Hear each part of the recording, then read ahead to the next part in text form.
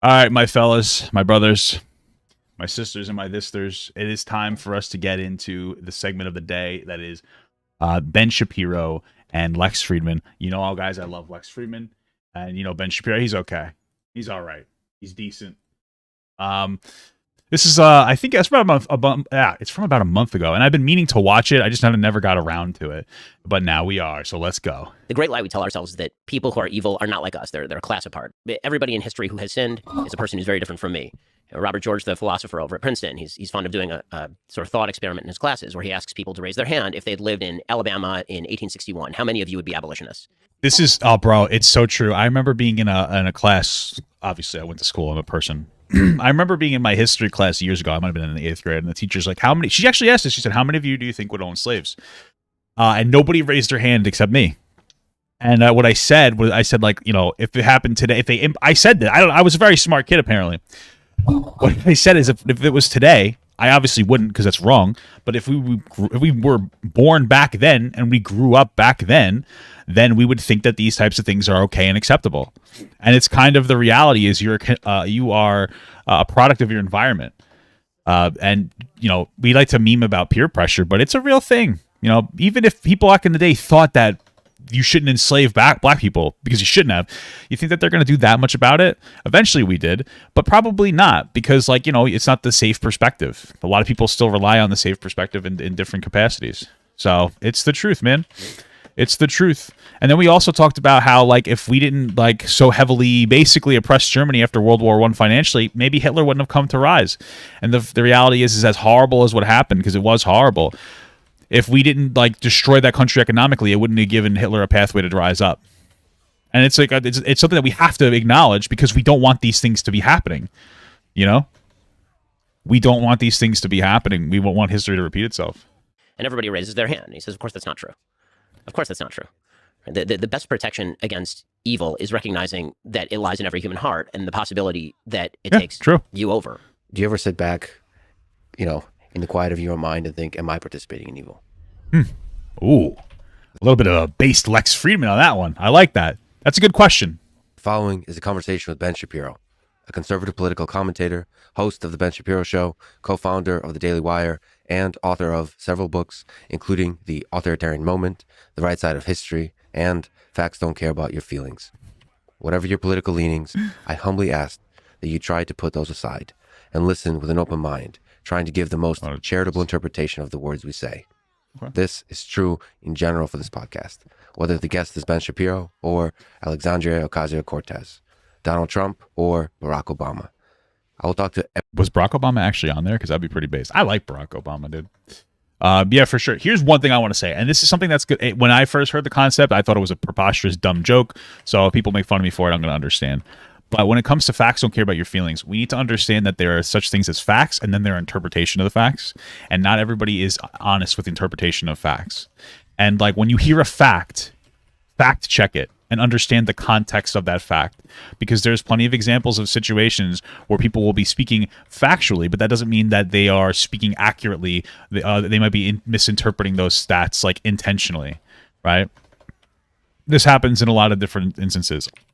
The easiest one to come up with off the top of my head, I'm sorry, black people, but is when you talk about, like, because I feel bad because I have no other example off the top of my head, but I feel like every time we always talk about black people, we bring black people to everything. I feel like it's so unfair, but I have no other example off the top of my head.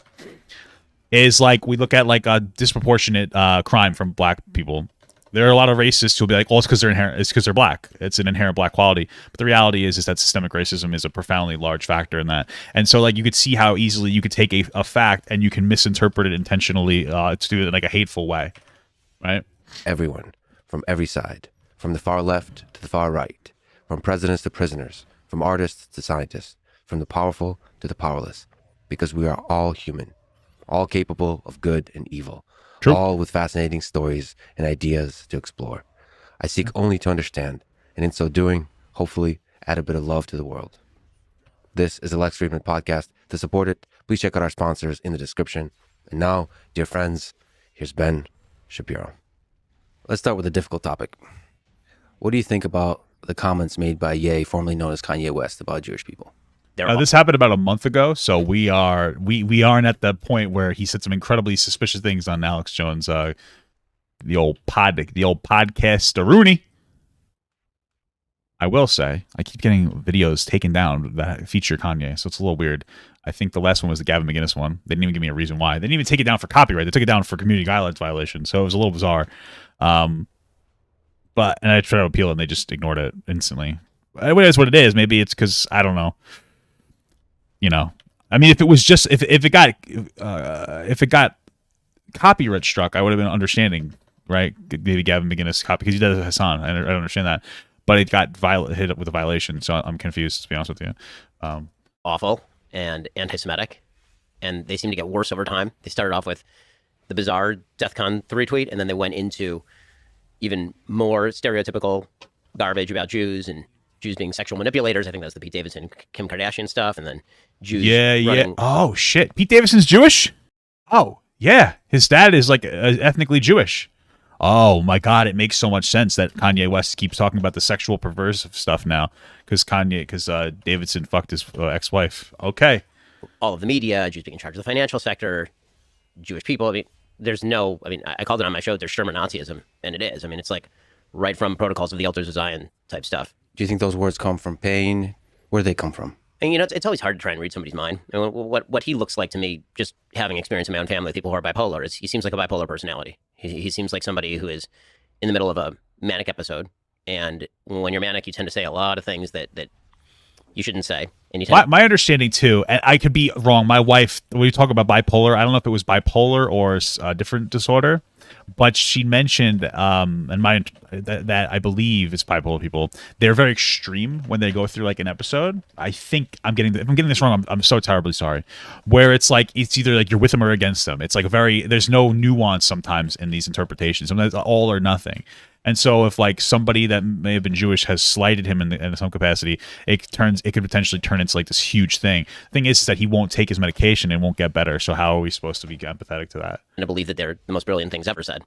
The Washington Post an entire piece speculating about how bipolarism played into the kind of stuff that Ye was saying. And it's hard for me to think that it's not playing into it, especially because even if he is an anti-Semite, and I have no reason to suspect he's not, given all of his comments, if he had an ounce of common sense, he would stop at a certain point. So somebody said just on your channel, not going to lie, I wasn't sure where you stood on political scale till you brought up your awareness of systemic racism. I appreciate that. I know that I come off as like a little edgy sometimes, and it makes people like not realize that I'm a little more educated than I put on. Another thing is that people, I do talk about how like, yeah, there are disproportionate Jewish representation in A, B, C, D, X, Y, Z. I've been thinking about it for a while because I think it's an interesting conversation to have about why there is additional Jewish representation. But here's the thing: when we see in our country, there is disproportionate, like a lot of people will point to Asians as like the model minority. They'll be like, "See, Asians do well, so racism doesn't exist." But the thing is that a lot of Asian people who come here, we try to take in America the people who perform the best out of their country, and so with a lot of we're like, "Oh, rich Asians, you can come on over because you bring wealth." I would say that there's something similar probably happened with Jewish people. Rich Jewish people back in the day probably like immigrated over here, and they were just doing well in their own country, which gave them a heads up on top of the fact that they're white in a lot of cases, at least. And then like, they'll benefit from like financial privilege, but also a little bit of that, I'll say white privilege from back in the day, but they'll say they don't have black disprivilege. I'll say that, right? I think that's probably most of it. There's also the conversation about, Jewish people being forced to basically be bankers back in the day because it was considered a dirty job and Christians wouldn't want to do it. And then, that led to, additional generation of wealth. There's a lot of things to speculate on, but don't do it hatefully. You can have nuanced conversations about this without leading to like the conspiracy of like Jewish people run a secret cabal. Like that's insane. Like, I mean, Jesus Christ, And bipolarism tends to drive you well past the point where common sense applies. So, I mean, I would imagine it's coming from that. I mean, from his comments, I would also imagine that he's doing the logical mistake that a lot of anti-Semites or racists or bigots do, which is somebody hurt me. That person is a Jew. Therefore, all Jews are bad. Yeah. And that jump from a person did something to me I don't like, who's a member of a particular race or class, and therefore everybody of that race or class is bad. I mean, that's textbook bigotry, and that's pretty obviously what Ye's engaging in here. So jumping from the individual to the group. That's the way he's been expressing it, right? He keeps talking about his Jewish agents. And I watched your interview with him, and he kept saying, so just name the agents, right? Just name the people who are screwing you. and he wouldn't do it. Instead, he just kept going back to the general, the group, the Jews in general. I mean, that's textbook bigotry. And if it were put in any other context, he would probably recognize it as such. Yeah. Like, well, people have kind of asked him a little bit, like, oh, what if we did this to black people? And he just kind of goes, I don't care. Like, I think Gavin McInnes was the one who pushed on him on that, which was bizarre. That you wouldn't expect that from. It's incredible how progressive Kanye West makes conservatives look, isn't it? It's just very interesting. To the degree his words fuel hate in the world, what's the way to reverse that process? What's the way to alleviate the hate? I mean, when it comes to alleviating the kind of stuff that he's saying, obviously debunking it, making clear that what he's saying is garbage. But the reality is that I think that for most people who are in any way engaged with these issues, I don't think they're being convinced to be anti-Semitic by Ye. I mean, I think that there's a group of people who may be swayed that anti-Semitism is acceptable because Ye is saying what he's saying, and he's saying so very loudly, and he's saying it over and over. Yeah. But I think that, for example, there are these signs that were popping up in Los Angeles saying Ye is right. Well, that group's been out there posting anti-Semitic signs on the freeways for years. And there are groups like that posting anti-Semitic signs where I live in Florida. They've been doing that for years, well before Ye was saying this sort of stuff. It's just like latest opportunity to kind of jump on that particular bandwagon. But yeah, true. Listen, I think that people do have a moral duty to call that stuff out. So there is a degree to which it normalizes that kind of idea that Jews control the media, Jews control X institution. Is there a way to talk about a high representation of a group like Jewish people in a certain institution like the media or Hollywood and so on without it being a hateful conversation? Sure, of course. Sure. A high percentage of a higher than statistically represented in the population percentage of Hollywood agents are probably Jewish. A higher percentage of lawyers generally are probably Jewish. A high percentage of accountants are probably Jewish. Also, a higher percentage of engineers are probably Asian. Like, the statistical truths are statistical truths. It doesn't necessarily mean anything about the nature of the people who are being talked about. No, it could be a big culture thing, which is probably a big factor as well. Asian people have like a very strong culture, and say Jewish people tend to as well. Maybe there's a biological argument, but I don't think that that's most of the argument. I think, I don't think that's most of the argument. I will say, because I've watched my first reaction to Ben Shapiro, I think, which is on the Polyglot Archives channel, was a reaction where he talked about systemic racism and how it really doesn't exist. And I would say, for us, we critically engage in this conversation about like Jewish disproportionate representation in particular areas, but like why doesn't he critically engage with it when it comes to like Black Americans as well? He doesn't think systemic racism is an issue anymore. So I would call that out a little bit. But there are a myriad of reasons why people might be disproportionately in one arena or another, ranging from the cultural to sometimes the genetic. I mean, there are certain areas of the world where people are better long-distance runners because of their genetic adaptations in those particular areas of the world.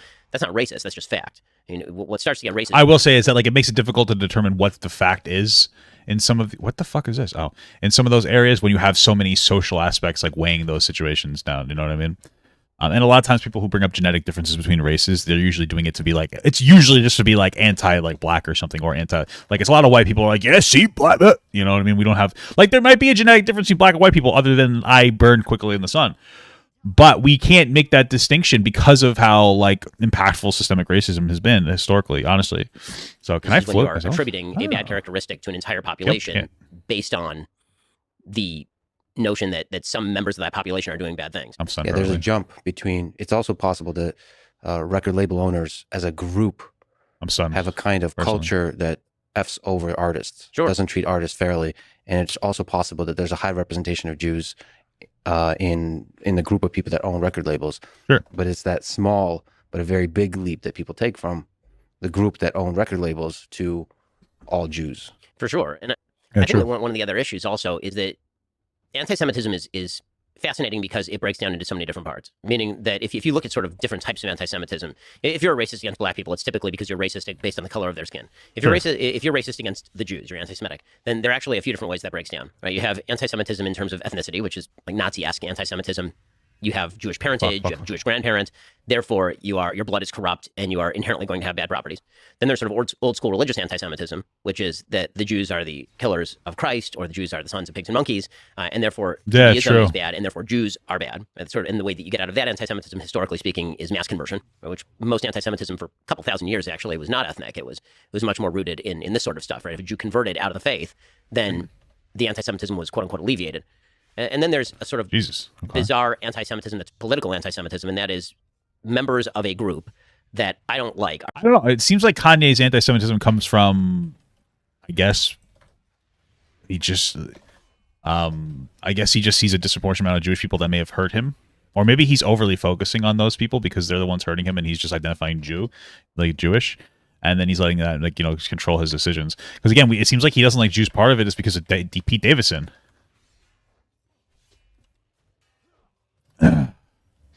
Are disproportionately Jewish. Therefore, all Jews are members of this group or are predominantly represented in this group. So you'll see Nazis saying the communists are Jews. You'll see communists saying the Nazis are Jews, or you'll see communists saying that the capitalists, rather, are Jews. And so that's the weird thing about anti-Semitism. It's kind of like the Jews behind every corner. It's basically a big conspiracy theory. Unlike a lot of other forms of racism, which are not really conspiracy theory, anti-Semitism tends to be a conspiracy theory about the levers of power being controlled by a shadowy cadre of people who are getting together behind closed doors to control things. Yeah. Yeah, the most absurd illustration of anti-Semitism, just like you said, is Stalin versus Hitler over Poland, that every bad guy was a Jew. Right. It was like, so every enemy, there's a lot of different enemy groups, intellectuals, political, and so on, military, and behind any movement that is considered the enemy for the Nazis and any movement that's considered the enemy for the Soviet army are the Jews. Interesting. What does the fact that Hitler took power teach you about human nature? I didn't know that. I didn't know that. I didn't know that they would frame people as Jewish for being, for being the enemy. Like, that's bizarre. I never knew that. I guess it's a Russia thing, like he said, if I heard that correctly. So I'm sorry if I didn't, but. When you look back at the history of the 20th century, what do you learn from that time? I mean, there are a bunch of lessons to Hitler taking power. The first thing I think people ought to recognize about Hitler taking power is that the power had been centralized in the government before Hitler took it. So if you actually look at the history of Nazi Germany, the Weimar Republic had effectively collapsed. The power had been centralized in the chancellery and really under Hindenburg for a couple of years before that. And so it was only a matter of time until someone who was bad grabbed the power. And so the struggle between the Reds and the Browns in Nazism, in pre-Nazi Germany, led to this kind of up-spiraling of radical sentiment that allowed Hitler in through the front door, not through the back door. Right? He was elected. So you think communists could have also taken power? I mean, well, a big part of it too was America, right? Like after World War I, we fucking hit Germany with so much, basically financial oppression that it invited or it opened up the ability for this type of like, oh, we have to blame somebody. Let's blame the Jews, kind of a thing. That's what something that we learned. We talked about a lot in my history class was the potential negative impact or of that financial oppression, allowing for a failed painter to become, a big political figure. There's no question communists could have taken power. They were a serious force in pre-Nazi Germany. Do you think there was an underlying current that would have led to an atrocity if the communists had taken power? Wouldn't have been quite the same atrocity, but obviously the communists in Soviet Russia at exactly this time were committing the Holodomor. Yeah. Right. So it was there were very few good guys in terms of good parties. The moderate parties were being dragged by the radicals into alliance with them to prevent the worst case scenario from the other guy. Right. So if you look at, I'm sort of fascinated by the history of this period because it really does speak to. That was England and France mostly at war. Yeah, but like America was at the table, right? Like we had. This is what I learned. We had like a quite profound impact on the ability to actually enforce those things. We hit them pretty hard as well. The finances may not have gone to us, but we like hit them hard as fuck. And maybe I'm forgetting my history, or it's been a while since I've been in school. It's been a while since I've been intelligent. But like we were definitely at the seat at the table, and we were definitely leveraging those demands as well. So I guess you could say maybe it's not just America; it's a lot of Western countries or other Western countries. But yeah.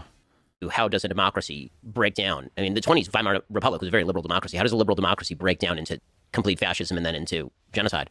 And there's a character who was very prominent in the history of that time, named Franz von Papen, who was actually the second to last chancellor of the Republic before Hitler. So he was the chancellor, and then he handed over to Schleicher, and then Schleicher ended up collapsing, and that ended up handing power over to Hitler. It was Papen who had stumped for Hitler to become chancellor. Papen was a Catholic Democrat. He didn't like Hitler. He thought that Hitler was a radical and a nut job. But he also thought that Hitler, being a buffoon, as he saw it, was going to essentially be usable by the right forces in order to prevent the communists from taking power, maybe in order to restore some sort of legitimacy to the regime because he was popular, in order for Papen to retain power himself. And then immediately after Hitler taking power, Hitler basically kills all of Papen's friends. Papen, out of quote-unquote loyalty, stays on. He ends up helping the Anschluss in Austria. Now, all this stuff is really interesting, mainly because what it speaks to is The great lie we tell ourselves is that people who are evil are not like us. They're a class apart. People who do evil things, people who support evil people, they're not like us. And that's an easy call. Everybody in history who has sinned is a person who's very different from me. Robert George, the philosopher over at Princeton, he's fond of doing a sort of thought experiment in his classes where he asks people to raise their hand if they had lived in Alabama in 1861. How many of you would be abolitionists? And everybody raises their hand. And he says, of course, that's not true. Of course, that's not true. The best protection against evil is recognizing that it lies in every human heart and the possibility that it takes you over. And so you have to be very cautious in how you approach for sure, I agree these with issues. And the back and forth of politics, the sort of bipolarity of politics, the polarization in politics might be a better way to put it, makes it very easy to kind of fall into the rock'em sock'em robots that eventually could theoretically allow you to support somebody who's truly frightening and hideous in order to stop somebody who you think is more frightening and hideous. And you see this kind of language, by the way, now predominating almost all over the Western world, right? My political enemy is an enemy of democracy. My political enemy is going to end the republic. My political enemy. But doesn't he engage in like that as well? No, I mean, like, Joe Biden, like the word. And maybe I'm just not savvy enough on Ben Shapiro, but I'm pretty sure I've seen some pretty, intense anti-Bidenism, I guess you'd say. And there's things to criticize, of course, but he seems like he kind of engages in that similarly. I guess not to the degree that like Tucker Carlson does. But doesn't he, or no? Is going to be the person who destroys the country we live in. And so that person has to be stopped by any means necessary. And that's dangerous stuff. So the communists had to be stopped in Nazi Germany. And so they're the devil. And so any useful buffoon, as long as they're effective against the communists, would do. Do you ever wonder, because the people that are participating in evil may not understand that they're doing evil. Do you ever sit back, in the quiet of your own mind and think, am I participating in evil? I mean, so my business partner and I, one of our favorite memes is there's a British comedy show, the name escapes me, of these two guys who are members of the SS, and they're dressed in the SS uniforms and the black uniforms with the skulls on them, and they're saying to each other. One says to the other guy, "You notice like the British, the symbol is something nice, and it's like an eagle, but it's a skull and crossbones. You see that the Americans, you see that their blue uniforms, they're very nice and pretty. Ours are jet black. Are we the baddies?" And that's it. And the truth is, we look back at the Nazis and we say, well, of course they were the baddies. They wore black uniforms and they had jackboots and they had this and that. And of course they were the bad guys. But evil rarely presents its face so clearly. So yeah, I mean, I think that you have to constantly be thinking along those lines, and hopefully you try to avoid it. You can only do the best that a human being can do. But yeah, I mean, the answer is yes. I would say that I spend an inordinate amount of time reflecting on whether I'm doing the right thing. And I may not always do the right thing. I'm sure a lot of people think that I'm doing the wrong thing on a daily basis. But it's definitely a question that has to enter your mind as a historically aware and hopefully morally decent person. I can respect that. I feel like the same way. But I do truly believe that Ben Shapiro actually tries to monitor himself. You know what I mean? Because I think I do as well. I don't know if we all do. But I'll say, I'm not a particular fan of a lot of what Ben says, but I will say he does come off as genuine. And I don't think that he is trying to grift for that, So, okay, I can respect that. You think you're mentally strong enough if you realize that you're on the wrong side of history to switch sides? Very few people in history seem to be strong enough to do that. I mean, I think that the answer I hope would be yes. You never know until the time comes and you have to do it. I will say that having heterodox opinions in a wide variety of areas is something that I have done before. I'm the only person I've ever heard of in public life who actually has a list on their website of all the dumb, stupid things I've ever said. What? So where I go through and I either say, this is why I still believe this, or this is why what I said was terrible and stupid. Yeah. And I'm sure that list will get a lot longer. Yeah, look forward to new additions to that. Yeah, exactly. Yeah, it actually is super long list. People should check it out. And it's quite honest and raw. Is it interesting? Maybe I want to check that out. Ben Shapiro has a list? And stupid. Where I go through and I actually has a list on their website of all the dumb... How pro... what do you think about... It's interesting to ask you, given how pro-life you are, about Ye's comments about comparing the Holocaust to the 900,000 abortions in the United States a year. So I'll take this from two angles. As a pro-life person, I actually didn't find it offensive, because if you believe, as I do, that unborn and preborn lives deserve protection, then the slaughter of just under 1 million of them every year for the last almost 50 years is a historic tragedy on par with a Holocaust.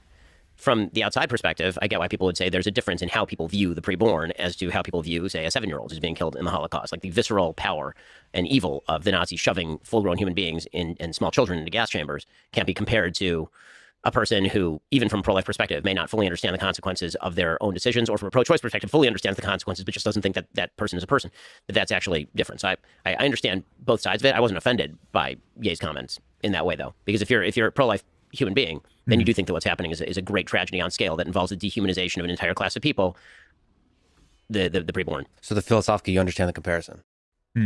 Interesting. I find it interesting. The most thing that the biggest thing I find interesting is that like he acknowledges the other side when he says that. I just don't think that it's anywhere comparable. You know what I mean? I guess if we have the conversation about personhood and whatnot, but even if you're pro-life, like we have to understand that there is like a profound difference, right? I mean, we're not talking about anything with any capacity to understand itself versus somebody with the capacity to experience and absolutely does feel fear as they're corralled and executed and murdered and gassed and tortured and burned and dehumanized in this profound way, Okay. I do. Sure. So in his comments, in the jumping from the individual to the group, I'd like to ask you, you're one of the most effective people in the world at attacking the left. And sometimes it can slip into attacking the group. Do you worry that that's the same kind of oversimplification that Ye is doing about Jewish people that you can sometimes do with the left as a group?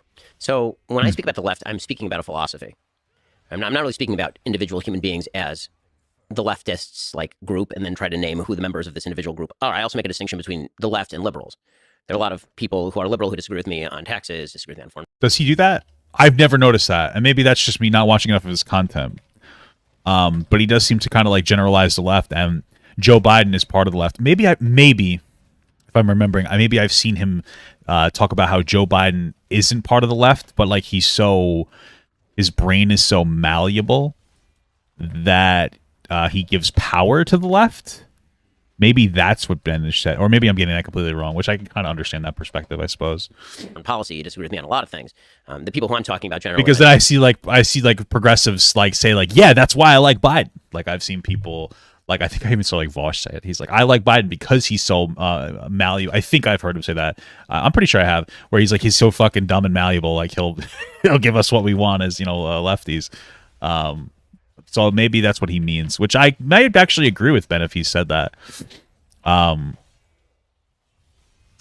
Talk about the left in the United States are people who believe that alternative points of view ought to be silenced because they are damaging and harmful simply based on the disagreement. So that's one distinction. The second distinction, again, is when I talk about the right versus the left, typically I'm talking about a battle of competing philosophies. And so I'm not speaking about typically, it would be hard to, if you put a person in front of me and said, is this person of the left or of the right? Having just met them, I wouldn't be able to label them in the same way that if you met somebody in the name of Greenstein, you'd immediately got you or make a black. But I think that the biggest problem that I have with Ben Shapiro is a problem I have with a lot of other people where like when they talk about their other group, they dehumanize that group, right? So people will talk about conservatives in an inhuman way. They're like, oh, they're just fucking dumb. Like when it comes to abortion, I get both sides, but they'll just say like, oh, they just want to take away women's rights. They don't care about this. They don't care about that. And in a lot of cases, there's arguments to be made where it's like once the baby's born, the caring seems to not really exist anymore at least from a general Republican perspective when it comes to policy wise. But it's like that dehumanization of people that are like, oh, all conservatives are bad people, or in Ben's case, all like leftists are bad people, and they're not even trying to understand that. I'd say most people are like they mean well, even if they don't necessarily do well. I think you can apply to both sides. I've seen that from Ben a lot. Like he doesn't try to be like charitable or understanding to the other side most of the time. At least not in his platform. He seems a little more reasonable here. Person's Joe Byron. person. And the adherence to a philosophy. He called trans people barbarians at the gate. Did he really? Well, if that's true, then like they're not particularly nuanced. Yeah, there you go. Barbarians at the gate. Listen, you can't go wrong with a solid e-barb. All right, you can't go wrong with an e-barb, dude. Okay. No, wait. I'm talking about an e-giant. What am I thinking of? Is that a real thing, right? In Clash Royale, Clash of Clans? E-barb. I'm thinking of electric e-giants, I think. Anyway, continue. Makes you a member of a group. If I think the philosophy is bad, that doesn't necessarily mean that you as a person are bad, but it does mean that I think your philosophy is bad. Yeah, so the grouping is based on the philosophy versus something like a race, like the color of your skin, or race, as in the case of the Jewish people. So it's a different thing. You can be a little bit more nonchalant and careless in attacking a group because it's ultimately attacking a set of ideas. Well, right? I mean, it's really nonchalant in attacking this set of ideas, and I don't know that nonchalant would be the way I'd put it. I tried to be exact when you don't always hit, but if I say that I oppose the communists, right, and then presumably I'm speaking of people who believe in the communist philosophy. Now, the question is whether I'm mislabeling, right? Whether I'm taking somebody who's not actually a communist and then shoving them in that group of communists, right? Well, That'd be yeah, inaccurate. yeah. The dangerous thing is it expands the group as opposed to you talking about the philosophy. You're throwing everybody who's ever said, I'm curious about communism, I'm curious about socialism. Well, it's not even just that. Like, I've seen him talk about how like some kind of universal healthcare would be communist, and it wouldn't be, right? We have like a lot of our very successful allies implement some form of healthcare that is working very well, and we should do that as well because our healthcare is not working very well. It's working, but it's not working well. It would also be very pro-business because it wouldn't make it so that small businesses wouldn't have to bear the burden of providing healthcare, and it makes it more competitive with big business. We're really at that point where we need to start doing that. And frankly, I think that we have enough fat people that, I know this is a little weird, but we have enough fat people that eat unhealthy that we could tax some of their bad health choices, and you could also contribute that to healthcare, and decentivize buying McDonald's because it's not good for you, and people, it could help. Gradient. It's like to throw something at you. I think Joe Biden said MAGA Republicans, right? Right. I think that's a very careless statement because the thing you jump to immediately is like all Everyone who Republicans voted for Trump. for right. Trump. Right. Versus, I think in the charitable interpretation, that means a set of ideas. Yeah, Right? my actually problem with the MAGA Republicans line from Biden is that he went on in the speech that he made in front of Independence Hall to actually trying to find what it meant to be a MAGA Republican who was a threat to the Republic was the kind of language that he was using. And later on in the speech, he actually suggested, well, there are moderate Republicans, and the moderate Republicans are people who agree with me on like the Inflation Reduction Act. It's like, well, that Well, listen, I don't know. I watched. Oh, whoa, almost fell off. It seemed like he was very specifically talking about like January 6th Republicans, or maybe that's people who supported that, the insurrection, which are very dangerous. I think I've seen Ben Shapiro disavow them. I believe I've seen him again. Maybe I'm a little more fuzzy on my Shapiro than I thought I was. Been a while since we've like super engaged in politics, I guess. But he was pretty adamant about separating, and because it wasn't that much later on. It was almost immediately after he's like called out MAGA Republicans that he specifically said that like that's not all Republicans. So I think he was trying to separate the class of like Trump supporting Republicans versus like regular Republicans, that a lot of which I think feel a little frustrated with Donald Trump. that can't be the dividing line between a MAGA Republican and a moderate Republican, somebody who agrees with you. What is it that I do? Even in this video, generalizing McGinnis at the regular conservative. What do you mean by that? Well, McGinnis is a pretty extreme conservative, right? But okay, I don't know what you're referring to exactly. You got to name me like a Republican who disagrees with you fairly strenuously, but is not in this group of threats to the Republic. You make that distinction, we can have a fair discussion about whether the idea of election denial, for example, makes somebody a threat to institutions. That's a conversation that we can have, and then we'll have to discuss how much power they have, what the actual perspective is, delve into it. But I think that he was being overbroad and sort of labeling all of his political enemies under one rubric. Now, again, in politics, this stuff sort of happens all the time. I'm not going to plead clean hands here because I'm sure that I've been inexact. But what would be good in that particular situation is for somebody to sort of read me back the quote, and I'll let you know where I've been inaccurate. I'll try to do that. And also, you don't shy away from humor and occasional trolling and mockery and all that kind of stuff for the fun, for the chaos, all that kind of stuff. I mean, I try not to do trollery for trollery's sake, but if the show's not entertaining and not fun, people aren't going to listen. Right. And so, if you can't have fun with politics, the truth about politics is we all take it very seriously because it has some serious ramifications. Politics is Veep; it is not House of Cards. The general rule of politics is that everyone is a moron unless proven otherwise. That virtually everything is done out of stupidity rather than malice. And that if you actually watch politics as a comedy, you'll have a lot more fun. And so the difficulty for me is I take politics seriously, but also I have the ability to sort of flip the switch and suddenly it all becomes incredibly funny. Because it really is. Like if you just watch it from a pure entertainment perspective and you put aside the fact that it affects hundreds of millions of people, then watching, President Trump being president, I mean, he's one of the funniest humans who's ever lived. Watching Kamala Harris be Kamala Harris and talking about how much she loves Venn diagrams or electric buses, I mean, that's funny stuff. So if I can't make fun of that, then my job becomes pretty morose pretty quickly. Yeah, it's funny to figure out what is the perfect balance between seeing the humor and the absurdity of the game of it versus taking it seriously enough because it does affect hundreds of millions of people. It's a weird balance to strike. It's like I am afraid with the internet that everything becomes a joke. I totally agree with this. I will say this. I try to make less jokes about the ideas and more jokes about the people in the same way that I make jokes about myself. I'm pretty self-effacing in terms of my humor. I would say at least half the jokes on my show are about me. Right? When I'm reading ads for Tommy John and they're talking about their no wedgie guarantee, I'll say things like, that would help me in high school because it would have. I mean, just factually speaking. So, if I can speak that way by myself, I feel like, Well, it doesn't exactly speak to the proportionality of the joke. You know what I mean? That's like a very lighthearted joke for on yourself, but okay. everybody else can take it as well. Difficult question. In 2017, there was a mosque shooting in Quebec City. 6 people died, 5 others seriously injured. The 27-year-old gunman consumed a lot of content online and checked Twitter accounts a lot of a lot of people. But one of the people he checked quite a lot of is you, 93 times in the month leading up to the shooting. If you could talk to that young man, what would you tell him? And maybe other young men listening to this that have hate in their heart in that same way, what would you tell him? You're getting it wrong. If anything that I or anyone else in mainstream politics says drives you to violence, you're getting it wrong. You're getting it wrong. Now, again, when it comes to stuff like this, I have a hard and fast rule that I've applied evenly across the spectrum, and that is I never blame people's politics for other people committing acts of violence unless they're actively advocating violence. So when a fan of Bernie Sanders shoots up a congressional baseball game, that is not Bernie Sanders' fault. I may not like his rhetoric. I may disagree with him on everything. Bernie Sanders did not tell somebody to go shoot up a congressional baseball game. When a nutcase in San Francisco goes and hits Paul Pelosi with a hammer, I'm not going to blame Kevin McCarthy, the House Speaker, for that.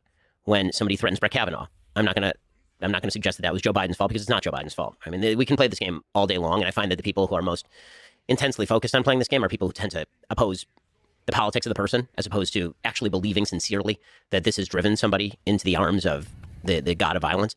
Okay. But, I have 4.7 million Twitter followers. I have 8 million Facebook followers. I have 5 million YouTube followers. I would imagine that some of them are people who are violent. I would imagine that some of them are people who do evil things or want to do evil things.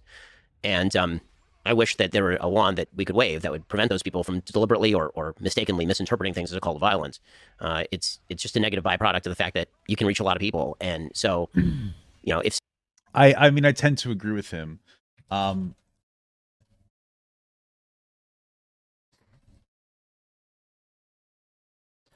The thing is, though, and I've noticed this as more of a fundamental thing that happens in politics, and I'm not necessarily applying this to Ben Shapiro, it's more of like a thought experiment, I guess, but is that people will be very sensationalized in their coverage of particular events that can raise hatred. Somebody mentioned before, Ben might have said that trans people are at the gates.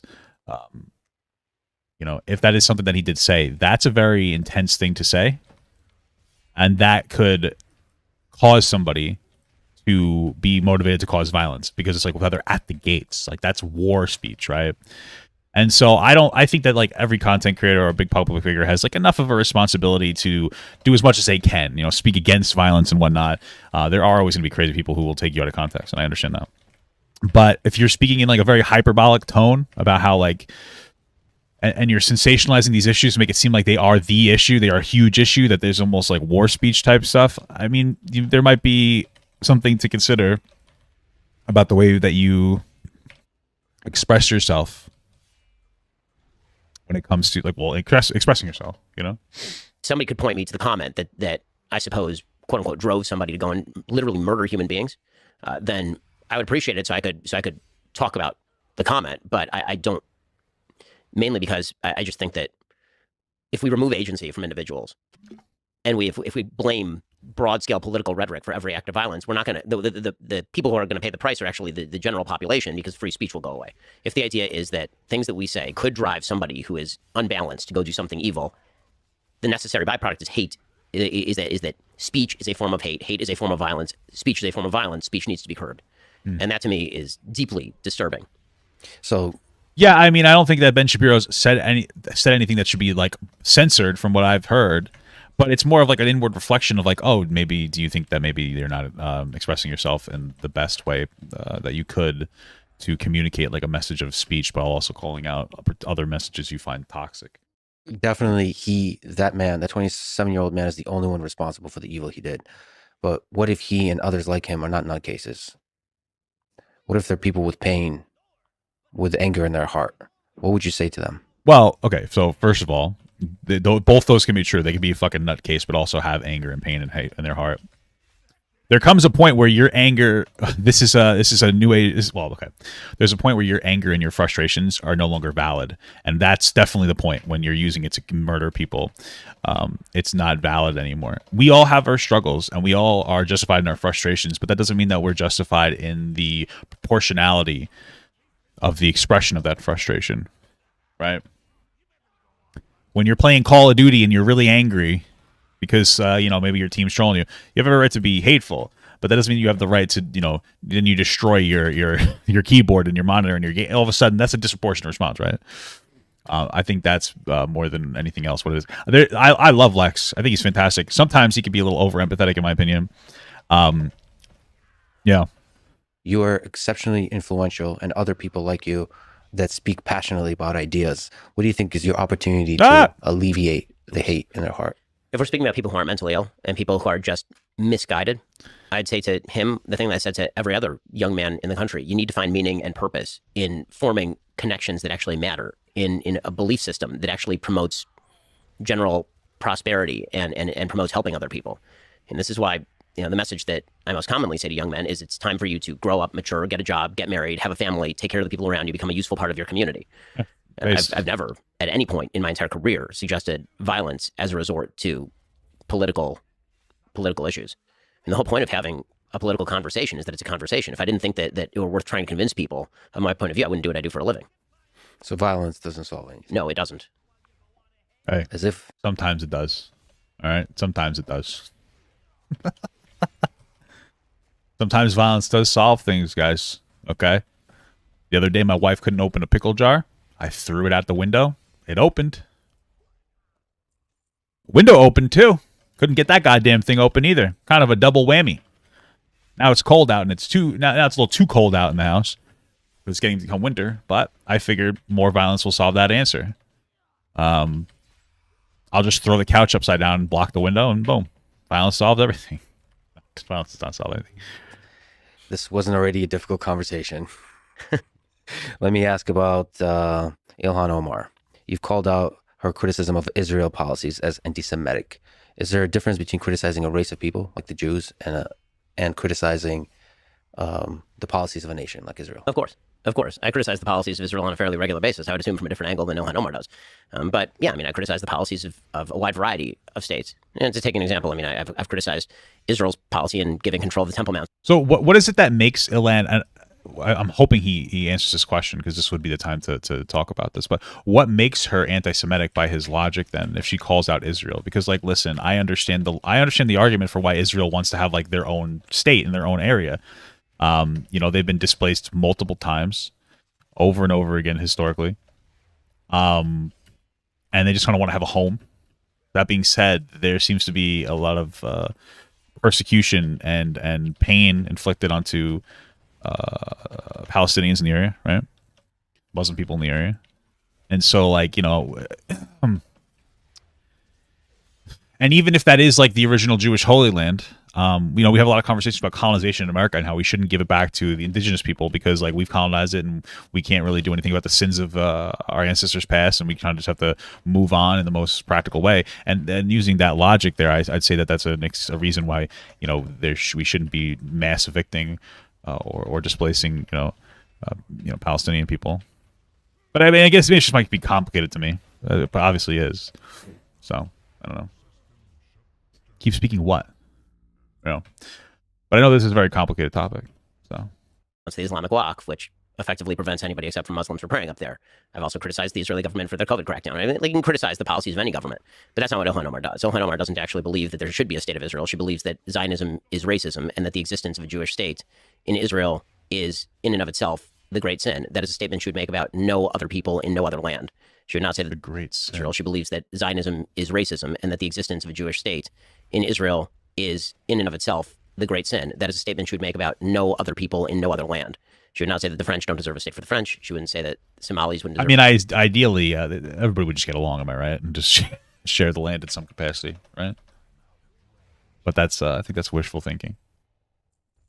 A state in Somalia. She wouldn't say that Germans don't deserve a state in Germany.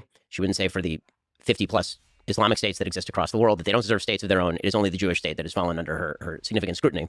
And she also promulgates lies about one specific state in the form of suggesting, for example, that Israel is an apartheid state, which it is most eminently not, considering that the last unity government in Israel included an Arab party, that there are Arabs who sit on the Israeli Supreme Court, and all the rest. And then beyond that, obviously, she's engaged in some of the same sort of anti-Semitic tropes that you heard from Ye, right? The stuff about what? It's all about the Benjamins, that American support for Israel is all about the Benjamins.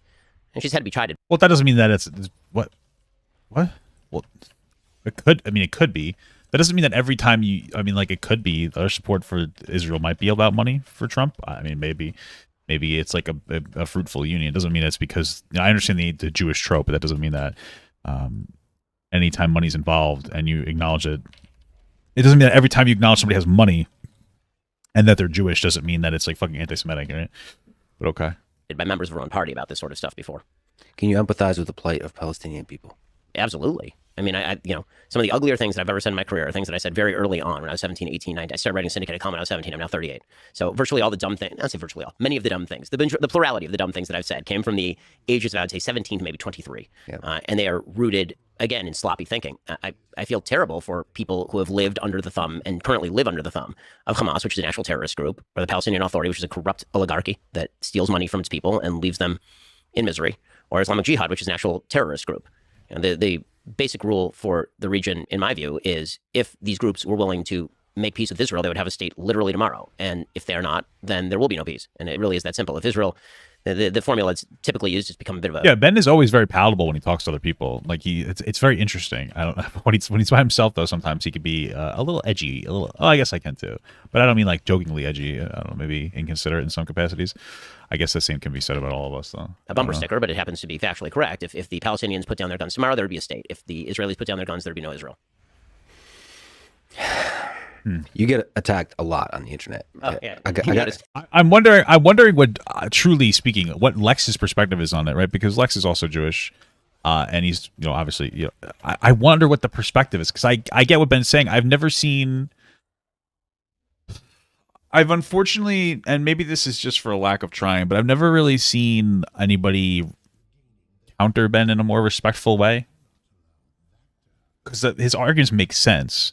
That doesn't mean that they're correct. Because that makes sense to me. If Israel puts their arms down, they lose their entire state. Whereas, Palestinians will be able to. I don't know. I wonder what the counter argument that would be.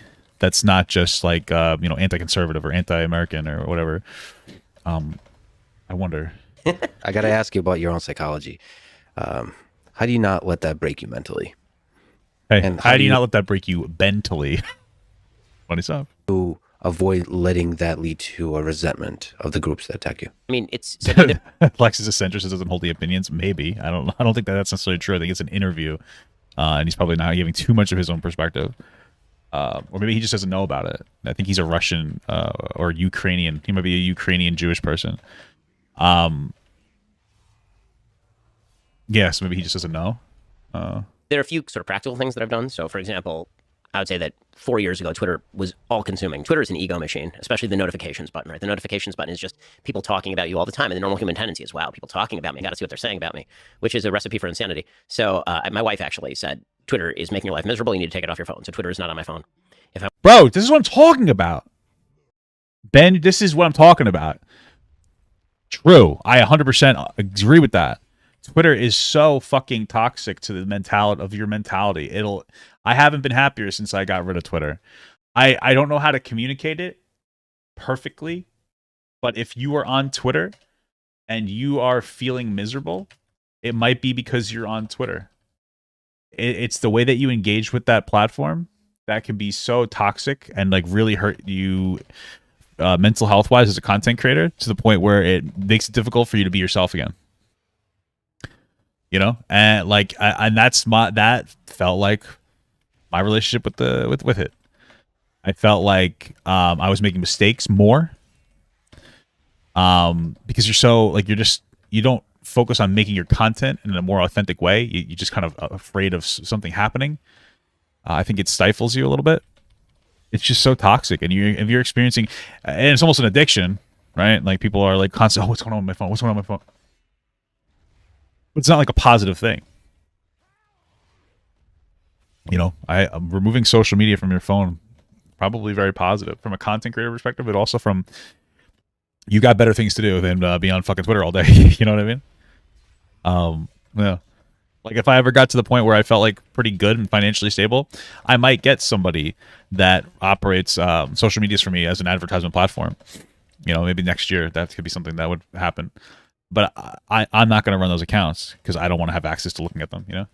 I want to log on to Twitter I have to go onto my computer and I have to make the conscious decision to go onto Twitter and then take a look at what's going on. I could just imagine you like there's a computer in the basement, you descend into the check Twitter. That's pretty much in it. the darkness. If you look at when I actually tweet, it's generally like in the run up to recording my show or when I'm prepping for my show later in the afternoon, for example. That doesn't affect you negatively mentally, like put you in a bad mental space? Not particularly if it's restricted to sort of what's being watched. Now, I will say that I think the most important thing is you have to surround yourself with a group of people who you trust enough to make serious critiques of you when you're doing something wrong, but also you know that they have your best interests at heart.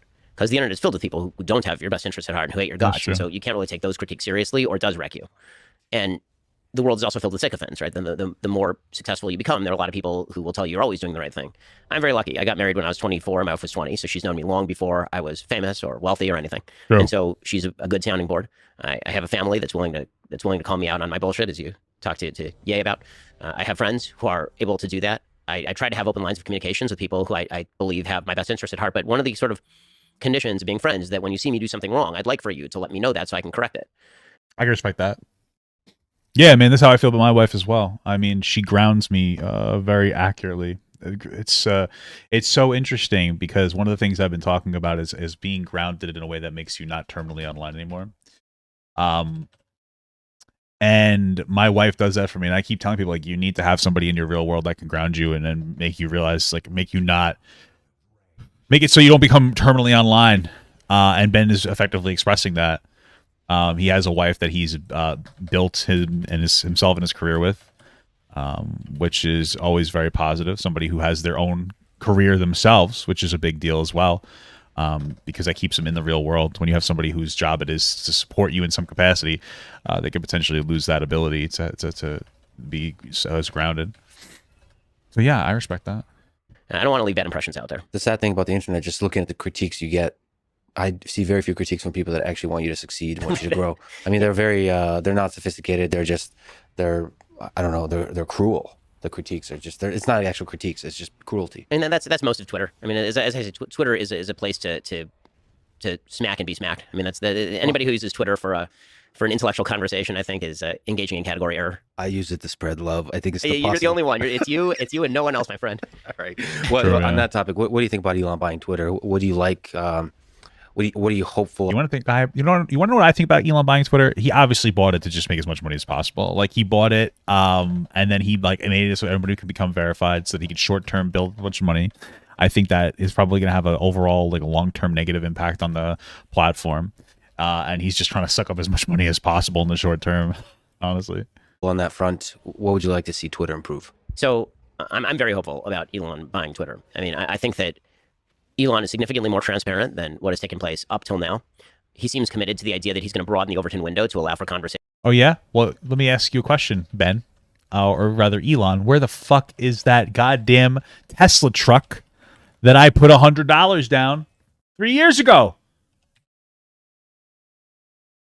You guys remember that shit? The cyber truck? Where the fuck is it? Elon? Fuck. Where the fuck is it, Elon? You know what I'm saying, dude? It's crazy. Crazy. Stations that simply were banned before, everything ranging from efficacy of masks with regard to COVID to whether men can become women and all the rest. A lot of things that would get you banned on Twitter before without any sort of real explanation. It seems like he's dedicated to at least explaining what the standards are going to be and being broader in allowing a variety of perspectives on the outlet, which I think is wonderful.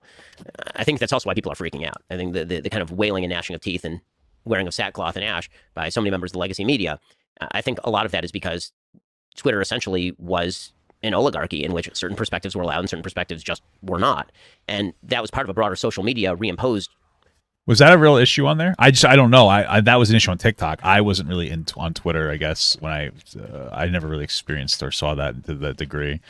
So I could just be wrong. Oligarchy in the aftermath of 2017. So in order to really understand, I think, what it means for Elon to take over Twitter, I think that we have to take a look at sort of the history of media in the United States in 2 minutes or less.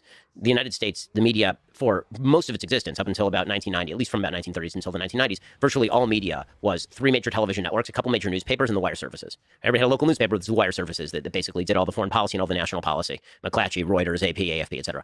So that monopoly or oligopoly existed until the rise of the internet. There were sort of pokes at it and talk radio and Fox News, but there certainly was not this plethora of sources. Then the internet explodes, and all of a sudden you can get news everywhere. And the way that people are accessing that news is you're, I believe, significantly younger than I am, but we used to do this thing called bookmarking, where you would bookmark a series of websites and then you would visit them every morning.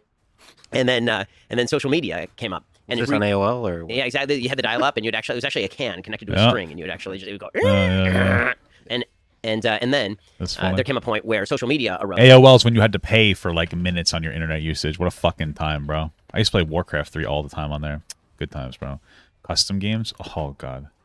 And social media was sort of a boon for everybody because you no longer had to bookmark anything. You just followed your favorite accounts and all of them would pop up, and you followed everything on Facebook and it would all pop up, and it was all centralized. And for a while, everybody was super happy because this was the brand new wave of the future. It made everything super easy. Suddenly outlets like mine were able to see new eyeballs because it was all centralized in one place, right? You didn't have to do it through Google optimization. You could now just put it on Facebook, and so many eyeballs were on Facebook, you'd get more traffic. And everybody seemed pretty happy with this arrangement until precisely the moment Donald Trump became president. At that point, then the sort of pre-existing supposition of a lot of the powers that be, which was Democrats are going to continue winning from here on out, so we can sort of use these social media platforms as ways to push our information and still allow for there to be other information out there.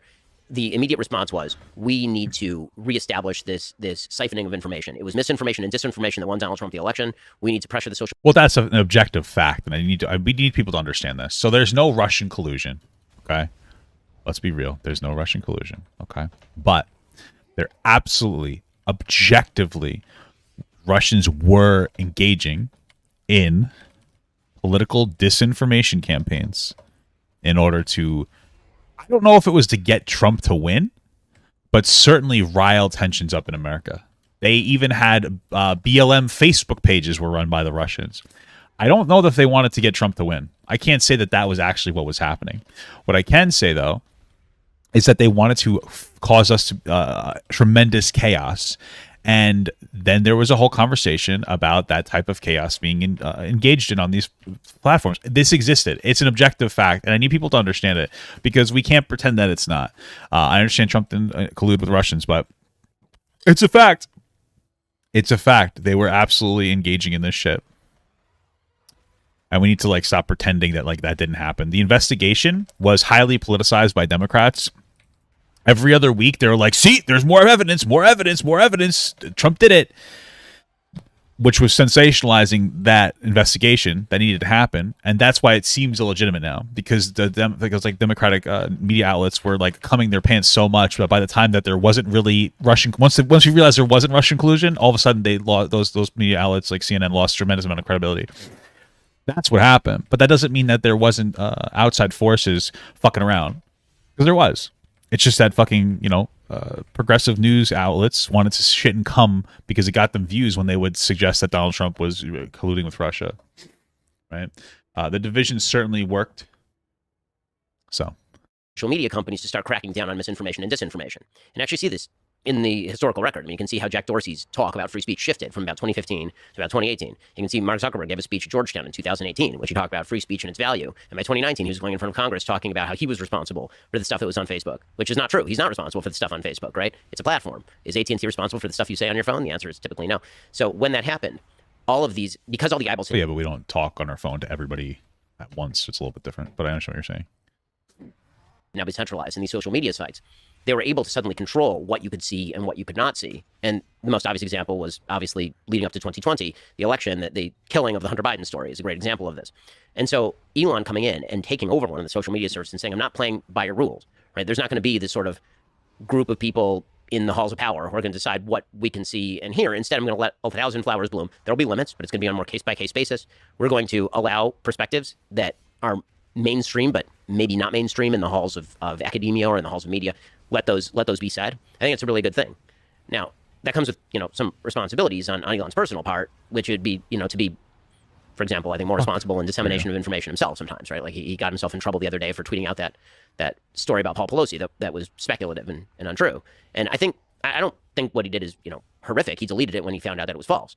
But, and that's actually free speech working, right? He said something wrong. People ripped into him. He realized he was wrong and he deleted it, which seems to me a better solution than preemptively banning content, which only raises more questions than it actually stops. I get that, sure. With that said, as the face of responsible free speech, and that's sort of what he's pitching at Twitter, he, I think, should enact that himself and be a little more careful in the stuff that he tweets out. Well, that's a tricky balance. The reason a lot of people are freaking out is because, one, he's putting his thumb on the scale by saying he is more likely to vote Republican. He's showing himself to be center-right and sort of just having a political opinion versus being this amorphous thing that doesn't have a political opinion. I think if I were to guess, I haven't Well, I mean, he does have the right to have a perspective. Me personally, and I can't articulate this, but it just doesn't seem genuine to me. Elon Musk's support for conservatives. It just doesn't come off as a genuine thing. I don't know why. It just feels like he's pandering to conservatives in a way where I feel like he would pander to progressives if there was a platform for that as well.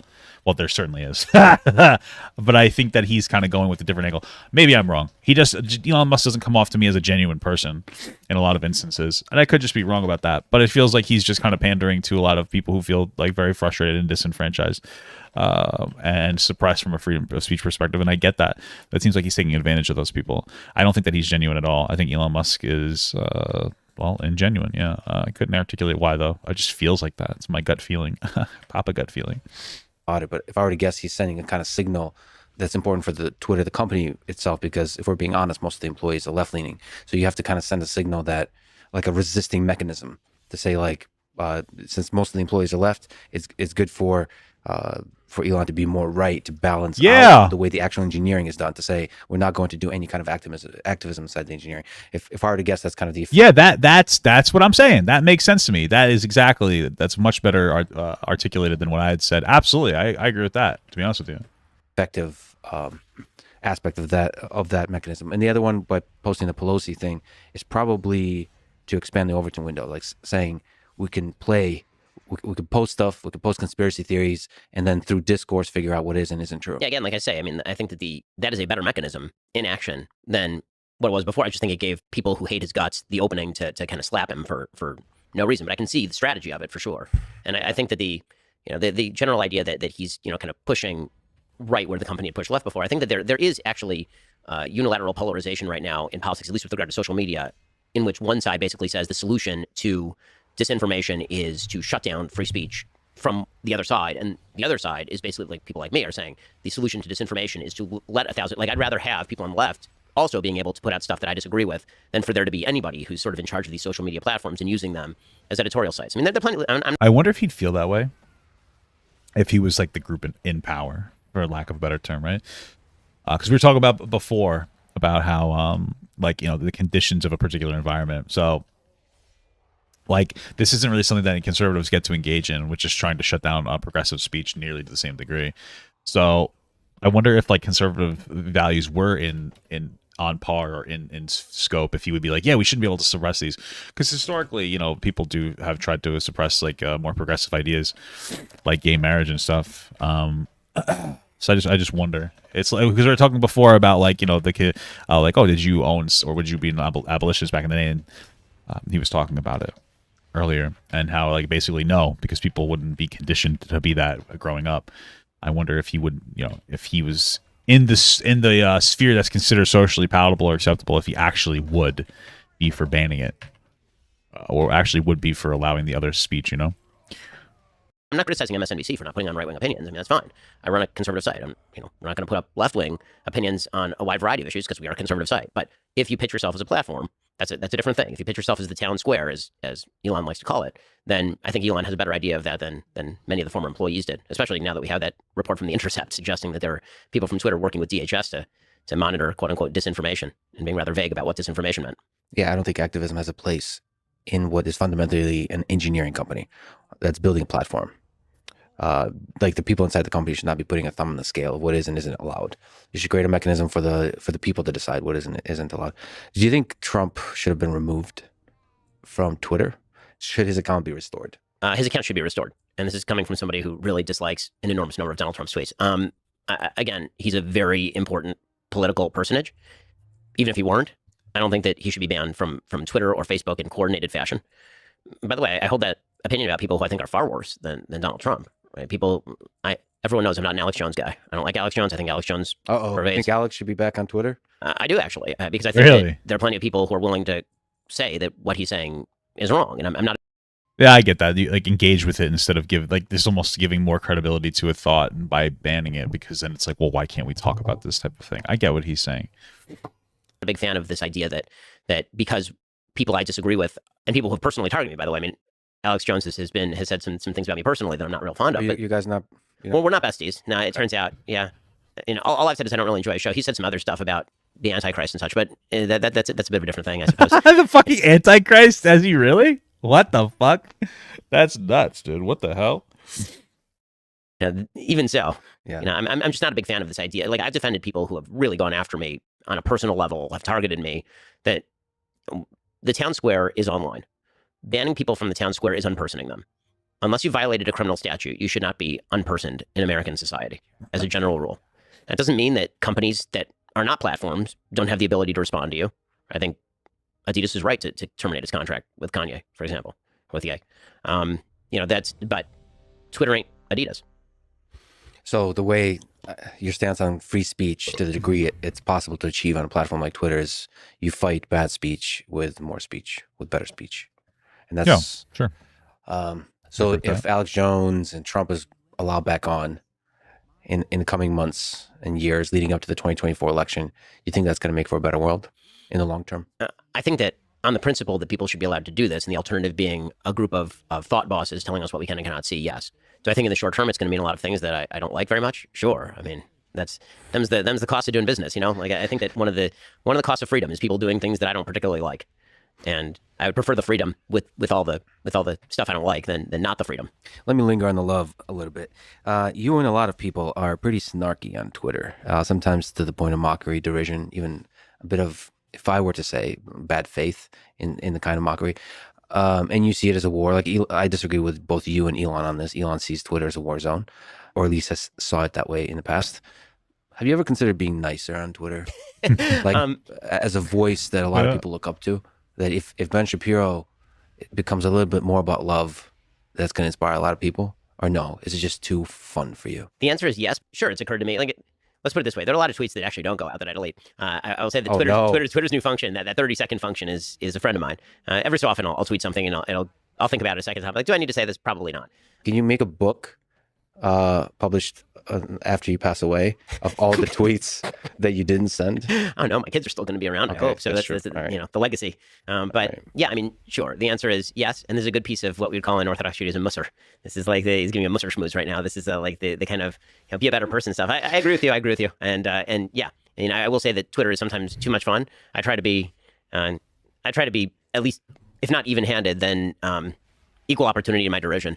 I wonder when he says Twitter's too much fun. Like, he leans into this idea that he's like trolling a lot. We're doing a little trolling. A lot of these things are a joke, and it seems like he's suggesting that when he goes a little too far, that it's kind of just like a joke. And I wonder if that's true though, or if he just like gets hateful sometimes. And I think we've all been there. And then he acts in what I would say disproportionately. I wonder if that's more of what it is than anything else. Also, I feel like this kind of sucks. I think you need to like really stack them up for this. I remember that during the 2016 primaries, I used to post rather snarky tweets about virtually all of the candidates, Republican and Democrat. And every so often, I'll still do some of that. I do think, actually, the amount of snark on my Twitter feed has gone down fairly significantly. I think if you go back a couple of years, it's probably a little more snarky. Today, I'm trying to use it a little bit more in terms of strategy to get out information. Now, that doesn't mean I'm not going to make jokes about, for example, Joe Biden. I will make jokes about Joe Biden. He's the president of the United States. Nobody else will mock him. So the entire comedic establishment has decided they actually work for him. So the president of the United States, no matter who they are, get the snark. Yes. And well, that's not exactly what he said. What he said was nobody else is criticizing him because of the establishment, and he's asserting that it's a progressive establishment, so he's going to do that. Because he certainly didn't make any jokes about Donald Trump when he was there. President Trump, I think, is fairly aware that he got the snark from me as well. Like this, when it comes to snarking the president, I'm not going to stop that. I think the president. I feel like he wasn't very snarky to Trump, but okay. Deserves to be snarked. So you're not afraid of attacking Trump?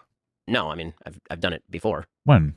Can you say what your favorite and least favorite things are about President Trump and President Biden, one at a time? So maybe one thing that you can say is super positive about Trump and one thing super negative about Trump. Okay, so the super positive thing about Trump is that because he has no preconceived views that are establishmentarian, he's sometimes willing to go out of the box and do things that haven't been tried before.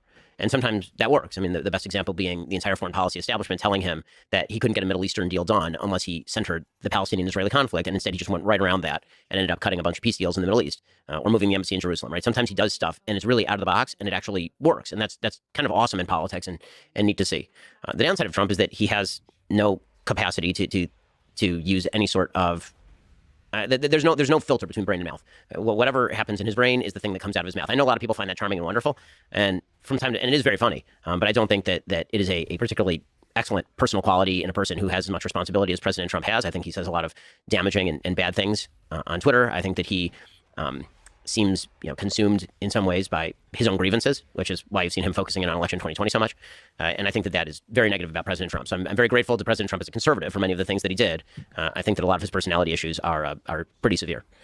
What about Joe Biden? So I think that the thing that I like most about Joe Biden, Yes. I will say that Biden, two things. One, Biden seems to be a very good father.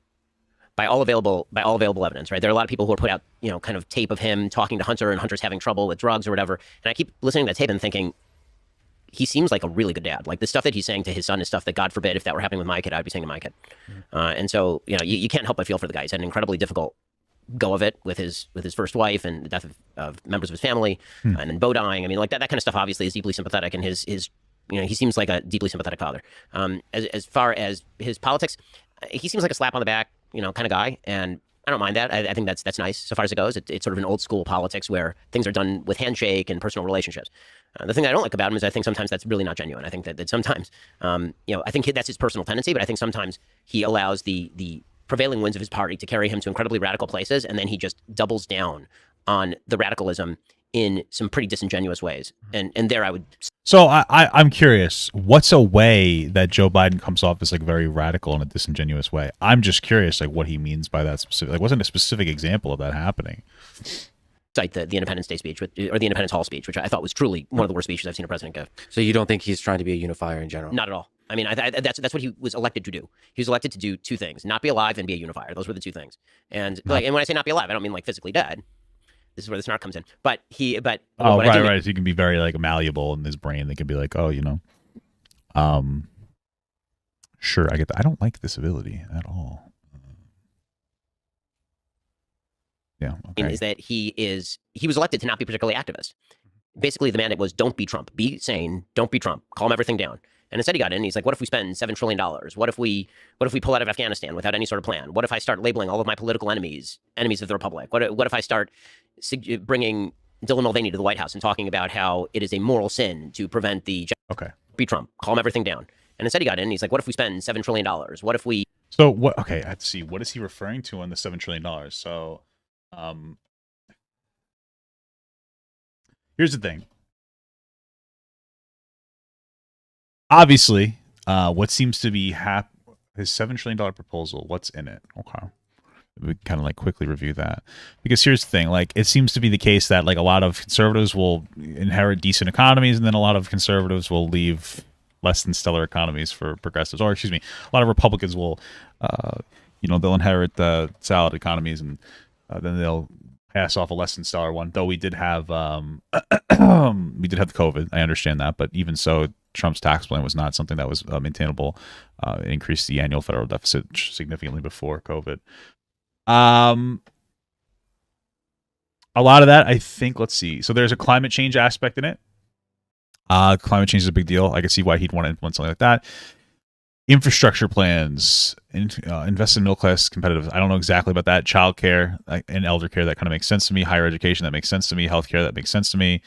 The specifics of this housing. Okay, so it's some of the opioid plan that makes sense to me. So maybe that some of this was just a little bit like radicalized. Maybe it was just, I mean, I don't know the specifics of the plan. It seems decent, but maybe the spending is too much. But you do have to spend a lot to get kind of out of a recession. Okay. What if we pull out of Afghanistan without any sort of plan? What if I start... No, but the economy is going up late 2020. Are you talking about... What do you mean it was going up? What do you mean it started going up late 2020? Are you talking... Late 2020 was COVID. Of course, the economy was going to start going up. COVID, I'm pretty sure we shut down in 2020. So at the end of 2020, we were starting to open up again. Of course, the economy is going to pick up again. That doesn't speak well to Trump at all. That's just a normal thing that's going to happen. So what you're saying doesn't matter. 2016 economy was also stellar. It was pretty solid. It wasn't as bad as people like to pretend it was. It was going up. Things were getting better. Then Trump implemented a massive tax cut for rich people, which increased our annual federal deficit overall by about $350 billion.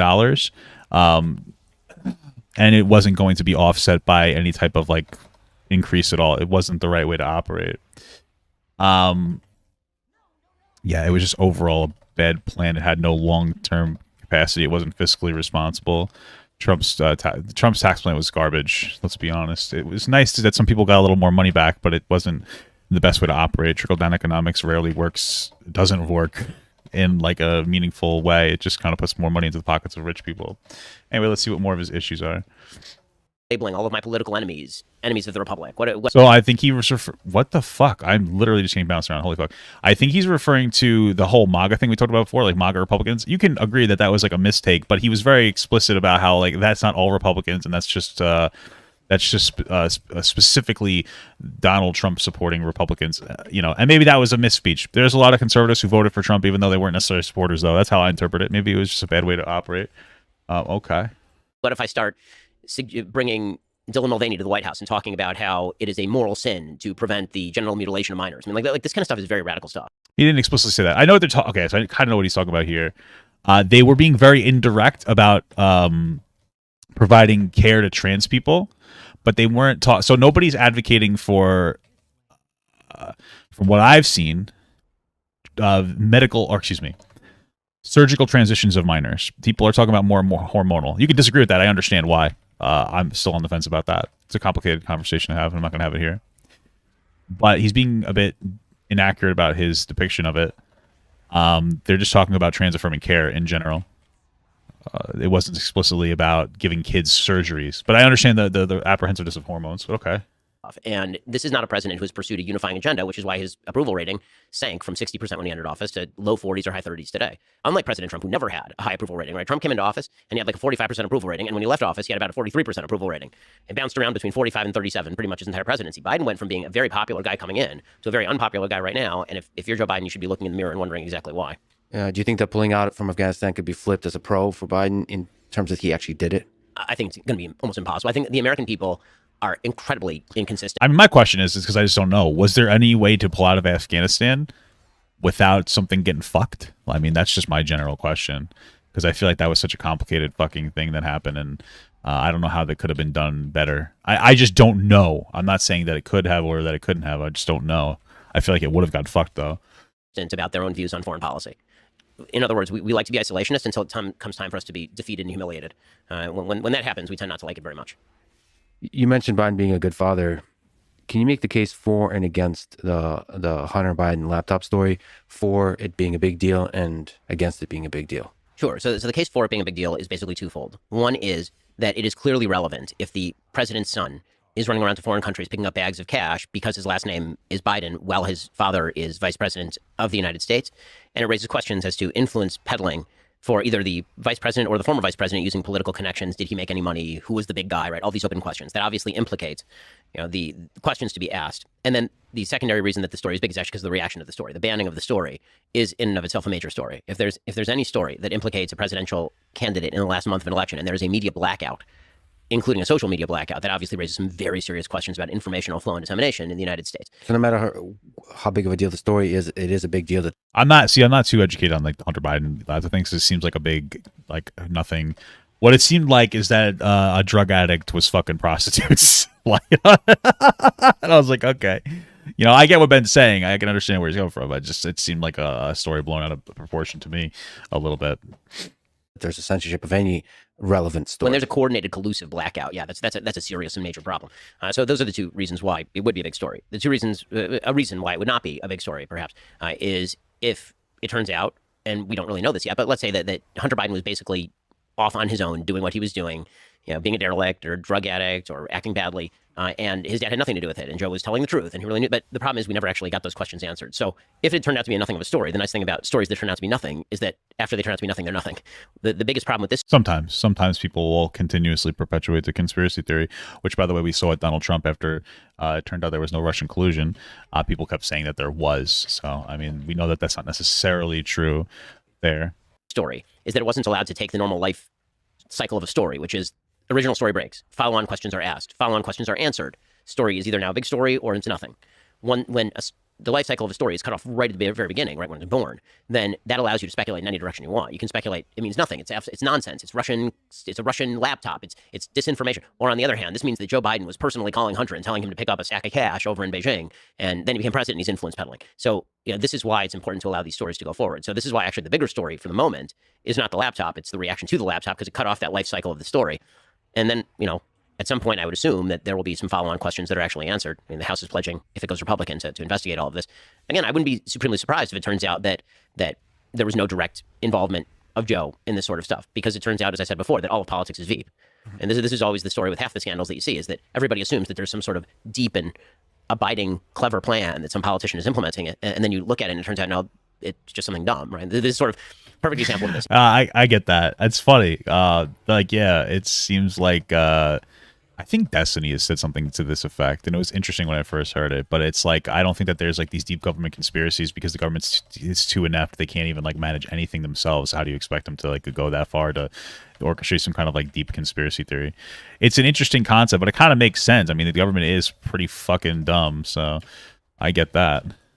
President Trump with the classified documents in Mar-a-Lago. So people on the left, like, it's probably nuclear codes. Probably he's taking secret documents and selling them to the Russians or the Chinese. And the real most obvious explanation is Trump looked at the papers and he said, I like these papers. And then he just decided to keep them. Right. And then people came to him and said, Mr. President, you're not allowed to keep those papers. He said, who are those people? I don't care about what they have to say. I'm putting them in the other room in a box. Which is, I mean, I feel like that wouldn't be Trump's motivation. Maybe he thinks that they implicate him in some capacity and he's an idiot and took him, or maybe he doesn't. But it is highly likely that is what happened. And it's very disappointing to people, I think, when they realize it. The human brain, I mean, you know this better than I do, but the human brain is built to find patterns, right? It's what we like to do. We like to find plans and patterns, because this is how we survived in the wild. Is you found a plan, you found a pattern, you cracked the code of the universe. When it comes to politics, the conspiracy theories that we see so often, it's largely because we're seeing inexplicable events. Unless you just assume everyone's a moron. If you assume that there's a lot of stupidity going on, everything becomes quickly explicable. If you assume that there must be some rationale behind it, you have to come up with increasingly convoluted conspiracy theories to explain just why people are acting the way that they're acting. And I find that, I won't say 100% of the time, but 94% of the time, the conspiracy theory turns out just to be people being dumb, and then other people reacting in dumb ways to the original people being dumb. But it's also, to me, in that same way, very possible, very likely that the Hunter Biden getting money in Ukraine, I guess, for consulting and all that kind of stuff is a nothing burger. He's qualified. He's getting money as he should. There's a lot of influence peddling in general that's not corrupt. I think the most obvious explanation there probably is that he was fake influence peddling, meaning he went to Ukraine and he's like, guess what? My dad's Joe. And they're like, well, you don't have any qualifications in oil and natural gas, and you don't really have a great resume, but your dad is Joe. And then that was kind of the end of it. They gave him a bag of cash, hoping he would do something. He never did anything. I think you're making it sound worse than it is. I think that in general, consulting is done in that way. Your name, it's not like you're. I agree with you. You're not. It's not like he is some rare case, and this is an illustration of corruption. If you can criticize consulting, which I would, that's fair. Which they're basically not providing. You look at a resume and who's who. Like if you went to Harvard, I can criticize the same thing. If you have Harvard on your resume, you're more likely to be hired as a consultant. Maybe there's a network there of people that you know, and you hire them in that same way. If your last name is Biden, there's a lot of last names that sound pretty good at it, right? No, for sure. And it's and not Hunter like Biden admitted that much, by the way, right? In an open interview, he was like, "If your last name weren't Biden when you got that job," and he's like, "Probably not." And yeah, you're that's right. an honest. I agree with you. It's not like he's getting a ridiculous amount of money. He was getting like a pretty standard consulting kind of money, which also would criticize because they get a ridiculous amount of money. But I sort of, even to push back on the life cycle, or to steel man the side that was concerned about the Hunter Biden laptop story, I don't know if there is a natural life cycle of a story, because there's something about the virality of the internet that we can't predict, that a story can just take hold, and the conspiracy around it builds, especially around politics, where the interpretation. Okay, I get what he's saying. Basically, all he's saying is that, like, maybe, so the fucking Hunter Biden thing, like I said, it seemed so overblown in a proportion and kind of fucking crazy. It was just like a fucking drug addict with some on like a fucking porn on his computer or whatever. It doesn't really matter to me. Seen plenty of those, you know what I mean? And then you got a consulting job probably because of nepotism. That's how everything works. A lot of people get jobs because of nepotism. A lot of people have jobs because of their friends or their family or this, and he got a standard consulting fee because his name was Biden was on there and there's no conspiracy. I mean, the story, I haven't really seen Ben talk about the story too much because I'm not interested in the story, but I just question, like, did Ben, because even there, Lex called him out for trying to sensationalize the story slightly, like, or bad faith interpretation of the story, like slightly, even there, and Lex is just like, no, this seems like just a normal thing where somebody with a name got a job in an affluent position, and that's probably what it was, you know. I mean, but I still don't think it's a good idea to suppress it But did they suppress it, or did they just suppress like some of the insane conspiracy theories that came out? But then again, we seem to have this. There seems to be a pattern of suppressing conspiracy theories, and those theories potentially taking off more because of their suppression. Some popular, sexy interpretation of a story that might not be connected to reality at all will become viral, and that, from Facebook's perspective, is probably what they're worried about: is a organized misinformation campaign that makes up a sexy story or sexy interpretation of the vague story that we have, and that has an influence on the populace. I mean, I think that's true, but I think the question becomes, who's the great adjudicator there, right? Who adjudicates when the story ought to be allowed to go through even a bad life cycle, or allowed to go viral, as opposed to not? Now, it's one thing if you want to say, okay, we can spot the Russian accounts that are actually promoting this stuff. They belong to the Russian government. Got to shut that down. I think everybody agrees. This is actually one of the slides that's happened linguistically that I really object to, is the slide between disinformation and misinformation. You notice there was this evolution. In 2017, there's a lot of talk about disinformation. It was Russia. It's interesting that he's acknowledging this negative here. Oh, shit. It's interesting that he's acknowledging this here, that like Russia absolutely was engaging in like some kind of campaign to like signal boost bad perspectives, I suppose you'd say. Before he was kind of discrediting it a bit. I guess he was being a little vague with like Russian collusion, but okay. Russian disinformation. The Russians were putting out deliberately false information in order to skew election results, was the accusation. And then people started using disinformation or misinformation. And misinformation... Well, that's what was happening. There was a lot of... I remember listening to it. There was like a lot of... like, and they were using, I think there was like weird Facebook or Instagram bullshit memes, and then there was like a bunch of accounts that were used to basically continuously signal boost this disinformation. Disinformation is basically just intentional misinformation. And it kept like these weird stories going on, and that's where you got like all this like fucking weird like Pizzagate pedophile bullshit. Is either mistaken information or information that is quote unquote out of context. That becomes very subjective very quickly as to what out of context means. And it doesn't necessarily have to be from a foreign source. It can be from a domestic source, right? It could be somebody misinterpreting something here. It could be somebody interpreting something correctly, but PolitiFact thinks that it's out of context. And that sort of stuff gets very murky very quickly. And so I'm deeply uncomfortable with the idea that Facebook, I mean, Zuckerberg was on with Rogan and talking about how, you know, the FBI had basically said, look out for Russian interference in the election. And then all of these people were out there saying that the laptop was Russian disinformation. So he basically shut it down. You know, that sort of stuff is frightening, especially because it wasn't Russian disinformation. I mean, the laptop was real. And so the fact that you have people who... So like that's... Okay, listen. But that's not what their argument would be, right? Their argument wouldn't be that the laptop itself doesn't exist and that's Russian misinformation. Maybe some people were saying that. It's more of like the conspiracy theories surrounding it that Ben seemed to be in support of. That would be like the misinformation. Like Ben even admitted here that's most likely that it's just a consulting job and, you know, people took it out of context. But Ben would then be one of those people who took it out of context and sensationalized it, right? So isn't that possible? So, like, by that, that's what they would be criticizing, not just the existence of the laptop, but more than anything, the conspiracy theories that would take hold from that, right? Seem to, let's put it this way, it seems as though, maybe this is wrong, it seems as though when a story gets killed preemptively like this, it is almost universally a story that negatively affects one side of the political aisle. I can't remember the last time there was a story on the right that was disinformation or misinformation, where social media stepped in and they went, we cannot have this. This cannot be distributed. We're going to all collude that this information is not distributed. Maybe in response. That's I mean, I suppose it's a good point. What would be an example of something that we would do for that? I wonder. Because I will say that conservative, well, I don't know, because we were talking about it before. Trump absolutely did, or there was a Russian, Russians were trying to, I don't know if it was trying to get Trump elected, though it may have been, but they were definitely engaging in misinformation and disinformation. And then Ben just kind of said, like, that wasn't actually happening. And then now he's admitting it again. So I imagine it's one of those things where if conservatives were in more of the media power, would they be doing these same things that progressives are doing when it comes to shutting down information? But I get what he's saying, you know? Once the story being proved false, it gets taken down. But because each side seems to run defense for their side, whether they're right or wrong in a lot of these instances. So Biden thing's so amazing is that it wasn't really even in response to anything. It was like the story got posted. There were no actual doubts expressed as to the verified falsity of the story. It was just supposition that it had to be false, and everybody jumped in. So I think that confirmed a lot of the conspiracy theories people had about social media and how it works. Yeah, so if the reason you want to slow down the viral spread of a thing is at all grounded in partisanship, that's a problem. Like, you should be very honest with yourself and ask yourself that question. Is it because I'm on the left or on the right that I want to slow this down? Versus, is it hate? bipartisan hate speech. Right. So it's really tricky. But I like you, I'm very uncomfortable in general with any kind of slowing down, with any kind of censorship. But if there's something like a conspiracy theory that spreads hate, that becomes viral, I still lean to let that conspiracy theory spread, because the alternative is dangerous, and more dangerous. It's sort of like the ring of power, right? Like everybody wants the ring, because with the ring you can stop the bad guys from going forward. But it turns out that the ring gives you enormous power, and that power can be used in the wrong ways too. You had the Daily Wire, which I'm a member of. It's I appreciate that. Thank you. I recommend everybody sign up to it. It should be part of your regular diet, whether you're on the left and the right, the far left or the far right. Everybody should be part of your regular diet. Okay, that said, do you worry about the audience capture aspect of it? Because it is a platform for conservatives, and you have a powerful voice on there. It might be difficult for you to go against the talking points or against the stream of ideas that is usually connected to conservative thought.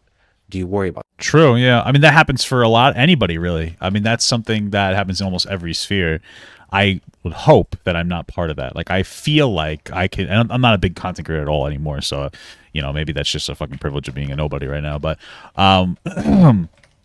there is an aspect to it, and a lot of different content creators, because I've felt the other side, can feel like they have to say an opinion sometimes, even if they don't necessarily believe it, or else they'll lose like that palatability. And a lot of people, like if you express an opinion in one way, you'll get like a certain audience that agrees with you, but then if you express a different opinion, people will be upset. Like, for instance, I'm very trans affirming, which obviously would garner me a progressive audience.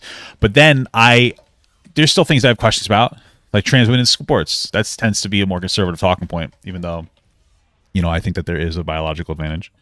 And I don't say that to be disparaging.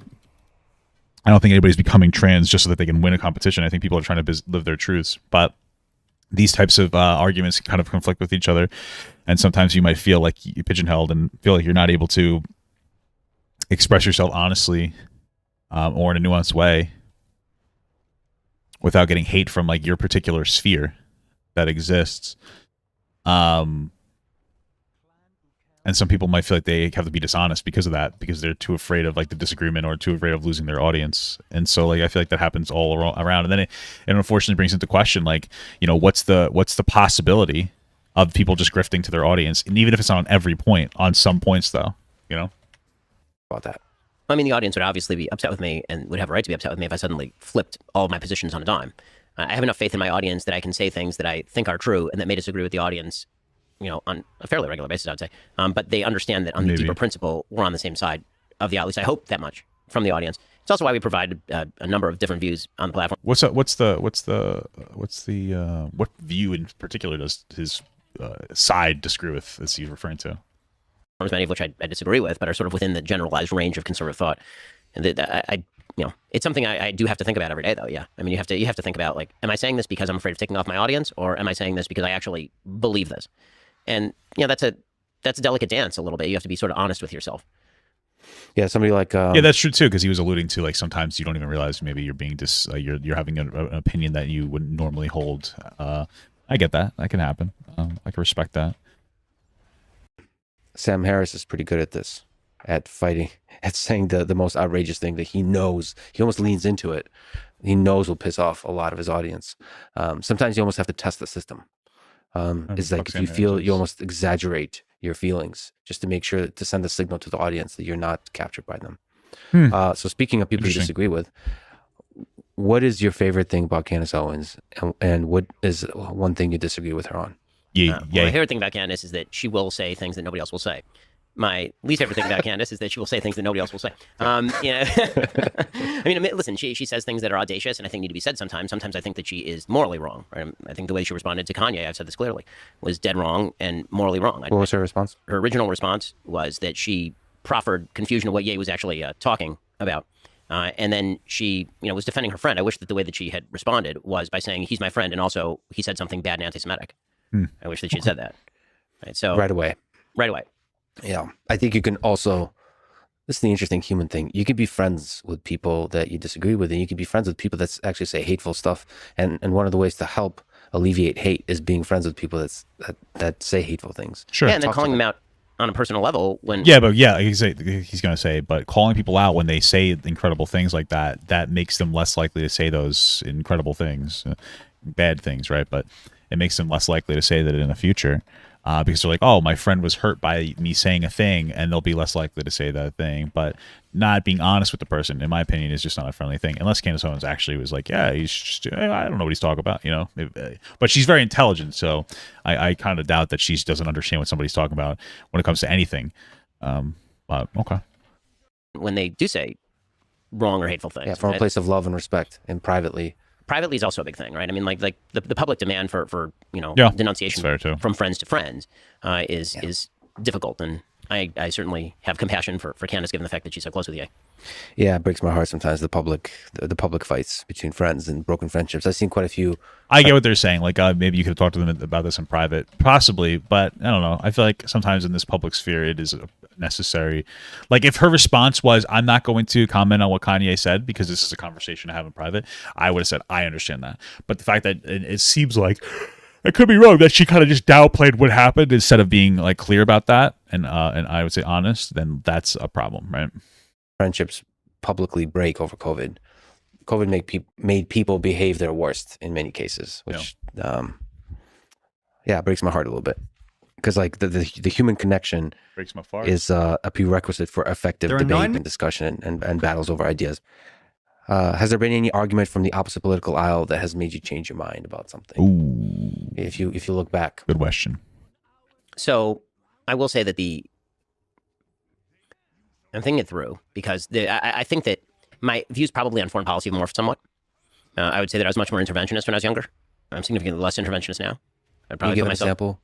Sure. I was a big backer of the Iraq War. I think now, in retrospect, I might not be a backer of the Iraq War if the same situation arose again, based on the amount of evidence that had been presented, or based on the sort of willingness of the American public to go it. Yeah. Right? If you're going to get involved in war, you have to know what the endpoint looks like, and you have to know what the American people really are willing to bear. The American people are not willing to bear open-ended occupations, and so knowing that, you have to consider that going in. So on foreign policy, I've become a lot more of a, it's almost Henry Kissinger realist in some ways. When it comes to social policy, I would say that I'm fairly strong where I was. I may have become slightly convinced actually by more of the conservative side of the aisle on things like drug legalization. I think when I was younger, I was much more pro-drug legalization than I am now, at least on the local level. On a federal level, I think the federal government can't really do much other than close the borders with regard to fentanyl trafficking, for example. But when it comes to how drugs ruin local communities, you can see how drugs ruin local communities pretty easily. Which is weird, because I saw you smoke a joint right before this conversation. It's my biggest thing. I mean, I try to keep that secret. All right. Well, that's interesting. I would like to know more about that. Like, what does he mean? Because my thing is I understand, like, marijuana, there doesn't seem to be any level of, like, well, people make a habit of it. I wouldn't call it an addiction, though. But, like, nobody's having a conversation about trying to legalize, like, hard drugs. So what does it matter if marijuana is legalized? It's a pretty good drug, especially from, like, I guess a pharmaceutical perspective, if that makes sense, or a medical perspective. And I think that shouldn't be, I don't think that should be policed, because, it can help a lot. Maybe banning the recreational usage of them, I can understand maybe more if you don't need it. But interesting about intervention. Can you comment about the war in Ukraine? So for me, it's a deeply personal thing, but I think you're able to look at it from a geopolitics perspective. What is the role of the United States in this conflict, before the conflict, during the conflict, and right now in helping achieve peace? I think so. Listen, first and foremost, Ukraine is our ally, and that matters a lot to me. We should be helping our allies. I think that's pretty basic and a very normal, understood thing. I support, like, helping Ukraine. Obviously, we can't personally go in there and get like, hey guys, we're gonna fuck shit up. So sending financial backing makes the most sense to me. It's kind of like, that's pretty much as far as I go. Russia's trying to play, like, the power game and trying to do a power grab.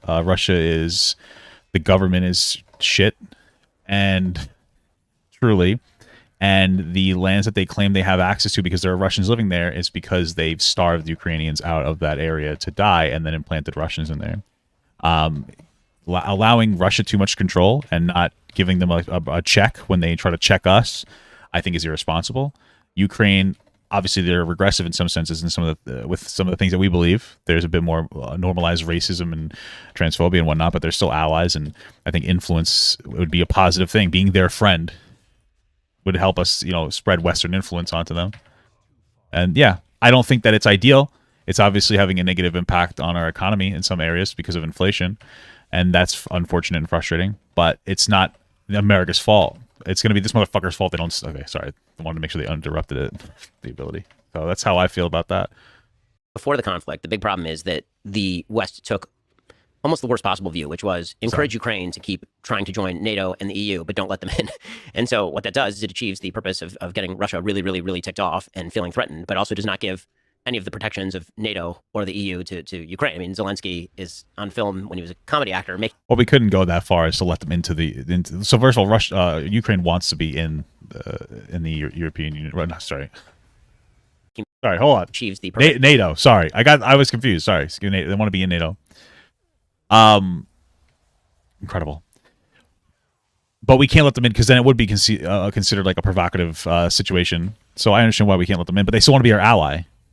So we should let them be our ally, Great. Like, he has Merkel on the other line, and she's like, "Oh, welcome to NATO." And he's like, "Great." She's like, "Wait, is this Ukraine on the line?" And oops. But so that sort of policy is sort of nonsensical. If you're going to offer alliance to somebody, offer alliance to them, and if you're going to guarantee their security, guarantee their security. And the West failed signally to do that. So that was mistakes in the run up to the war. Once the war began, then the responsibility of the West became to give Ukraine as much material as is necessary to repel the invasion. And the West did really well with that. I think we were late on the ball in the United States. It seemed like Europe led the way a little bit more than the United States did there. But in terms of effectuating American interests in the region, which being an American is what I'm chiefly concerned about, the American interests were severalfold. One is preserve borders. Two is degrade the Russian aggressive military, because Russia's military has been aggressive, and they are a geopolitical rival of the United States. Three, recalibrate the European balance with China. Europe was sort of balancing with Russia and China, and then because of the war, they sort of rebalanced away from China and Russia, which is a real geostrategic opportunity for the United States. It seemed like most of those goals have already been achieved at this point for the United States. And so then the question becomes, what's the off-ramp here? And what is the thing you're trying to prevent? So what's the best opportunity? What's the best case scenario? What's the worst case scenario? And then what's realistic? So best case scenario is Ukraine forces Russia entirely out of Ukraine, including Luhansk, Donetsk, and Crimea, right? That's the best case scenario. Virtually no one thinks that's accomplishable, including the United States, right? The White House has basically said as much. It's difficult to imagine, particularly Crimea, the Russians being forced out of Crimea. The Ukrainians have been successful in pushing the Russians out of certain parts of Luhansk and Donetsk, but the idea they're going to be able to push the entire Russian army completely back to the Russian borders, that would be, at best, a very, very long and difficult slog in the middle of a collapsing Ukrainian economy, which is a point that Zelensky has made. It's like, it's not enough for you guys to give us military aid. We're in the middle of a war. We're going to need economic aid as well. So it's a pretty open-ended and strong commitment. Can I take a small tangent on that? Sure. Best case scenario, if that does militarily happen, including Crimea, do you think there's a world in which Vladimir Putin would be able to convince the Russian people that this was a good conclusion to the war? Right. So the problem is that the best case scenario might also be the worst case scenario, meaning that there are a couple of scenarios that are sort of the worst case scenario. And this is sort of the puzzlement of the situation. One is that Putin feels so boxed in, so unable to go back to his own people and say, we just wasted tens of thousands of lives here for no reason, that he unleashes a tactical nuclear weapon on the battlefield. I mean, I doubt that's going to happen. It could. I mean, you might be so egotistical and ego fucking driven that he does that, but I very highly doubt that that's something that's going to happen. But like this is the problem, because what we're getting at is that like we should, to some degree, fold to Russia, even if it's just for some land. We should not do that. That just gives them the understanding that if they do it again next time, that they'll get a little bit more, and they can continuously power play the United States. So, which is basically power playing the U.S. through Ukraine. So we should not like give in any capacity. We shouldn't give them anything at all. We should just hold stern to Ukraine and continuously offer our support. And like, that sucks that we have to do that, but it's not America's fault. It's Russia's fault, and we shouldn't be letting like Ukraine get bullied and ally of ours get bullied.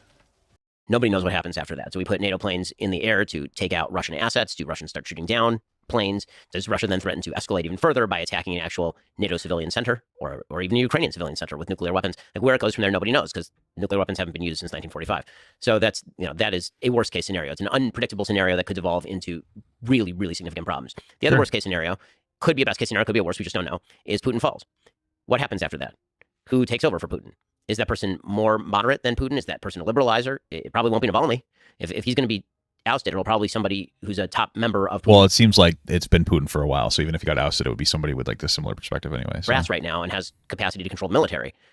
Or it's possible the entire regime breaks down. What you end up with is Syria and Russia, right? Where you just have an entirely out of control region with no centralizing power, which is also a disaster area. And so in the nature of risk mitigation, in sort of an attempt at risk mitigation, what actually should be happening right now is some off-ramp has to be offered to Putin.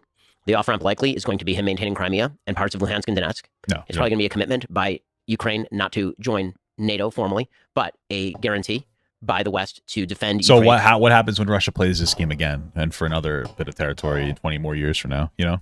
In case of an invasion of its borders again by Russia, like an actual treaty obligation, not like the BS treaty obligation and when Ukraine gave up its nuclear weapons in the 90s. And that is likely how this is going to have to go. The problem is that requires political courage, not from Zelensky. It requires courage from probably Biden. Because All right, I got to go pee real quick. Give me a second, okay? Because Zelensky's not in a political position where he can go back to his own people who have made unbelievable sacrifices on behalf of their nation and freedom and say to them, guys, now I'm calling it quits. We're going to have to give them Luhansk and Donetsk and give Putin an off-ramp. I don't think that's an acceptable answer to most Ukrainians at this point in time from the polling data and from the available data we have on the ground. It's going to actually take Biden biting the bullet and being the bad guy and saying to Zelensky, listen, we've made a commitment of material aid. We were offering you all these things, including essentially a defense pact. We're offering you all this stuff, but if you don't come to the table, then we're going to have to start weaning you. Like there'll have to be a stick there. It can't just be a carrot. And so that will allow Zelensky, if Biden were to do that, it would allow Zelensky to blame Biden for the solution everybody knows has to happen. Zelensky can go back to his own people and he can say, listen, this is the way it has to go. Like, I don't want it to go this way, but it's not I'm signing other people's checks, right? I mean, like it's not my money. And Biden would take the hit because he wouldn't then be able to blame Ukraine for whatever happens next, which has been the easy road off, I think, for a lot of politicians in the West, is for them to just say, well, this is up to the Ukrainians to decide. It's up to the Ukrainians to decide. Well, is it totally up to the Ukrainians to decide? Because it seems like the West is signing an awful lot of checks and all of Europe is going to freeze this winter. So this is the importance of great leadership, by the way. That's why the people we elect is very important. Do you think there's power to just one-on-one conversation where Biden sits down with Zelensky and Biden sits down with Putin almost in person? Because maybe I'm romanticizing the notion, but having done these podcasts in person, I think there's something fundamentally different than through a remote call and also like a distant kind of recorded political type speak versus like man to man. So I'm deeply afraid that Putin outplays people in the one-on-one scenarios because he's done it to multiple presidents already. He gets in one-on-one scenarios with Bush, with Obama, with Trump, with Biden, and he seems to be a very canny operator and a very sort of hard-nosed operator in those situations. I think that if you were going to do something like that, like an actual political face-to-face summit, what you would need is for Biden to first have a conversation with Zelensky, where Zelensky knows what's going on, so he's aware. And then Biden walks in and he says to Putin on camera, here's the offer. Let's get it together. Let's make peace. You get to keep this stuff. And then let Putin respond how Putin is going to respond. But you know, the big problem for Putin, I think, and the problem with public-facing fora, maybe it's a private meeting. If it's a private meeting, maybe that's the best thing. If it's a public-facing forum, I think it's a problem because Putin's afraid of being humiliated at this point. If it's a private meeting, then sure, except that, again, I wonder whether when it comes to a person as canny as Putin and to a politician that I really don't think is a particularly sophisticated player in Joe Biden. And again, this is not unique to Biden. I think that most of our presidents for the last 30, 40 years have not been particularly sophisticated players. I think that's a risky scenario. Oh man, it sounds like we got Ukraine we got Russia on the ropes here. Why give up too much of our influence in this capacity? You know, I still believe in the power of that because otherwise, I don't know. I don't think stuff on paper and political speak will solve these kinds of problems. Because from Zelensky's perspective, nothing but complete victory will do. Right. Because as a nation, his people sacrificed way too much, and they're all in. And if you look at, because I traveled to Ukraine, I spent time there. I'll be going back there. Hopefully, also going back to Russia. Just speaking to Ukrainians, they're all in. They're all in. Yeah. Nothing but complete victory. Yep, that's right. And so, for that, the only way to achieve peace is through like honest human to human conversation, giving both people a way to off ramp to walk away victorious. And some of that requires speaking honestly as a human being, but also for America actually not even America, honestly, just the president be able to eat their own ego a bit and be the punching bag a little, just enough for both presidents to be able to walk away and say, listen, we got the American president to come to us. And I think that makes the president look strong, not weak. I mean, I agree with you. I think it would also require some people on the right, people like me, if it's Joe Biden, to say, if Biden does that, I see what he's doing and it's the right move. Right? I think one of the things that he's afraid of, to steel man him, I think one of the things he's afraid of is he goes and he makes that sort of deal and the right says, you just cowered in front of Russia, you just gave away Ukraine, whatever it is. But it's going to require some people on the right to say that. Well, so would you say that? I mean, is the real question here. That was fucked. I really fucked that one up. Would he actually say that though? I guess is the real question here, or would he shy away from saying that to be like, you know, a bit of an anti-Biden? So I guess the real question, you know. That move is the right move, and then hold by it if Biden actually performs that move. You're exceptionally good at debate. You wrote How to Debate Leftists and Destroy Them. You're kind of known for this kind of stuff, just exceptionally skilled at conversation, at debate, at getting to the facts of the matter and using logic to get to the conclusion in the debate. Do you ever worry that this power, we talked about the ring, this power you were given has corrupted you and your ability to see what's like to pursue the truth versus just winning debates? I hope not. I mean, so I think one of the things that's kind of funny. Oh, I would truly like to see that conversation between Destiny and Shapiro. Although, you know what's interesting is because Destiny's also very good at debate, and he's very, I like Destiny, he's solid. But I guess after today, and even after watching the conversation that Lex had with Destiny, where they brought up the R slur, the pro gamer word, right? And you know, Lex said like using that word and continuously justifying the use of that word, you feel like it gives off a bad impression of like who you are and kind of gets in the way of like some of the advocacy you might do. That's how I interpreted that question. And like, you know, after today, the way that he spoke about, you know, black content creators, I understand where he's coming from. I'm not shitting on him, but I wonder if that would make someone like Ben Shapiro feel less inclined to take him seriously enough to talk to him. And also, where the fuck is this dragon that's supposed to be flying around and I want to grab and kill him? You know, I guess the same could be said about all of us. Oh, there it is. I got to get that. About the branding versus the reality is that most of the things that get characterized as destroying in debates with facts and logic, most of those things are basically me having a conversation with somebody on a college campus. It actually isn't like a formal debate where we sit there and we critique each other's positions, or it's not me insulting anybody. A lot of the clips that have gone very viral is me making an argument and then there not being like an amazing counter argument. Many of the debates that I've held have been extremely cordial. Yeah, well, that's the thing though, is that when you go to like a school and you're like, I'm going to debate this part, you know, you're going. So you go to a school with a bunch of kids, and then like, of course, they're not going to be able to hold their own because they're dumb fucking kids, right? That kind of comes off as one of the problems there, no? So, what's the R word? Like the R slur, bro. Like, you know what the R word is? Like people call people with intellectual and developmental disabilities. That's what I'm talking about. About a year ago, I debated Anna Kasparian from Young Turks. It was very cordial. It was very nice. Yeah, I actually watched that conversation. It was pretty decent. That's sort of the way that I like to debate. My rule when it comes to debate and or discussion is that my opponent actually gets to pick the mode in which we work. So if it's going to be a debate of ideas and we're just going to discuss and critique and clarify, then we can do that. If somebody comes loaded for bear, then I will respond in kind. Because one of the big problems, I think, in sort of the debate/discussion sphere is very often misdiagnosis of what exactly is going on. People who think that a discussion is debate and vice versa. And that can be a real problem. And there are people who will, you know, treat what ought to be a discussion as, for example, an exercise in performance art. And so what that is mugging or trolling or saying trolly things in order to just get to the, like, that's something I actually don't do during debate. I mean, if you actually watch me talk to people, I don't actually do the trolling thing. The trolling thing is almost solely relegated to Twitter and me making jokes on my show. When it comes to actually debating people, that sounds actually a lot like what we're doing right now. It's just the person maybe taking just an obverse position to mine. And so that's fine. Usually half of the debate or discussion is me just asking for clarification of terms. Like, what exactly do you mean by this? So I can drill down on where the actual disagreement may lie. Because some of the time people think they're disagreeing and they're actually not disagreeing.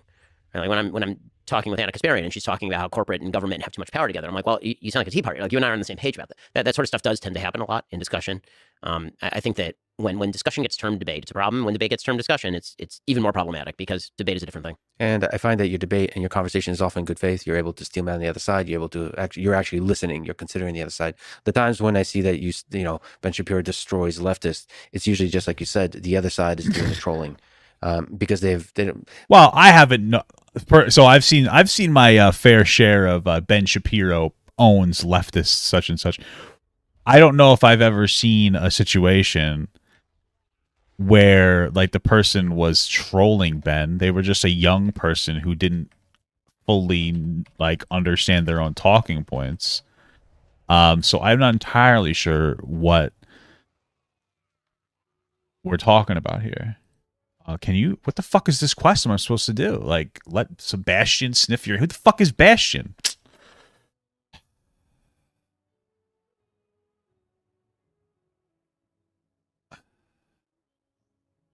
Bro, this person doesn't exist, so that's fucking based.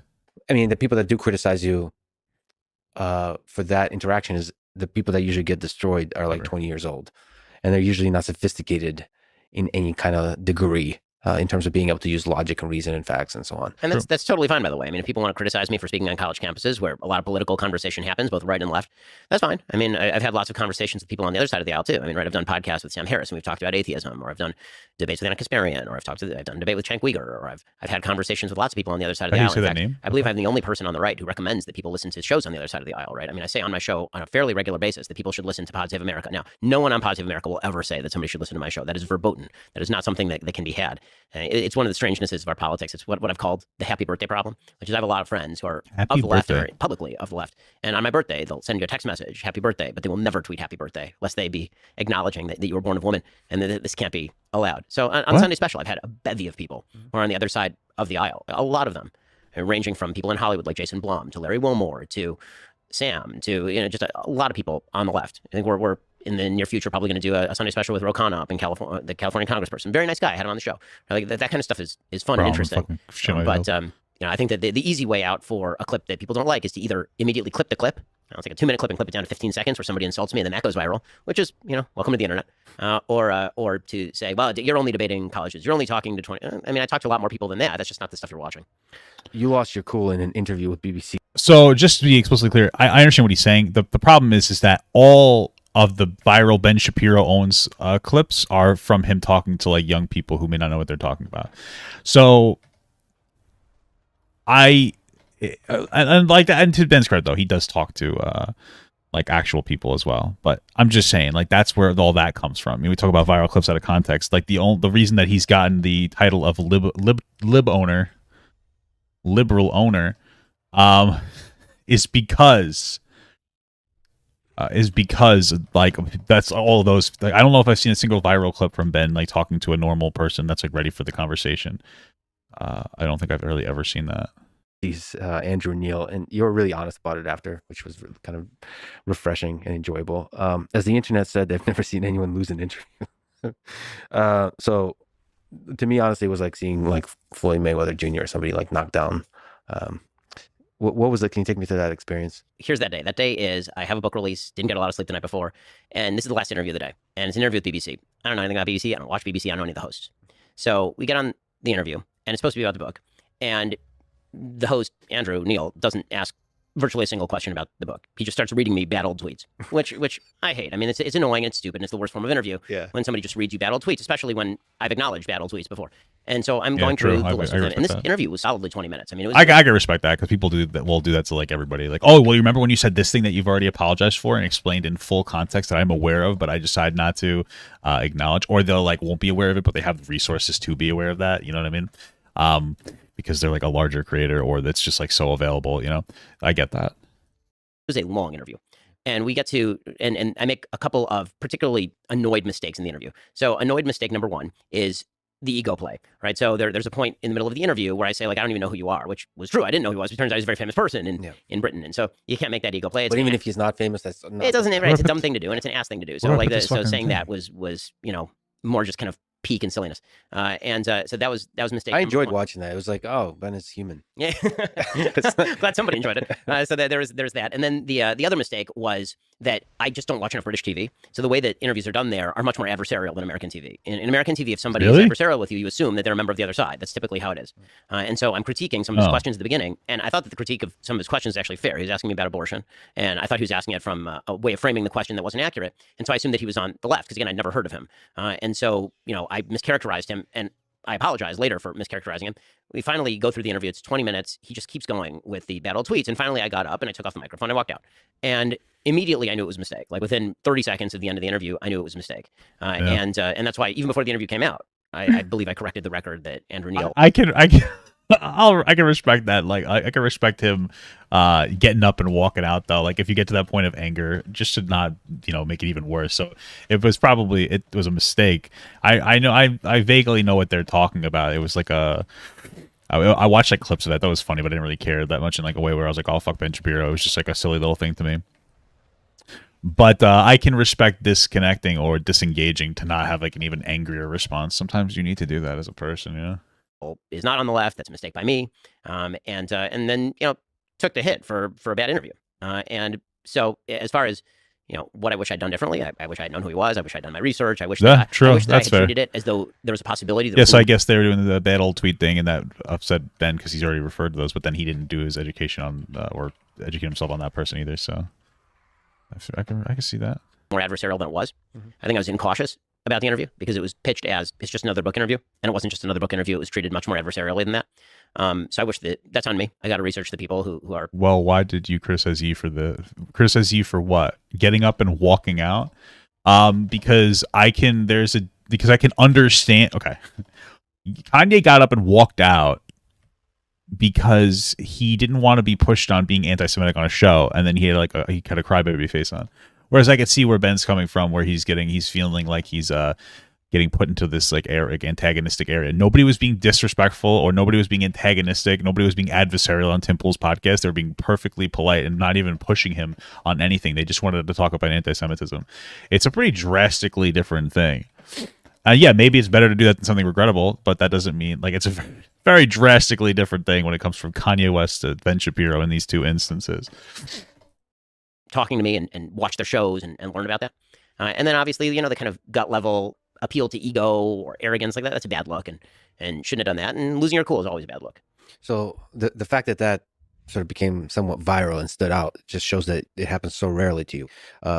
So just to look at the day in the life of Ben Shapiro, you speak a lot, very eloquently about difficult topics.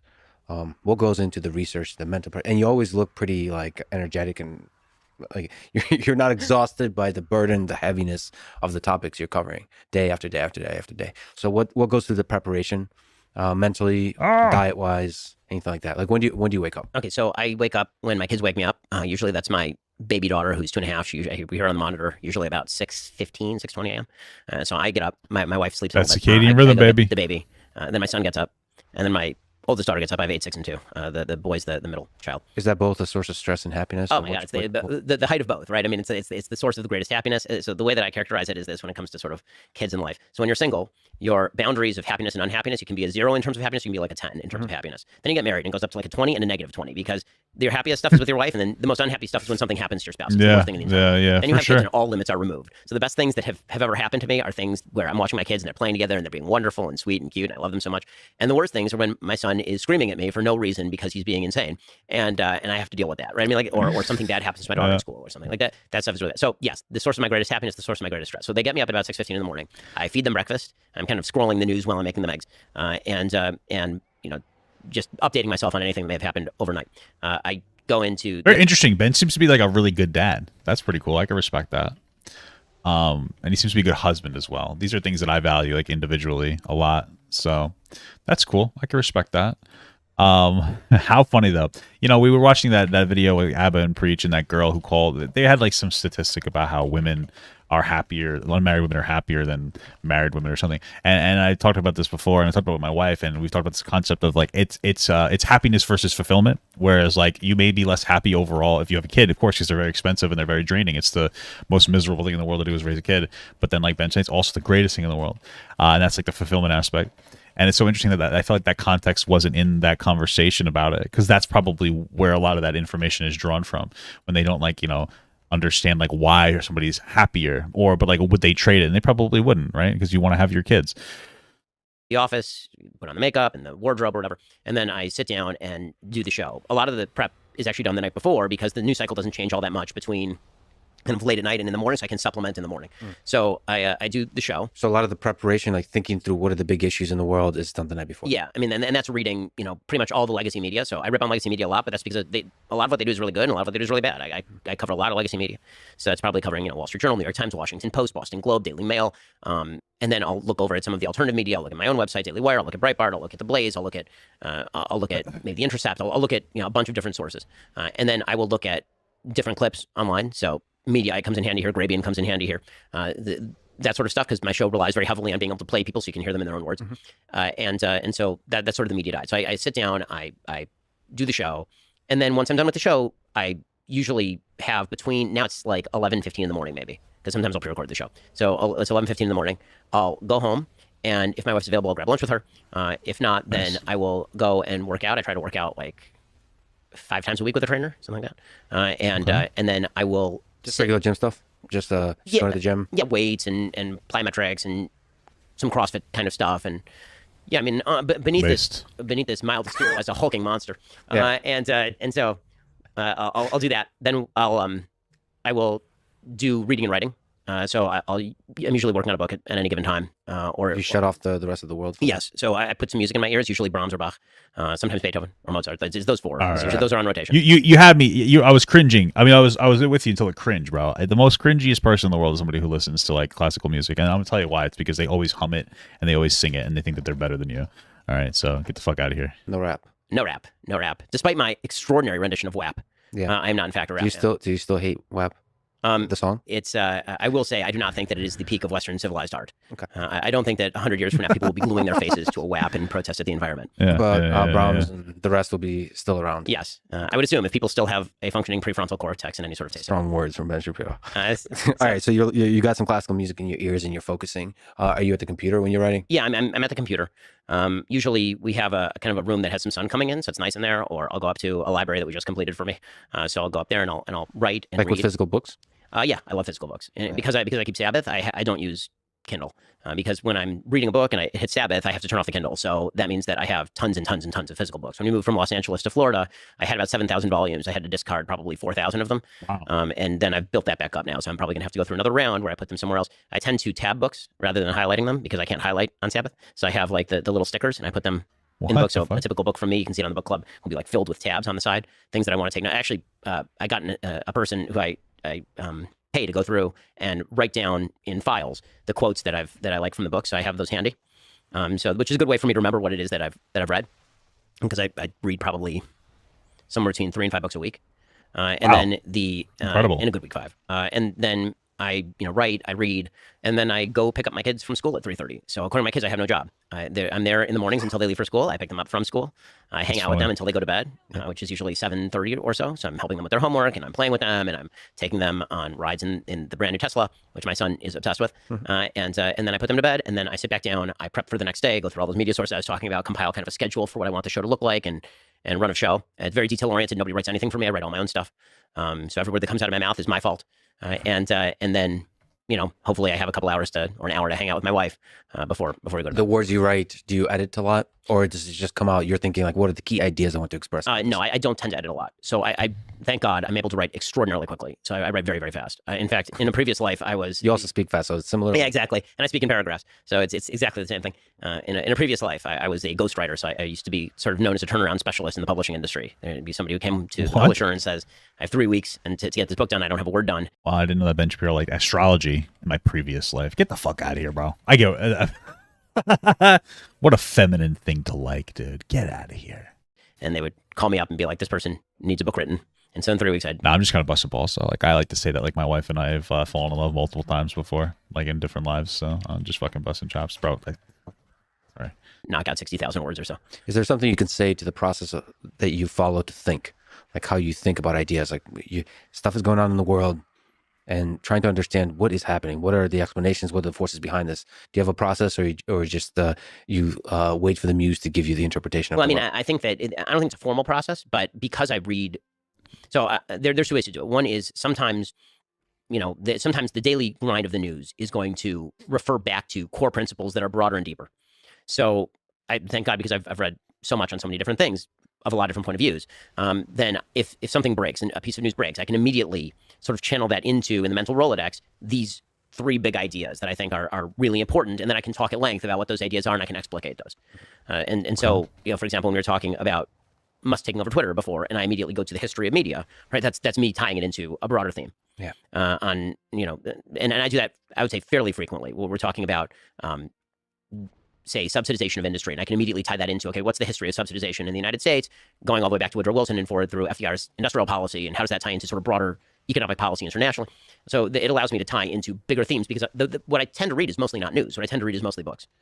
I'd say most of my media diet is actually not the stuff, like that's the icing on the cake, but the actual cake is the hundreds of pages in history, econ, geography that I'm social science that I'm reading every week. And so that sort of stuff allows me to think more deeply about these things. So that's one way of doing it. The other way of doing it is Russia breaks in the news. I don't know anything about Russia. I immediately go and I purchase 5 books about Russia, and I read all of them.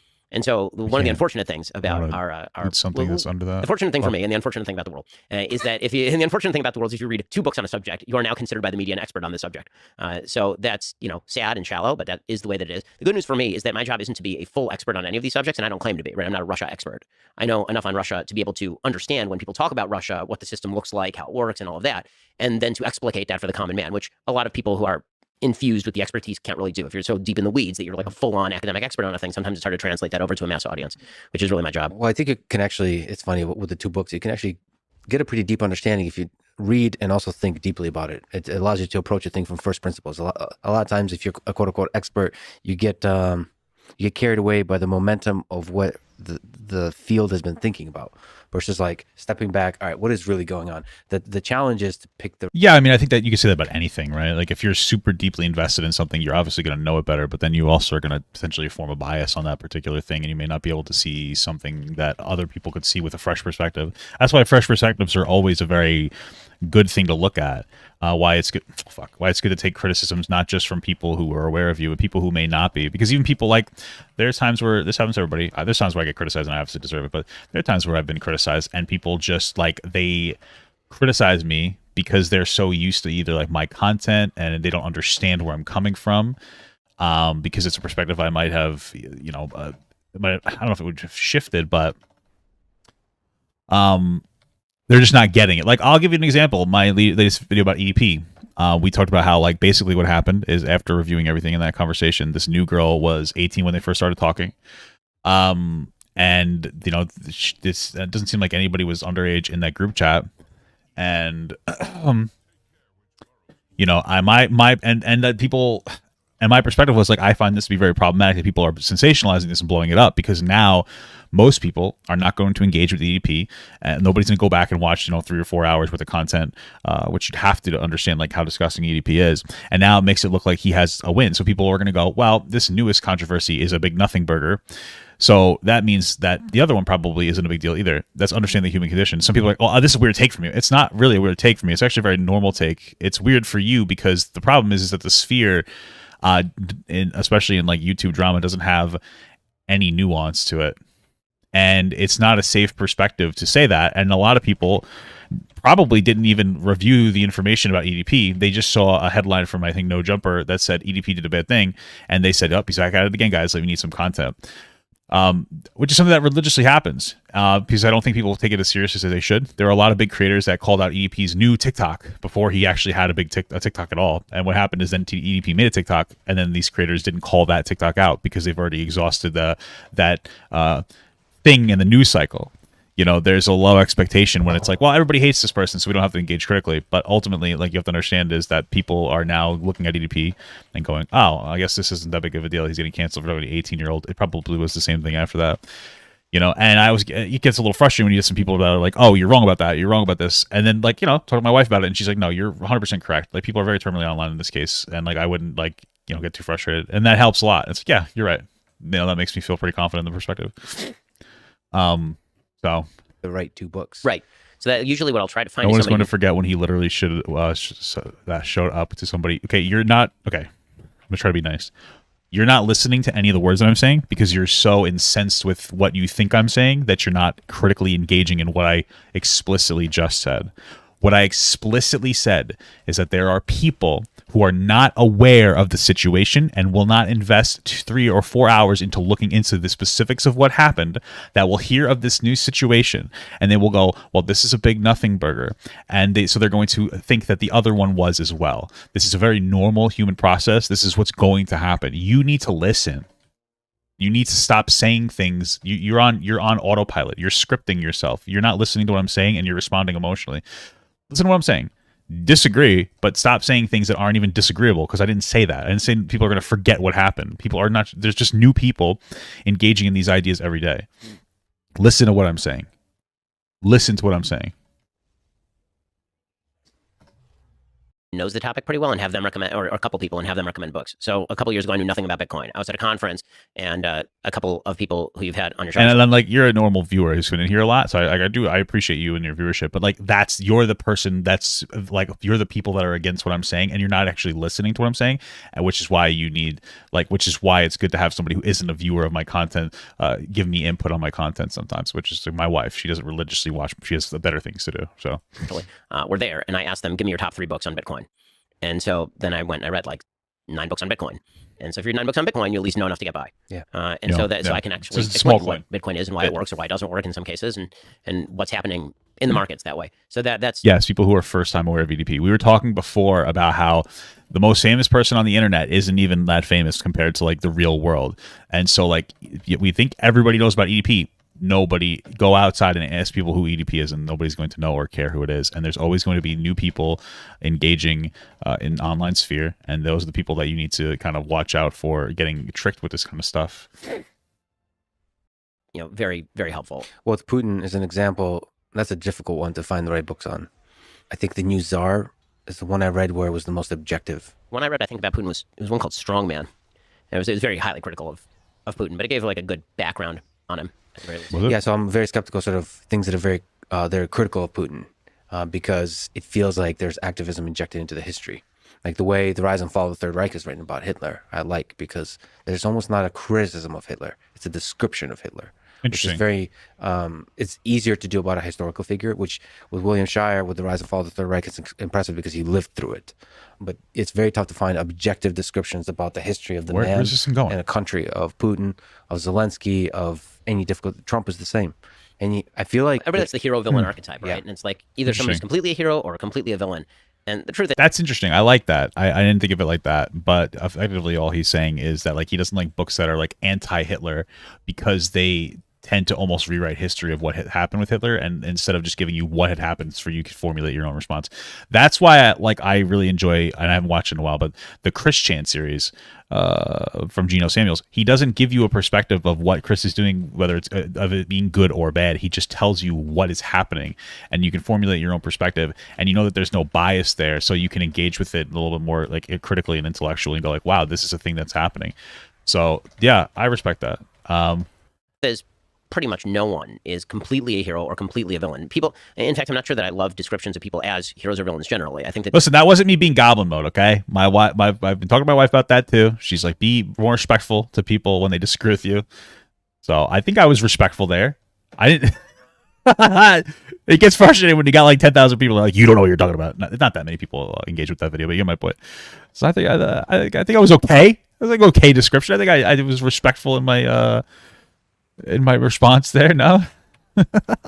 people tend to do heroic things or do villainous things. In the same way that I'm not sure I love descriptions of people as a genius. My dad used to say this when I was growing up. He used to say they didn't believe that there were geniuses. He said he believed that there were people with a genius for something. Because people, yes, there are people who have very high IQ and we call them geniuses. But does that mean that they're good at EQ stuff? Not necessarily, but there are people who are geniuses at EQ stuff. In other words, it would be more specific to say that somebody is a genius at engineering than to say just broad spectrum they're a genius, and that does avoid the problem of thinking that they're good at something that they're not good at, right? That's fair. More specific. So because you read a lot of books, can you look back, and it's always a tough question because so many, it's like your favorite song, but are there books that have been influential in your life that are impacting your thinking, or maybe ones you go back to that that still carry insight for you? The Federalist Papers is a big one in terms of sort of how American politics works.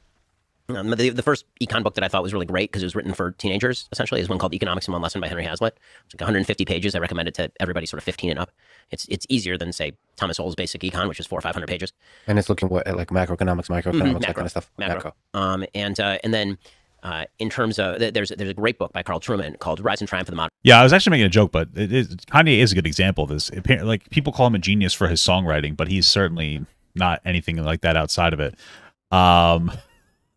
It was actually a decent example of using Kanye West. Like I think that he thinks that he is such an incredible genius because he was good at music. I mean, that he makes him feel like he's somebody that has intelligent assertions on like social issues. I'm not saying he shouldn't be able to have those, but the problem, I think, a huge problem with Kanye is that his ego is so inflated that he'll never think that he's wrong. And I mean, even if you agree with what he's saying, because you also have a mental disorder, just kidding. But even if you do agree with what he's saying, at the very least, you have to concede that and be like, okay, I understand. And like try to be aware of maybe how your mistaking Kanye's confidence for truth or accuracy, right? Because he's too confident. He's not humble at all, and he should be more humble. Bro, what am I supposed to do here? Modern Self, which I think is the best book of the last 10 years. That's been sort of impactful on some of the thoughts I've been having lately. What's the key idea in there? The key idea is that we've shifted the nature of how identity is done in the West from how it was historically done. That basically, for nearly all of human history, the way that we identify as human beings is as a mix of our biological drives and then how that interacts with the social institutions around us. And so when you're a child, you're a bunch of unfettered biological drives, and it's your parents' job to civilize you. And civilize you literally means bring you into civilization, right? You learn the rules of the road. You learn how to integrate into institutions that already exist and are designed to shape you. And it's how you interact with those institutions that makes you you. It's not just a set of biological drives. And What am I then supposed to do here? in the modern world, we've really driven toward the idea that what we are is how we feel on the inside without reference to the outside world. And it's the job of the outside world to celebrate and reflect what we think about ourselves on the inside. And so what that means is that we are driven now toward fighting institutions because institutions are impositions. So everything around us, societal institutions, these are things that are crimping our style. They're making us not feel the way that we want to feel. And if we just destroy those things, then we'll be freer and more liberated. It's a I think, much deeper model of how to think about why our social politics, particularly, are moving in a particular direction, is that a ground shift has happened in how people think about themselves. And this has had some somewhat kind of shocking effects in terms of social politics. So there's negative. So I would say that, like, I understand what he's saying is that it's fundamentally, I'm dumbing it down because I'm a dumb person, but it seems like he's criticizing the fact that some people feel that we need to reshape like the entire system or structure of society. That it's due to the fact that people are feeling like their feelings matter too much, which is something that I've been saying. So I don't necessarily disagree with him, but there's also aspects of it where, like, we should be shifting some structures in some different ways. And again, I've seen Ben actively talk about how, like, that systemic racism doesn't exist, for instance, and maybe it doesn't anymore. But the negative impacts of it are still very, very profound. And some people are asking for system or structure changes in some capacity. And, like, this is one of those areas where I think we should be, decent to, especially considering I think a lot of the world's problems, or at least America's problems, would be solved if we give more of a fuck about our middle class and lower class Americans. And we shifted the structure to providing a little more safety and security for these individuals that are they're getting sucked dry of their resources in a bad way. Okay, the only resource I want to be sucked dry of is my pee-pee, is my coom. Okay, so fucking immature. Holy fuck. Yeah. So consequences in your view of that, but is there also a positive consequence of more power, more agency to the individual? I think that you can make the argument that institutions were weighing too heavily in how people form their identity, but I think that what we've done is gone significantly too far on the other side. We basically decided to blow up the institutions in favor of unfettered feeling/identity. And I think that is not only a large mistake, I think it's going to have dire ramifications for everything from suicidal ideation to institutional longevity in politics and in society more broadly. So speaking about the nature of self, you've been an outspoken proponent of pro-life. Can we start by you trying to steelman the case for pro-choice, that abortion is not murder and a woman's right to choose is a fundamental human right, freedom? So I think that the only way to steelman the pro-choice case is to, and be ideologically consistent, is to suggest that there is no interest in the life of the unborn that counterweighs at all freedom of choice. So what that means is, we can take the full example, or we can take sort of the partial example. So if we take the full example, what that would mean is that up until point of birth, which is sort of the Democratic Party platform position, that there. I don't know if I agree with that. I guess it's different to every state, but here's the general perspective on, like, the pro-choice perspective here, is that it's mostly first trimester. But a lot of the party would say second trimester and then third trimester if there is a, doctoral reason for it. Realistically speaking, I would I'll put my life on it almost, that the overwhelming majority of people who are getting abortions in the third trimester are not doing it because they want to for any convenient reason, like maybe economically. They're doing it. They've probably been like, wow, this is something. They've named the child already. They're ready for the child. They probably bought stuff for the child. And it's an unfortunate decision that they have to make for either their life or the life of that child, because they may not make it. They might just come out, unfortunately, dead. Terrible shit. And yeah, I mean, I think people should understand that. There is that a woman's right to choose ought to extend for any reason whatsoever up to point of birth. The only way to argue that is that bodily autonomy is the only factor. There is no countervailing factor that would ever outweigh bodily autonomy. That would be the strongest version of the argument. Another version of that argument would be that the reason that bodily autonomy ought to weigh so heavily is because women can't be the equals of men if the vicissitudes of biology are allowed to decide their futures. Right? If pregnancy changes women in a way that it doesn't change men, it's a form of sex discrimination for women to ever have to go through with pregnancy, which is an argument that was made by Ruth Bader Ginsburg, kind of. Those are the arguments. The kind of softer version is the more, I would say, emotionally resonant version of the argument, which is that bodily autonomy ought to outweigh the interests of the fetus up till point X. And people have different feelings about what point X looks like. Is it up to point? Yeah, I mean that point, and point X, to be more explicit in what it is. Point X is the assignment of personhood. When do we assign personhood to a fetus? You know, that's a big part of it as well.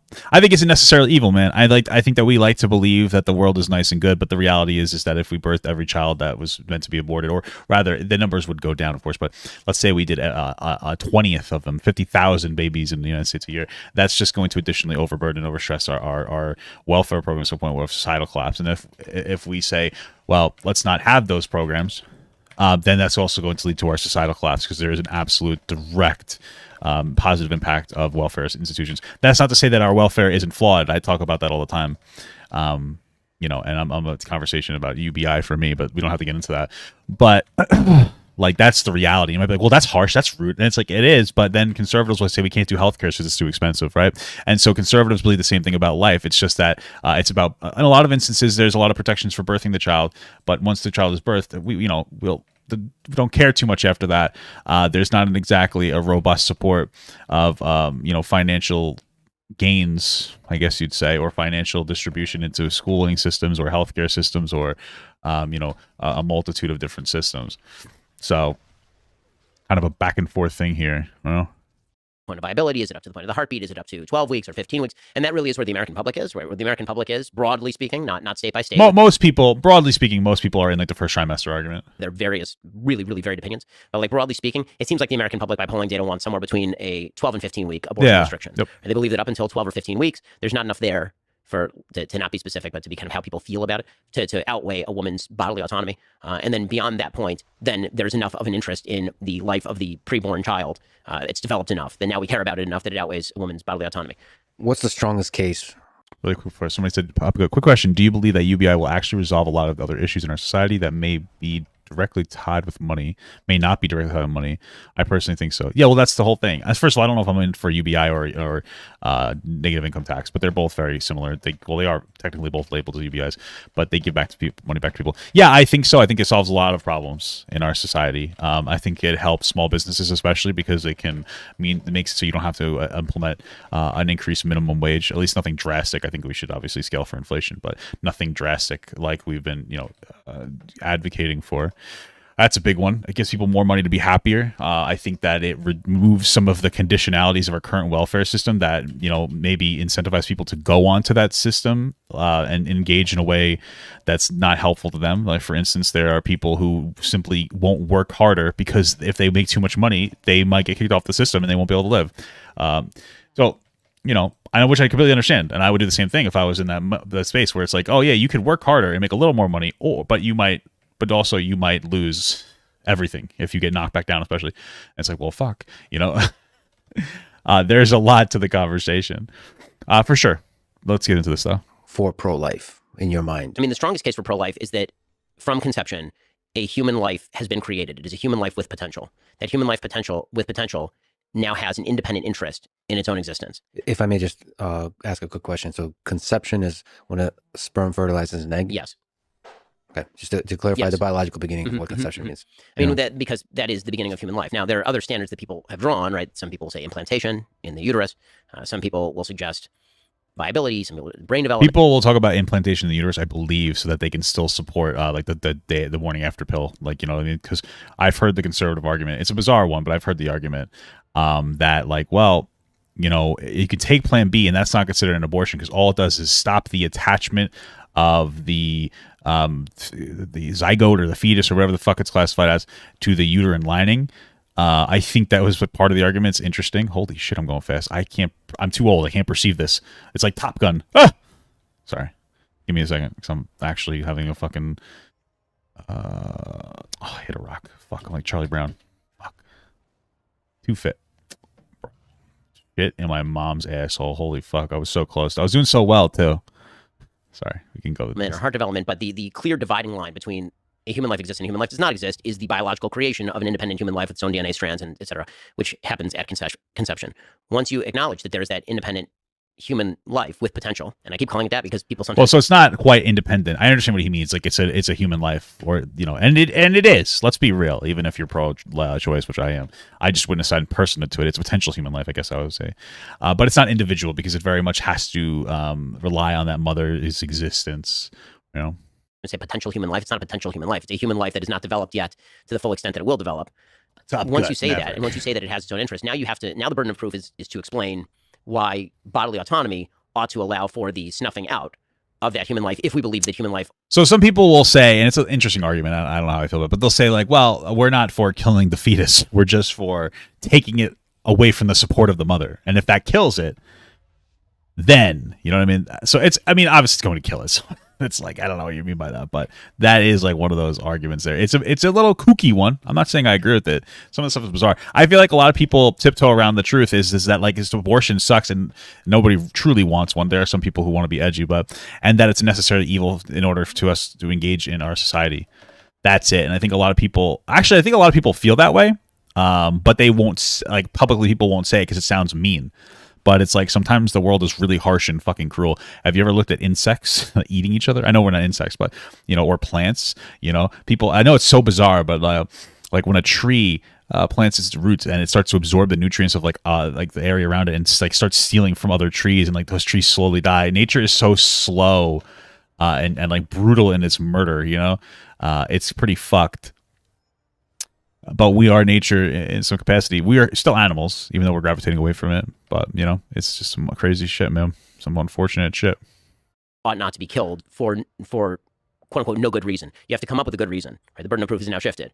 Now, you will find people who will say, well, the good reason is that it's not sufficiently developed to outweigh the mental trauma or emotional trauma that a woman goes through if, for example, she was raped or the victim of incest. Okay, and that is a fairly emotionally resonant argument, but it's not necessarily dispositive. You can make the argument that just because something horrific and horrible happened to a woman does not rob the human life of its interest in life. I would just disagree with that. I think that's fucking terrible. But again, I think that's the thing is that people see okay. I vehemently disagree. You should not have to birth your a child that's a product of rape. The thing is that like that's not the first argument. These things are cool as fuck. What the hell? Damn, I've never seen that in a while. Sorry. That's not this prime. That's not where we start in the conversation or in the argument. You'd start with the personhood, or else like that argument doesn't make sense to anybody, right? Like if you believe it's a person, then of course you don't think that a sexual assault is somebody should carry like a sexual assault baby or a rape baby. But if you don't think it's a person or you understand my point. That we start with the personhood, because if you think it's a person, then obviously it should be birthed. If you don't think it's a person, or you don't assign personhood to it, then you'd be like, yeah, why would you birth it? So big problems in trying to draw any line for the self-interest of life in the human life is that it's very difficult to draw any other line that doesn't seem somewhat arbitrary. If you say that independent heartbeat, people have pacemakers. If you say brain function, people have various levels of brain function as adults. Sure, but like here's my argument is that that's somebody with brain activity or non-brain activity. I mean, if you don't have brain activity, you should probably be able to be euthanized. But let's when it comes to heart function, like it's that plus not birthed, right? So it's like these gotcha arguments of like they don't have a consciousness. I don't know. I don't care about that argument, but people will say that, and they'll be like, yeah, but this person doesn't either when they're in a coma. It's like, yeah, but they were birthed already. So like that's another qualifier. It's when I understand the concept of like separating arguments and then attacking them individually so that you can have more of a collective conversation. But the problem with doing that all the time is that, or in some instances, is that you can very easily like it removes the nuance from it in a lot of different ways. So like when it's one of the qualifiers is it has to have not have been birthed yet. But what the fuck is this? If you say viability, babies are not viable after they are born. If I left a newborn baby on a table and did not take care of it, it would be dead in 2 days. So once you start getting into sort of these lines, it starts to get very fuzzy very quickly. And so if you're looking for sort of, But that's not what they're saying. When they say viability, they mean the ability for it to live out, but by like not by itself, but without like the body dependence of somebody on like inside of somebody. That's what they're saying. Where like that one individual is forced to take care of them rather than somebody being able to potentially be taken care of by someone else or something else. Because like once a woman births a baby, they don't have to take care of it if they don't want to, and it can still live if someone else takes care of it. That's what their argument is. bright line moral rule. That would be the bright line moral rule, and that's sort of the pro-life case. Well, there's still mysterious, difficult scientific questions of things like consciousness.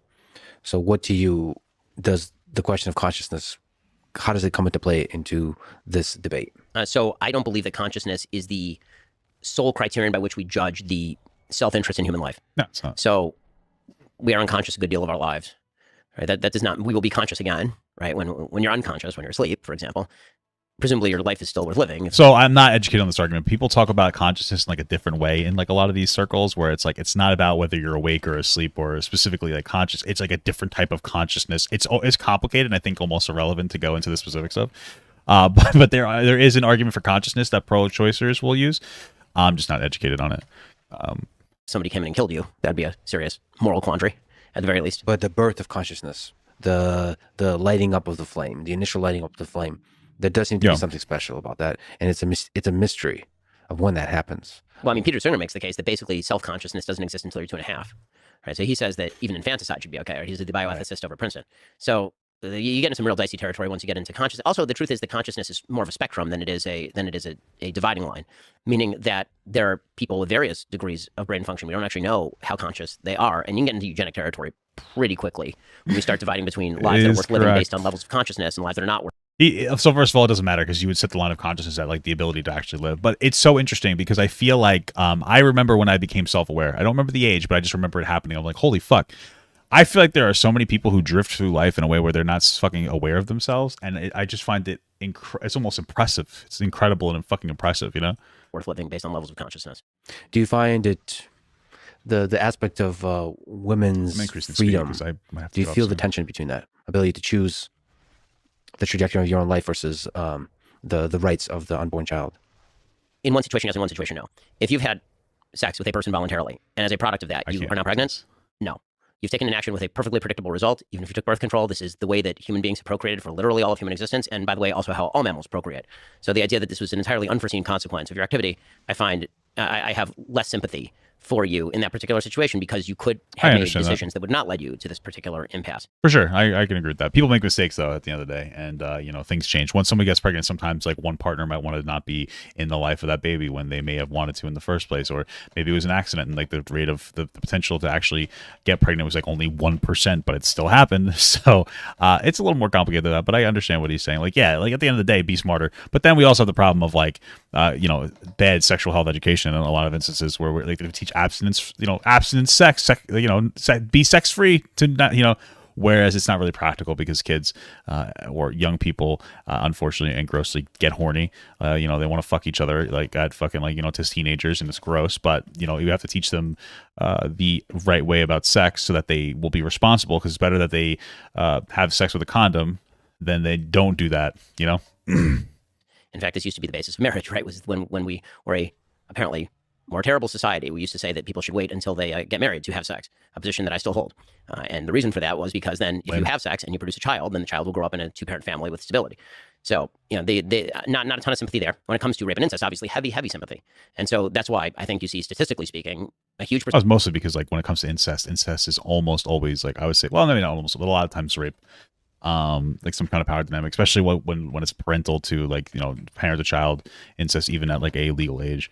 But it can also have like power dynamic can happen. Like if you have like a girl, a sister that's 8 and a brother that's 5, they grow up in this way where like that 8-year-old that's older sister, listen to what she says, and it can kind of breed the potential negative thing there. Percentage of Americans, including many pro-life Americans, people who consider themselves pro-life, would consider exceptions for rape and incest. One of the sort of dishonest things that I think happens in abortion debates is arguing from the fringes. This tends to happen a lot. Is pro-choice activists will argue from rape and incest. Chatted $1.99. One day I busted and became aware of life. Very based. To the other 99.8% of abortions, where you'll see people on the pro-life side argue from partial birth abortion to all of abortion. You actually have to take on sort of the mainstream case and then decide whether or not that's acceptable or not. But to you, the exception, just ethically, without generalizing it, that is a valid ethically exception. I don't hold that there should be an exception for rape or incest because, again, I hold by the bright line rule that once a human life with potential exists, then it has its own interest in life that cannot be curbed by your self-interest. The only exception that I hold by is the same exception that literally all pro-lifers hold by, which is the life of the mother is put in danger. Such a tough. I don't think all pro-lifers hold that, but I get that. That's fair. Okay, so if the life of the mother is threatened and it's okay to have an abortion, well, at least that's a concession that's made. That's something. Topic, because if you believe that that's the line, then we're committing mass murder. Well, or at least mass killing. So I would say that murder typically requires a level of mens rea that may be absent in many cases of abortion. Right? Because the usual follow-on question is, well, if it's murder, why not prosecute the woman? And the answer is because the vast majority of people who are having abortions don't actually believe that they're killing a person. They have a very different view of what is exactly happening. So, I would say that there are all sorts of interesting hypotheticals that come in to play when it comes to abortion, and you can play them any which way. But levels, let's put it this way, there are gradations of wrongs. I don't think that all abortions are equally blameworthy, even if I would ban virtually all of them. Right? I think that there are mitigating circumstances that make, while being wrong, some abortions less morally blameworthy than others. I think that there is I can admit a difference between killing a 2-week-old embryo in the womb and stabbing a 7-year-old in the face. Like I can recognize all that while still saying I think that it would be wrong to terminate a pregnancy. Do you think the question of when life begins, which I think is a fascinating question, is a question of science or a question of religion? I mean, when life begins is a question of science. When Objectively, absolutely, life begins with conception. The thing is, again, it's more of a personhood argument. When people say when does life begin, they're mostly talking about like when do we think that thing is a person, a human life, and like that's the question that we're all debating at this point. It's not about when life begins; it's about when like the assignment of personhood will begin. I wouldn't assign a being personhood, So that life becomes valuable enough for people to want to protect it is going to be a question that is beyond science. Science doesn't have moral judgments to make about the value of human life. Cute. This is one of the problems that Sam Harris and I have had this argument many times, and it's always kind of interesting. Because Sam is of the opinion that you can get to ought from is, right? That science says is, therefore we can learn ought. So human flourishing is the goal of life.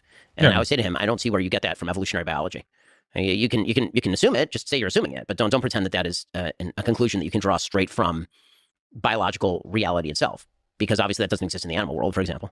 Nobody assumes the innate value of every ant. I think, but we're not animals. Well, we are technically, but we try to be less like animals. That would be my counter to that. I know your answer to this, but let's test it because I think you're going to be wrong. So there's a robot behind you. Do you think there will be a time in the future when it will be unethical and illegal to kill a robot because they will have sentience? My guess is you would say no, Lex. Because there's a fundamental difference between humans and robots, and I just want to get you on record because that's what I would say. There is a fundamental difference between humans and robots, and but that's the scary thing though. Is imagine robots gain like sentience, and it's like they're people now. And like, what does it mean to be a person? These get so complicated. Like, what does it mean to be a person? Is part of it growing up, or is the conscious what makes a person? If we upload our brains, if we were able to upload our brain to a hard drive, do we lose our personhood, or are we still a person because our brains are in a hard drive? It's a fucking wild question that I don't know if I'm prepared to initiate the engagement in. It's fucking crazy to me. It's a lot, I think you'll be wrong. I mean, it depends on the level of development, I would assume, of the robots. I mean, you're assuming a complexity in the robots that eventually imitates what we in the religious life would call the human soul. Yes. The ability to choose freely, for example, yes. Which I believe is sort of the capacity for human beings. The ability to suffer. Yeah.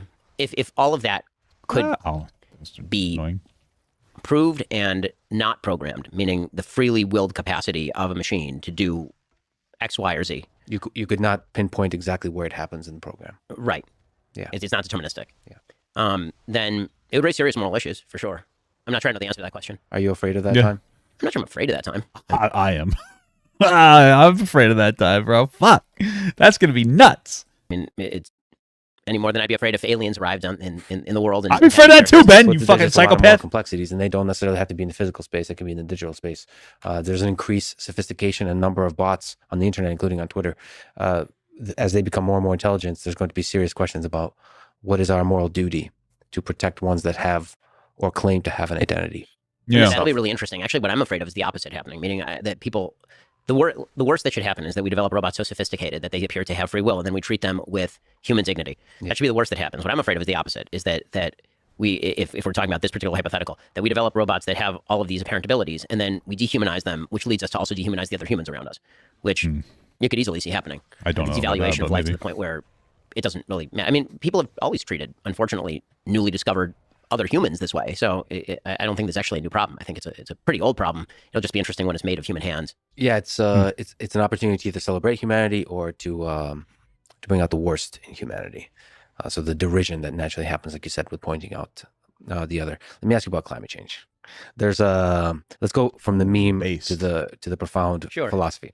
Okay, the meme is there's a clip of you talking about climate change and saying that the Aquaman meme. You said that for the sake of argument, if the water level rises 5 to 10 feet in the next 100 years, people will just sell their homes and move. Yeah, that was a pretty bad argument because who the fuck are they going to sell their homes to, Benjamin? You know what I mean? I think he has to have acknowledged that was kind of a bad take at this point. And then the meme is sell to who? Can you argue both sides of that? The argument that they're making is a straw man. The argument that I'm making is over time. I don't mean that if a tsunami is about to hit your house, you can list it on eBay. That's not the... No, but it's not a straw man because if you're selling your house and the reason is because of the fact that like it's the water level's rising and you're afraid something's going to happen, people are going to be drastically less likely to buy because they know that they're not going to have stability there either unless you literally con them into buying it. It's not a straw man. It's actually a really good argument.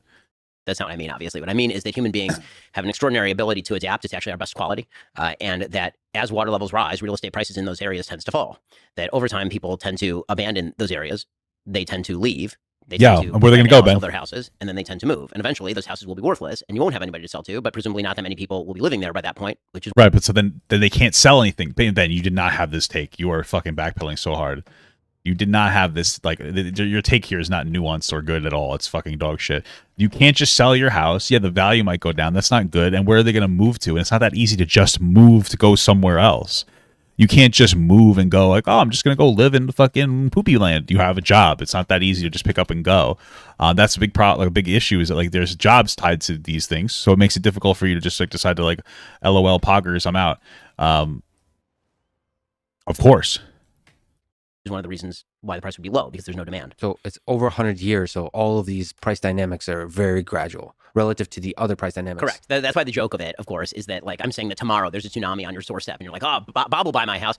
Bob ain't gonna buy your house. Like we all get that, but it's a funny meme. I'll admit I laughed at it. How's your view on climate change? The human contribution to climate change, what we should do in terms of policy to respond to climate change. How has that changed over the years? I would say the truth is for years and years, I've believed that climate change was a reality and that anthropogenic climate change is a reality. I don't argue with the IPCC estimates. I know climatologists at places like MIT or Caltech, and they know this stuff better than I do. So, you know, the notion that climate change is just not happening or that human beings have not contributed to climate change, I find doubtful. The question is to what extent human beings are contributing to climate change. Is it 50%? Is it 70%? Is it 90%? I think there's a little bit more play in the joints there, so it's not totally clear. The one thing I do know, and this I know with fact... That's fair, but I think that we definitely need to gravitate against, like, away, from fuck with the climate, fuck. Actual accuracy is that all of the measures that are currently being proposed are unworkable and will not happen. So when people say Paris Climate Accords, even if those were imposed, you're talking about lowering the potential trajectory of climate change by a fraction of a degree. If you're talking about Green New Deal, net zero by 2050, the carbon is up there in the air and the climate change is going to happen.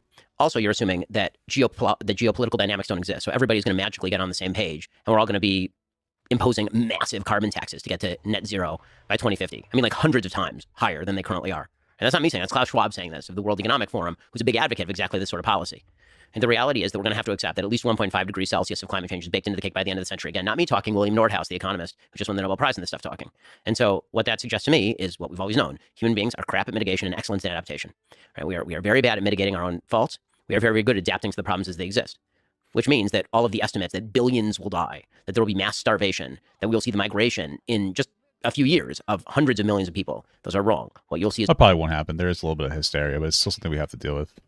It's a gradual change of living. People will move away from areas that are inundated on the coast. You will see people building seawalls. You'll see people adapting new technologies to suck carbon out of the air. You will see geoengineering. Right? This is the sort of stuff that we should... The thing is that it makes it difficult. So we live in a capitalist society, so people don't really do things until there's like an incentive for it, right? And it's difficult to find that incentive in a traditional way, which is why you need the government to implement the building of that incentive. That's a big thing. And so we need to actively do that. We need to actively try to incentivize people doing like the right thing. Right?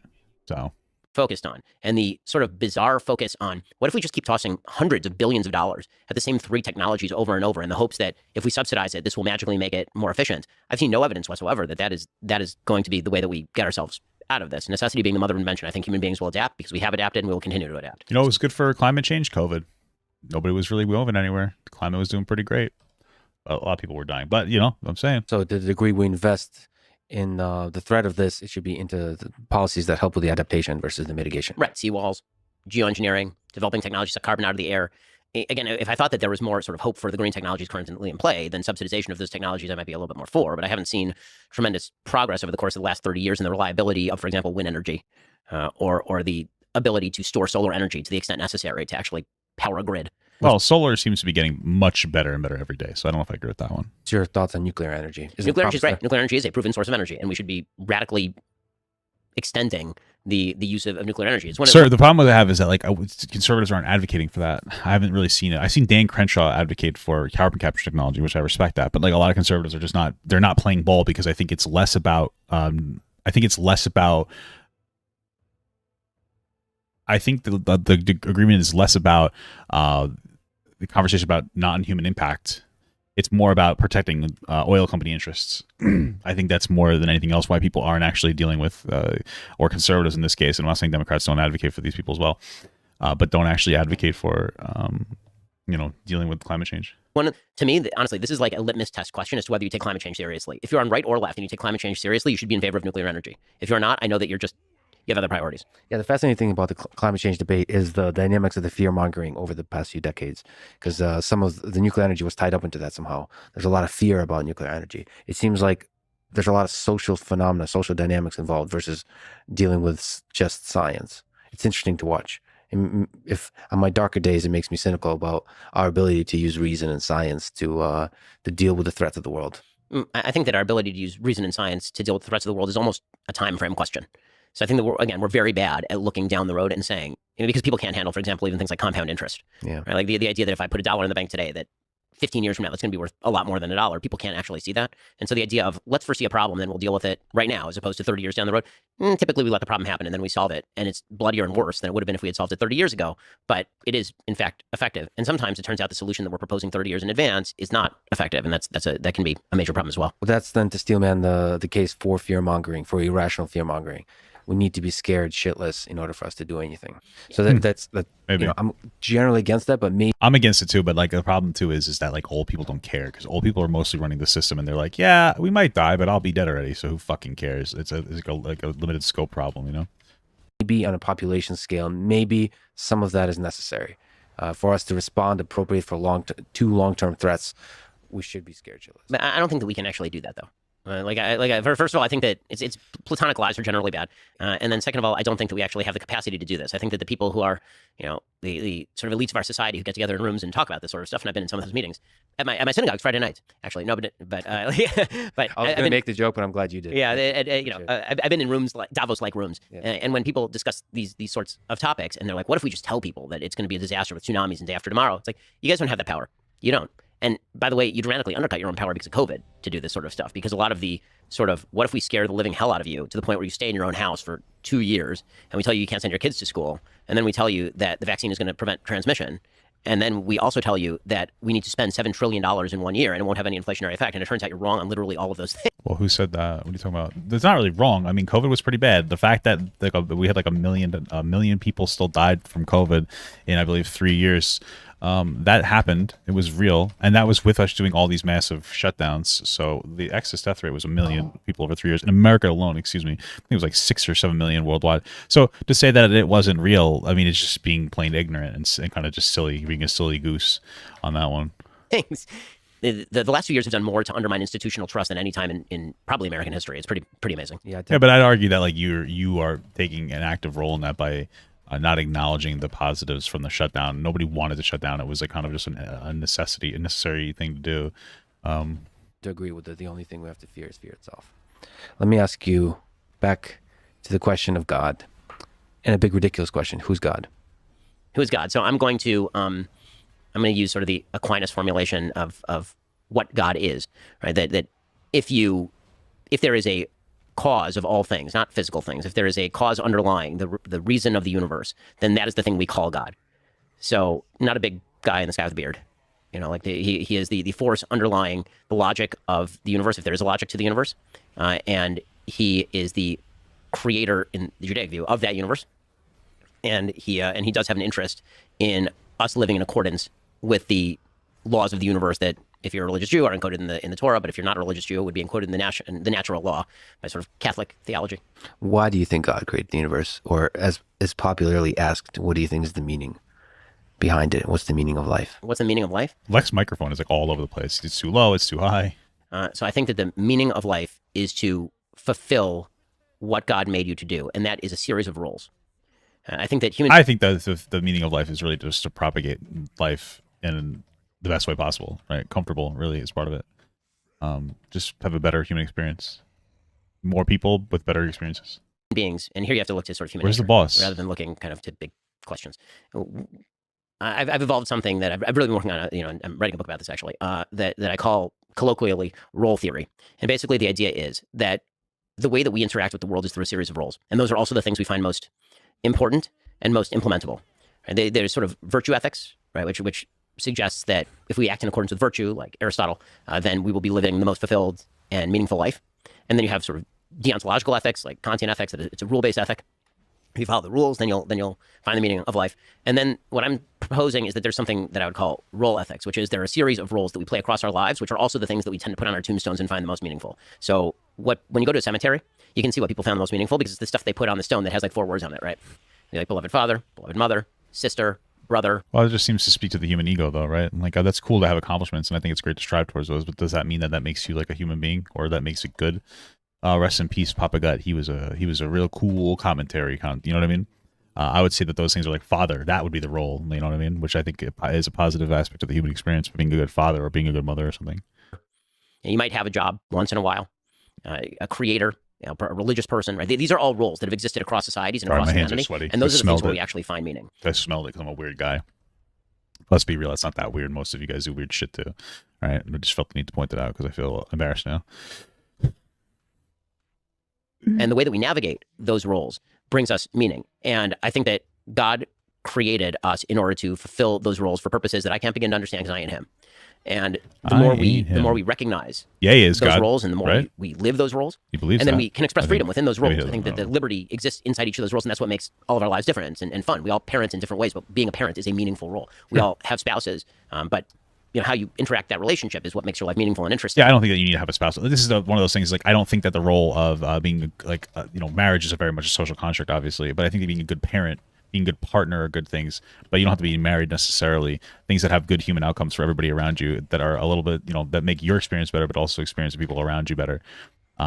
Those are good things. I don't think that you need to do like a role thing. I think that those roles are pretty much created around the actual meaning of life, of it's to propagate human existence and human happiness, which is what I think is, and that makes the most sense to me. And these are things that would do that.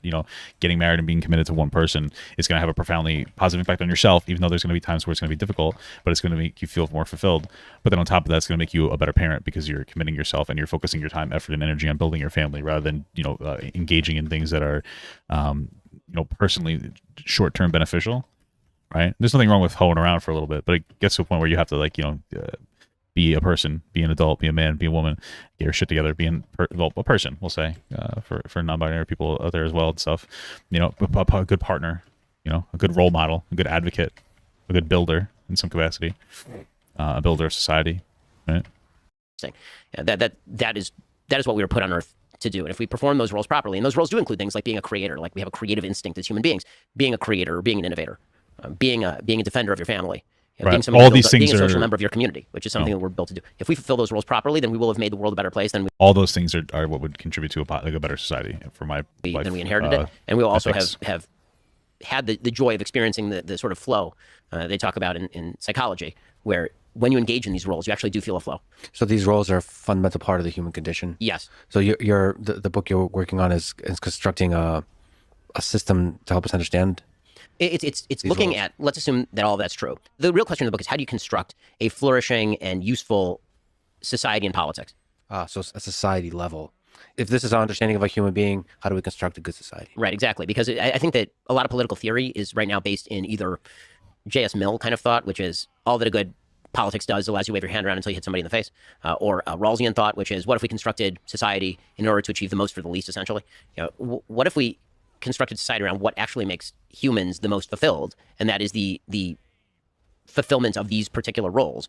And where does liberty come into that, right? How do you avoid the idea of a tyranny in that? Right? How do you have to be a mother, you must be a father, you must be. Where does freedom come into that? Can you reject those roles totally as a society and be okay? The answer probably is not. So you need a society that actually promotes and protects those roles, but also protects the freedom inside those roles. And that raises a more fundamental question of what exactly liberty is for. And I think that both the right and the left actually tend to make a mistake when they discuss liberty. The left tends to think that liberty is an ultimate good, that simple choice makes a bad thing good, which is not true. And I think the right talks about liberty in almost the same terms sometimes, and I think that's not true either. The question is, well, what's right for one person or what's right for most people doesn't necessarily make it right for everybody. I think that marriage is probably best for everybody. I think monogamy is best for everybody, but I don't know you as an individual, and you might be oppressed by monogamy.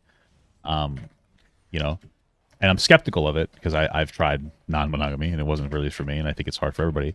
But that you doing that isn't going to destroy society. Maybe you could raise a family unit really well in those conditions or scenarios, right? So we allow these types of, I guess you'd say, neutral choices more than anything else, right? Because it might not be best for every single person, and we know this just kind of across the board.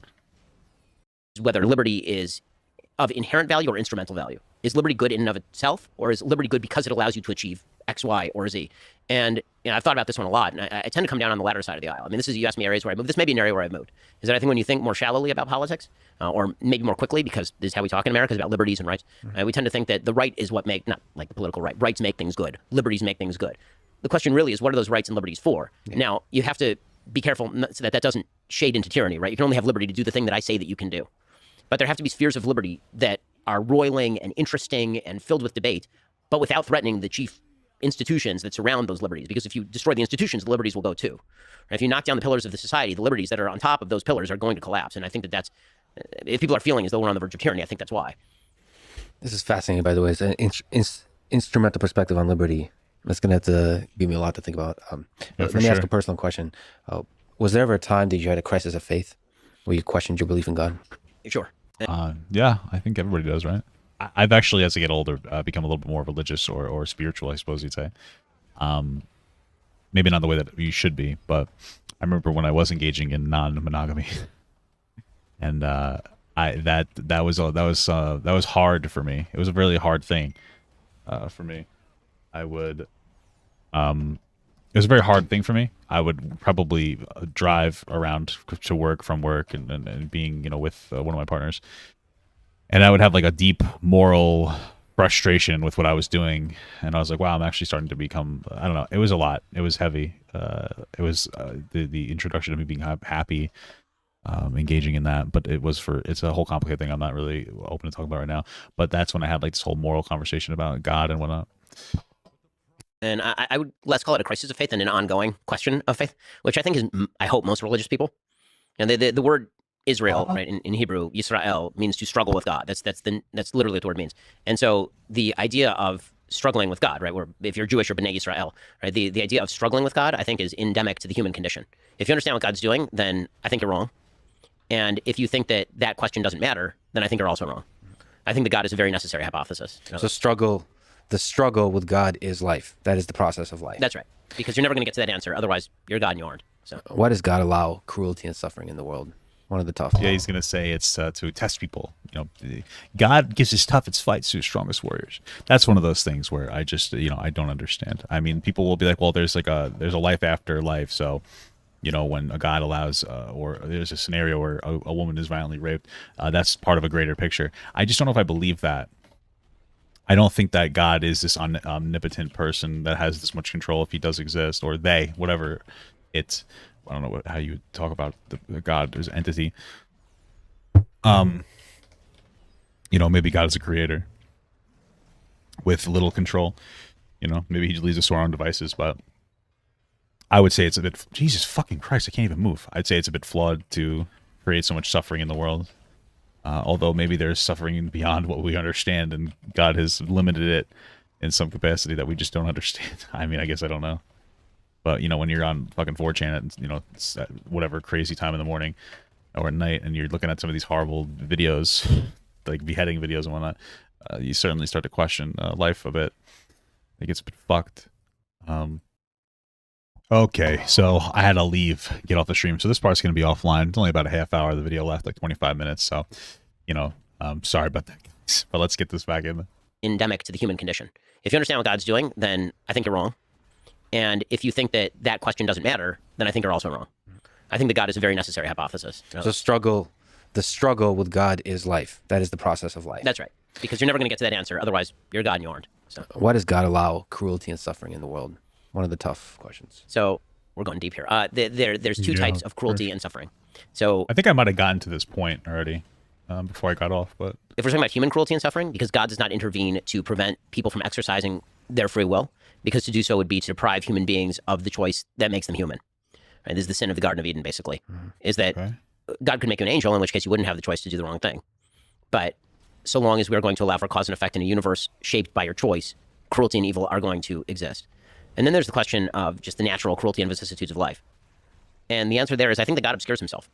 I think that if God were to appear in all of his glory to people on a regular basis, I think that would make faith, you wouldn't need it. There'd be no such thing as faith, right? It would just be reality, right? Nobody has to prove to you that the sun rises every day.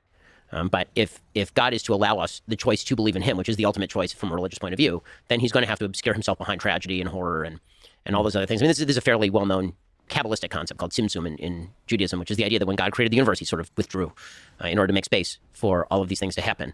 So God doesn't have an instrumental perspective on liberty. In a chief sense, he does, because the best use of liberty is going to be belief in him. And you can misuse your liberty, right? There will be consequences if you believe in an afterlife, or if you believe in sort of a generalized, better version of life led by faith, then liberty does have a purpose. But he also believes that you have to give people, from a cosmic perspective, the liberty to do wrong without threatening all the institutions of society. I mean, that's why it does say in the Bible that if man sheds blood, by man shall his blood be shed, right? There are punishments that are in biblical thought for doing things that are wrong.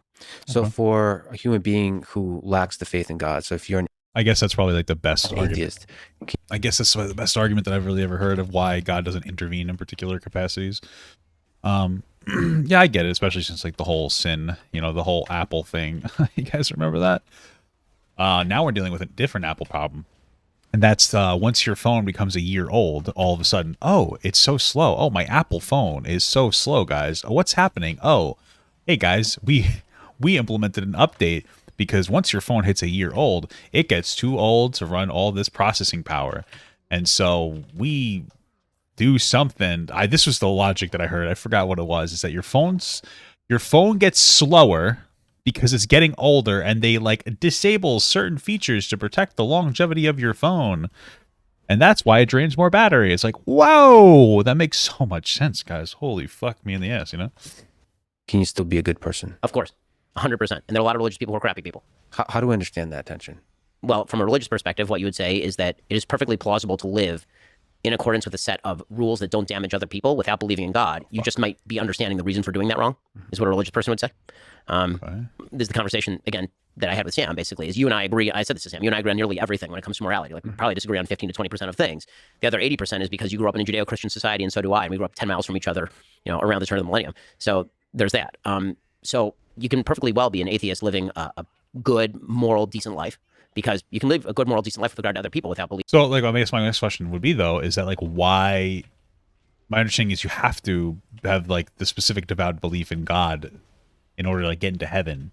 But why would God prefer, and you can correct me if I'm wrong here, but why would God prefer a drastically, let's not even say flawed, bad person who practices the faith devoutly over somebody who doesn't practice the faith devoutly or is questioning some things but tries to live a very morally good life that would still align with the God's wishes?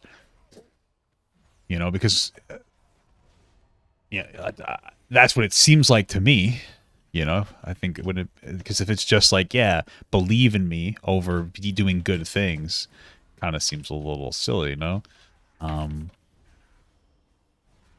Philosophy seems a little bit silly to me, but I guess the concept of going to heaven and being a believer, it's not just about being a believer, it's about like genuinely repenting for the sins you may have committed. But okay. Believing in God. I don't think you can build a society on that, because I think that, that relies on the sort of goodness of mankind, natural goodness of mankind. I don't believe in the natural goodness of mankind. You don't. No, I believe that man is created both sinful and with the capacity for sin and the capacity for good. Sure. But if you let them be on their own, doesn't it Without social institutions to shape them, I think that's very likely to go poorly. I tend to agree with that. Without some form of moral guidance set in. Yeah, I believe that as well. I don't think that it has to be religion. I think that as we move forward, we could do other things that are non-religious as well. That people can root their moral center in. And we're going to need those things at the end of the day, whether you like it or not, because we are very heavily shifting away from religion for various reasons. You know, I think some of them are people don't necessarily trust the institution of religion because of how oppressive it has been historically.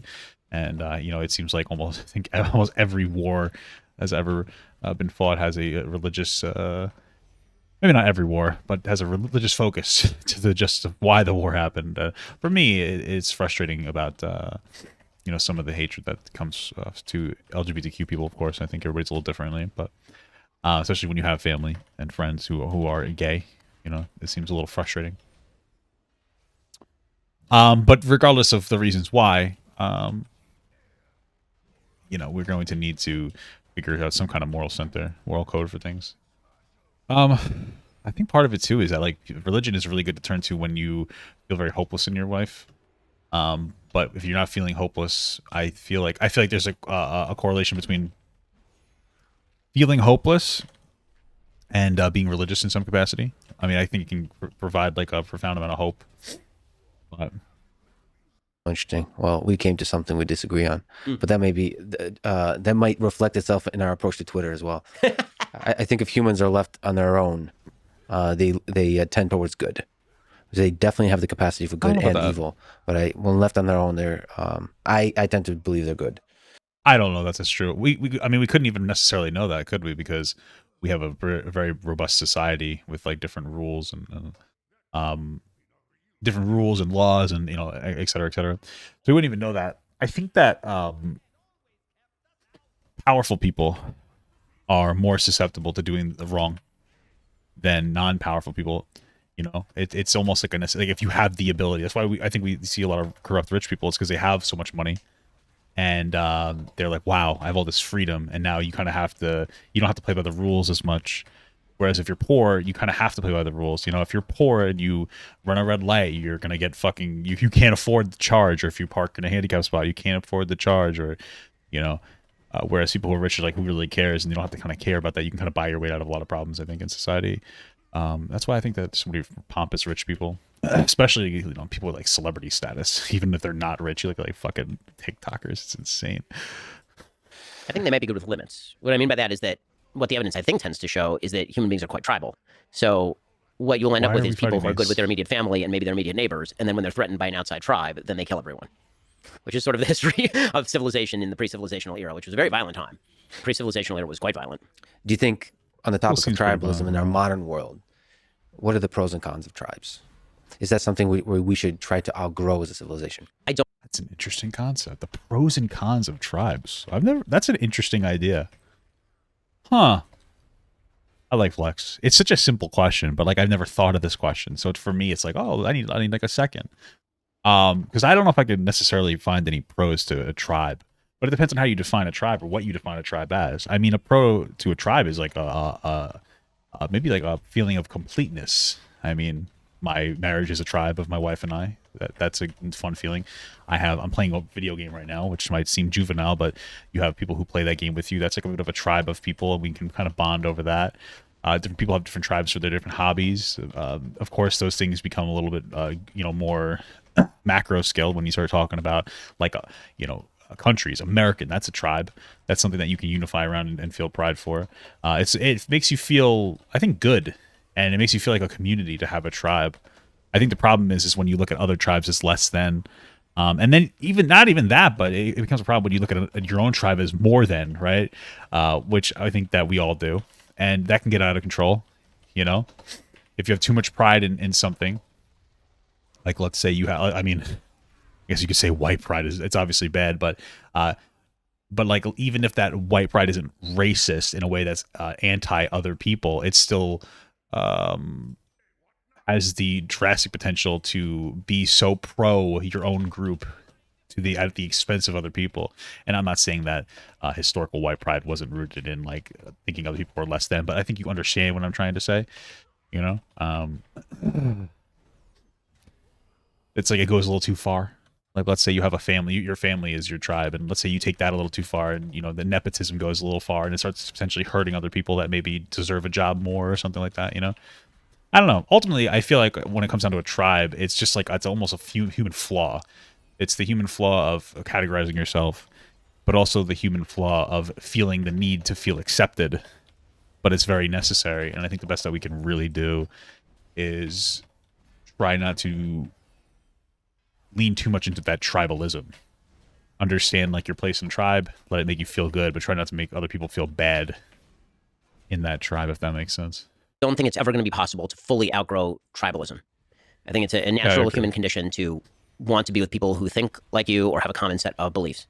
And I think trying to obliterate that in the name of universalism likely leads to utopian results that have devastating consequences. Utopian sort of universalism has been failing every time it's tried, whether you're talking about, now it seems to be sort of a liberal universalism, which is being rejected by a huge number of people around the world in various different cultures, or whether you're talking about religious universalism, which typically comes with religious tyranny, or whether you're talking about communistic or Naziist. Surprised you said that. Sort of universalism, which comes with mass slaughter. So this is, universalism I'm not a believer in. I think that you have, some values that are fairly limited that all human beings should hold in common, and that's pretty much it. Like, I think that everybody should have the ability to join with their own culture. I think how we define tribes is a different thing. Yeah. So I think that tribes should not be defined by innate physical characteristics, for example, because I think that, thank God, as a civilization, we've outgrown that, and I think that is a childish way to view the world. And all the tall people aren't a tribe. All the black people aren't. All the white people aren't a tribe. So the tribes should be formed over ideas versus physical characteristics. That's right. Which is why, actually, to go back to sort of the beginning of the conversation, when it comes to Jews, I'm not a big believer in ethnic Judaism. Right. I'm as a person who takes Judaism seriously, Judaism is more to me than you were born with a last name like Berg or Steen. And so I've made Hitler would disagree with you, but he would disagree with me, but that's because he was a tribalist, right? Who thought in racial terms. So, so maybe Hitler would disagree with you, but he would disagree more to me than you were born with a last name like Berg or Steen. And so I've made Hitler would disagree with you, but he would disagree. Oh, Hitler! I was like, who are we talking about? Yeah, no, fuck Hitler. Maybe that's because he was a tribalist, right? Who thought in racial terms. So, so what a base take! What a dangerous take! Fuck Hitler! Yeah, I'm really fighting the power. Maybe robots will help us see humans as one tribe. Yeah, maybe. As long as this is Reagan's idea, right? Reagan said, well, if there's an alien invasion, then we'll all be on the same side. So I'll go for the Soviets and we'll talk about it. There's some deep truth to that. What does it mean to be a good man? The various role that a human being takes on in this role theory that you've spoken about. What does it mean to be a good man? For me, what it means to be a good man is, I guess, for me, like being a man is a philosophy. I think that like a lot of people could take what I think about being a good man and mostly, make it about anything, or really a man, woman, even non-binary, whatever, tickles your fancy or wherever you gravitate towards. A lot of my moral center for being a man, obviously I think being a good father is a good man, but it comes from the Boy Scouts. I'm an Eagle Scout. Some people know that. I'm actually, for people who know about the Boy Scout, I'm an Order of the Arrow Brotherhood member. Like, I was pretty deep into the Boy Scouts. I'd like to try to take a role of helping the other people in the troop, do like their merit badge work and whatnot. I had like a really strong Scoutmaster, who was a very strong like male figure in my life. He was I talk about this all the time. He was kind of ball buster, and he was a little edgy, and he would say things. He would sometimes speak out of his ass, but he was always respectful, especially to my mother, which I always appreciated. He was somebody that like sometimes women would feel uncomfortable, only in the sense that he would make some edgy jokes. But when my mother said, "Hey, Jim, you're going too far," that's all it took. He's like, I'm sorry. Like, he didn't mean to be a bad person, and that for me, that understanding of flaw and respect. He never ever meant to be disrespectful, even when he did things that other people might have perceived as disrespect. And he never wanted people to see that in him, which is a good thing. And that's how I kind of operate. You can have our fun, but don't be disrespectful. That's a big thing for me. But yeah, always do the right thing. I think what it means to be a man is to try to keep yourself, to be a good person, try to be like a role model, set an example for people, be strong, protect and defend those who may be considered weak in different capacities, because we're all weak in some capacity and strong in others. Show utmost respect. Be a guiding figure. Keep your emotions in check. These are all things that are like are very important to me. And anger is an emotion. Keep that in check. We've all struggled with different emotions. You know, of course I have as well. If I wanted to really into the Boy Scouts, there's like a 13, I forget what it is. There's like the Scout motto. There's like the Scout. There's a bunch of different things. I forget the specifics of which is labeled as what, but I know there's like these like 13 tenets, like trustworthy, loyal, helpful, friendly, courteous, kind, obedient, cheerful, thrifty, brave, clean, and reverent. Obviously the reverence, I'm not particularly religious, but these are all aspects. There's also like something that I think aligns with like arate, I think is what it was called in Greek or Roman culture, which is be physically, and this is in the Boy Scouts, be physically strong, mentally awake, and morally straight. It's really like about like mind, body, and spirit. These are things that are very good. There's a lot of different things, but I think it's trying to be a good person, setting a good example, you know, doing the right thing, volunteering first. Looking at my texts from my wife. You know, just trying to be a good man, understanding that you have flaws, and try to see other people from like a particular capacity. It's a lot. I feel like when it comes to what makes a good man, sometimes can be almost difficult to accurately define. But I think a lot of men, a lot of good men, know what it means to be a man and can show what it means to be a man to people who need to see it in their lives. You know, as a father, being there for your kid, you can show what it means to be a man to your child, and you don't have to explain it, but you can show that. And I'll say in the Boy Scouts, we memorize a lot of things, as you could obviously tell. But I'll tell you that the most impactful aspect, the thing that makes me operate like a man now, had less to do with remembering all these different things and had more to do with how people would interact with myself and others around me in the troop, especially the leaders, especially like my scoutmaster, you know. These things were more impactful because you could, like I said, all those things, like trustworthy, loyal, helpful, friendly, courteous, kind, obedient, cheerful, thrifty, brave, clean, and reverent. But I've never really sat down and like ever thought, what do those words mean?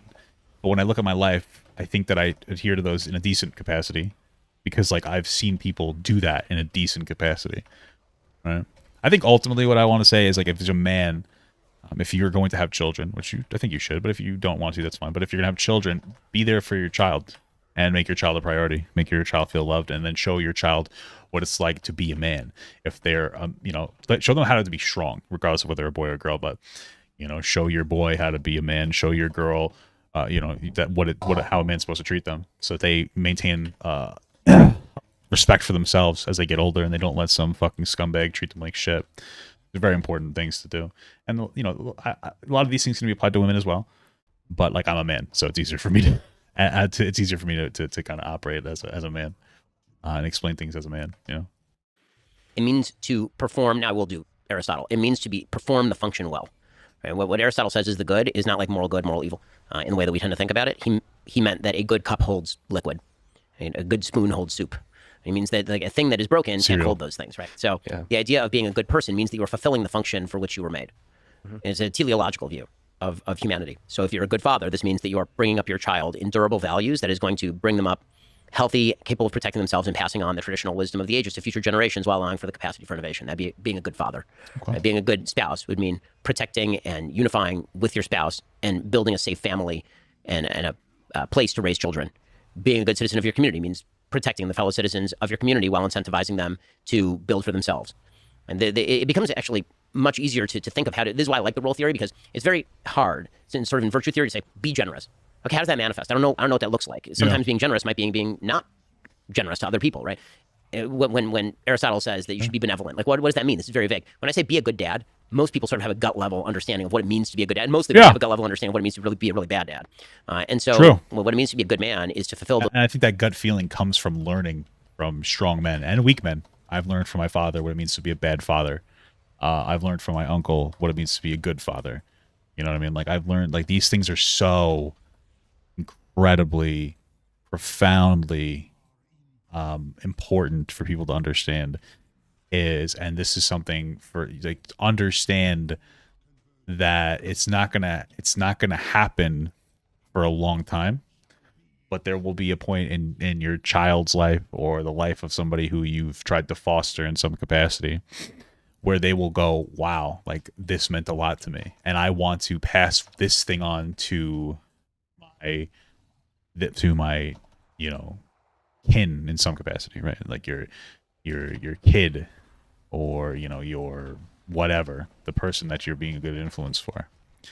You know, it's a very driving thing, and it takes a long time to really figure it out, and sometimes it won't be figured out by those people until you're dead. Because I think, like, obviously being a good what's being a good dad, like everybody, we're all expected to be good parents in general, because of course we should be, but it's also so hard, you know. And I think that, like, you know, treat your parents or whoever who's done a great job of, you know, raising you or done their best, you know, show them a little appreciation, I think would be good, especially like before they especially like before they might pass away, you know. I think that's an upsetting thing, you know. So definitely take that advice, you know, because there's some things you can miss out on in that capacity that could be upsetting. I remember my uncle. I know I talk about him like a lot, so I'm sorry about that, but I get a little teary-eyed, so yeah, sorry. But my uncle, I remember one thing I very much regret is him ever meeting my wife, like, because when I started dating her, you know, he knew of her. I've talked about her and stuff, but I never were able to show him, you know, because he was in the hospital, and well, he wasn't even in the hospital. He passed very abruptly. He went to the hospital, but he was effectively, unfortunately, passed by the time. And I remember that day, he was sick for a little while. You know, he had COVID, and I was like, oh, when he gets better, you know, of course. And that never really came around. Very abrupt. You know, he was feeling better, and then he just kind of slumped over in his chair at home and passed. I remember getting the word that he was in the hospital, and I remember leaving work. I had to just leave. I couldn't be there. I was so upset. And I got there, and I remember, and this is such a vivid, it's like an upsetting thing to remember, but I remember seeing him in the hospital. He had passed already, and I was able to say goodbye. I just kind of remember him, you know, and I remember telling him about my now wife, you know, and it gave me a little bit of closure and peace, you know, but you know, it would have been cool if he could it could have been cool if he was able to, I guess, experience things like my first Christmas with my wife. That would have been nice, you know. So those roles, as many of them as you can, properly and at full function. And that's a very hard job. And I've said before that, you know, because I engage a lot with the public and all of this, you know, the word great comes up a lot. What does it take to be a great leader? What does it take to be a great person? And I've always said to people, it's actually fairly easy to be great. It's very difficult to be good. There are a lot of very great people who are not very good, and there are not a lot of good people. And most of them, you know, frankly, most good people die mourned by their family and friends, and 2 generations later they're forgotten. But those are the people who incrementally move the ball forward in the world, sometimes much more than the people who are considered great. Understand the role in that. your life that involves being a cup and be damn good at it. Exactly. I thought he said a cuck, but okay, yeah, that's funny. Yeah, that's a good point, man. That's a good point. I think that's one of those things where I remember, like, growing up, and I learned, like, immortality comes in being remembered. And like the idea of being so greatly remembered in history would be such an incredible feeling. But ultimately, or at the end of the day, I suppose it's the same thing. But I think that, yeah, that matters so much more. It's just being very valued by, like, what the fuck, a few individuals instead of everybody. That's right. Hold the soup. It's very Jordan Peterson. Yeah, there. Yeah, it's very like Lobster with Jordan Peterson. Exactly. I think people will quote you for years and years to come on that. What advice would you give? A lot of young people look up to you. What advice despite their better judgment. No, I'm just kidding. I'm just Maybe. only kidding. Only kidding. They seriously look up to you and draw inspiration from your ideas, from your bold thinking. What advice would you give to them? How to live a life worth living? How to have a career they can be proud of, and everything like that. So live out the values that you think are really important and seek those values in others. Would be the first piece of advice. Second piece of advice: don't go on Twitter until you're 26, and 26. Because your brain is fully developed at that point. I mean, listen, this is really that's really not bad advice. I said it before, you know, and I do controversial content. So of course, it's probably when it comes to doing controversial content, I would say you probably end up in controversy more or engaging with that energy, right? But like, you know, so if you're making like fucking lipstick videos, it won't be that big of a deal, or makeup videos or whatever, you know, weird kids do nowadays. They've always done it, but yeah, it's good advice, man. As an adult, it can be difficult to deal with some of the, you know, backlash of particular things that you say, especially when a lot of people will look at you and like bad faith the fuck out of everything that you say and think. And I probably done the same. So, you know, I'm part of the machine, part of the problem machine. But it can be difficult for me as an adult, or anybody as an adult. You know, Ben was talking about that earlier in this segment about about like not going on Twitter. Really, it takes a lot. You know, I think it's a difficult thing. And then on top of that, you don't want to be like some edgy dumb fuck. And then as you get older, you're like, oh, I was edgy when I was a kid, and you know, maybe you go back and regret it, or you know, you look at the landscape too, and people like, you know, you said something bad 10 years ago when you didn't know any better, and now all of a sudden you are morally forever that person that did that bad thing, you know. As I said early on, you know, I was on social media and writing columns from the time I was 17. It was a great opportunity, and as it turns out, a great temptation to say enormous numbers of stupid things when you're young. I mean, you're kind of trying out ideas and you're putting them on, you're taking them off, and social media permanentizes those things and engraves them in stone, and then that's used against you for the rest of your life. So I tell young people this all the time: like, if you want to be on social media, but don't post. Like, watch. If you want to take in information, and more importantly, you should read books. As far as you know, other advice, I would say engage in your community. There's no substitute for engaging your community and engage in interpersonal action, because that will soften you and make you a better person. I've become a better person since I got married. I've become an even better person since I've had kids. So you can imagine how terrible I was before all these things. And engaging your community does allow you to build the things that matter on the most local possible level. I mean, the outcome, by the way, of the sort of politics of fulfillment that I was talking about earlier is a lot of localism, because the roles that I'm talking about are largely local roles. So that stuff has to be protected locally. I think we focus way too much in this country and others on like world-beating solutions, national solutions that apply to hundreds of millions of people. How do we get to the solutions that apply for like 5? And then we get to the solutions that apply to like 20. And then we get 100%. He's that. How the fuck? I thought I had everything I needed. He's 1,000,000,000% correct. This is fantastic advice, honestly. Like, yeah, you know, doing local shit is much better. Making those small progressive changes is so much better.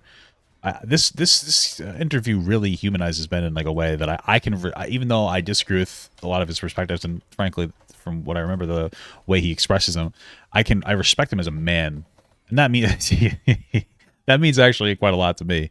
You know, I see, so that's you know, I can respect that a lot. Get to the solutions that involve 200 people or 1,000 people. Let's solve that stuff. And I think the solutions at the higher level flow bottom up, not top down. What about mentors and maybe role models? Have you had a mentor, or maybe people you look up to? Either you interacted on a local scale, like you actually knew them, or somebody you really looked up to? For me, I'm very lucky. I grew up in a very solid 2-parent household. I'm extremely close with my parents. I've lived near my parents literally my entire life, with the exception of 3 years of law school. And like right now, they live 1.5 miles from us. What'd you learn about life from your parents and your father?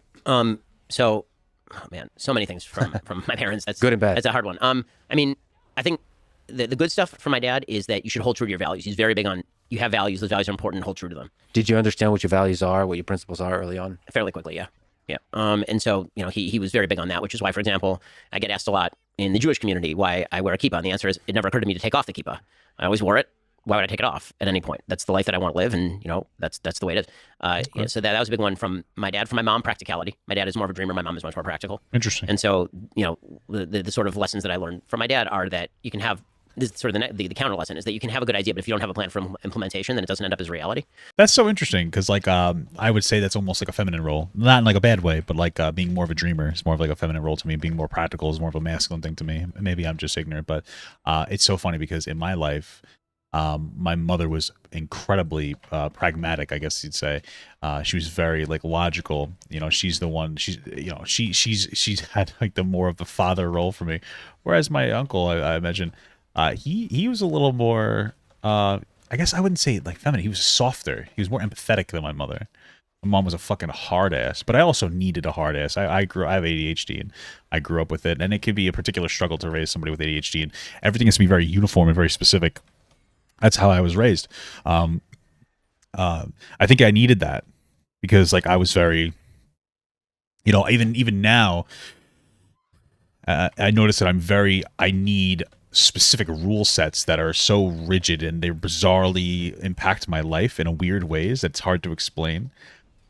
Simple conversations, like when I talked to my wife today, I was like, how many videos do you think I should release a day on my channel? Because I make a lot of content and I enjoy making the content. But I'm like looking for a good number.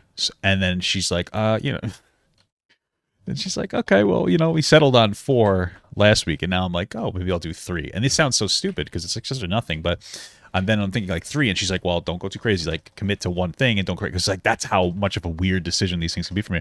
And I'm like, no. I just want to, it's so interesting. And I feel like I needed that rigidness. And maybe my mother became like that. But my mother was also very close to her father. She has like all my grandfather's power tools. So she's the oldest daughter. I don't think she's the oldest. I think she's the oldest daughter, one of 7. And she did a lot of the mother stuff, like cooking and cleaning and this and that. But then she also did a lot of the repairs. So my mother was like my mother's a man. You know what I mean? It's very interesting. She grew up as a manager and everything. It's just very interesting that I see more the toughness from the feminine figures in my life, and like more empathy. I guess you say hardness from the women in my life and the softness from the men in my life. It's so interesting though, and that's how my relationship is with my wife as well. I'm softer than my wife. Like she's the one that she's a bit of a ball buster. Sometimes can be a better advocate for me than I can be for myself. But then of course, like if people get like disrespectful to my wife, I get very irritated very quickly. But it's so interesting. It's just like very interesting, the dynamics of that. It's just so interesting. It's bizarre. Like when we go out to eat, I try to be like polite. Sometimes my wife will interpret some of her actions incorrectly. She could be a little colder, I suppose. But again, she's a very good advocate. She's a very good person. And that's something that people like need, that toughness in their life. I've struggled with like anger issues before. And so when people slight me, I tend to let things go very quickly because I don't want to get pushed to a particular point. And so it makes it a little difficult for me to advocate for myself. My wife doesn't have that problem. She could be proportionally angry at things. So, interesting stuff. It's just interesting, And I think actually he's learned that better over the course of his life too. But my dad, from the time I was very young, he wanted me to engage with other adults and he wanted me to learn from other people. And one of his rules was if he didn't know something, he would find somebody who he thought did know the thing for me to talk to. That was a big thing. So I'm very lucky. I have wonderful parents. As far as sort of other mentors, in terms of media, Andrew Breitbart was a mentor. Boo! Obviously, he was kind of known in his latter days, I think, more for the militancy than when I was very close with him. So for somebody like me who knows more about the militancy, can you tell me what makes him a great man? What made Andrew great is that he engaged with everyone. I mean, everyone. So there are videos of him rollerblading down the boulevard and people would be protesting and he would literally like rollerblade up to them and he would say, let's go to lunch together. And he would just do this.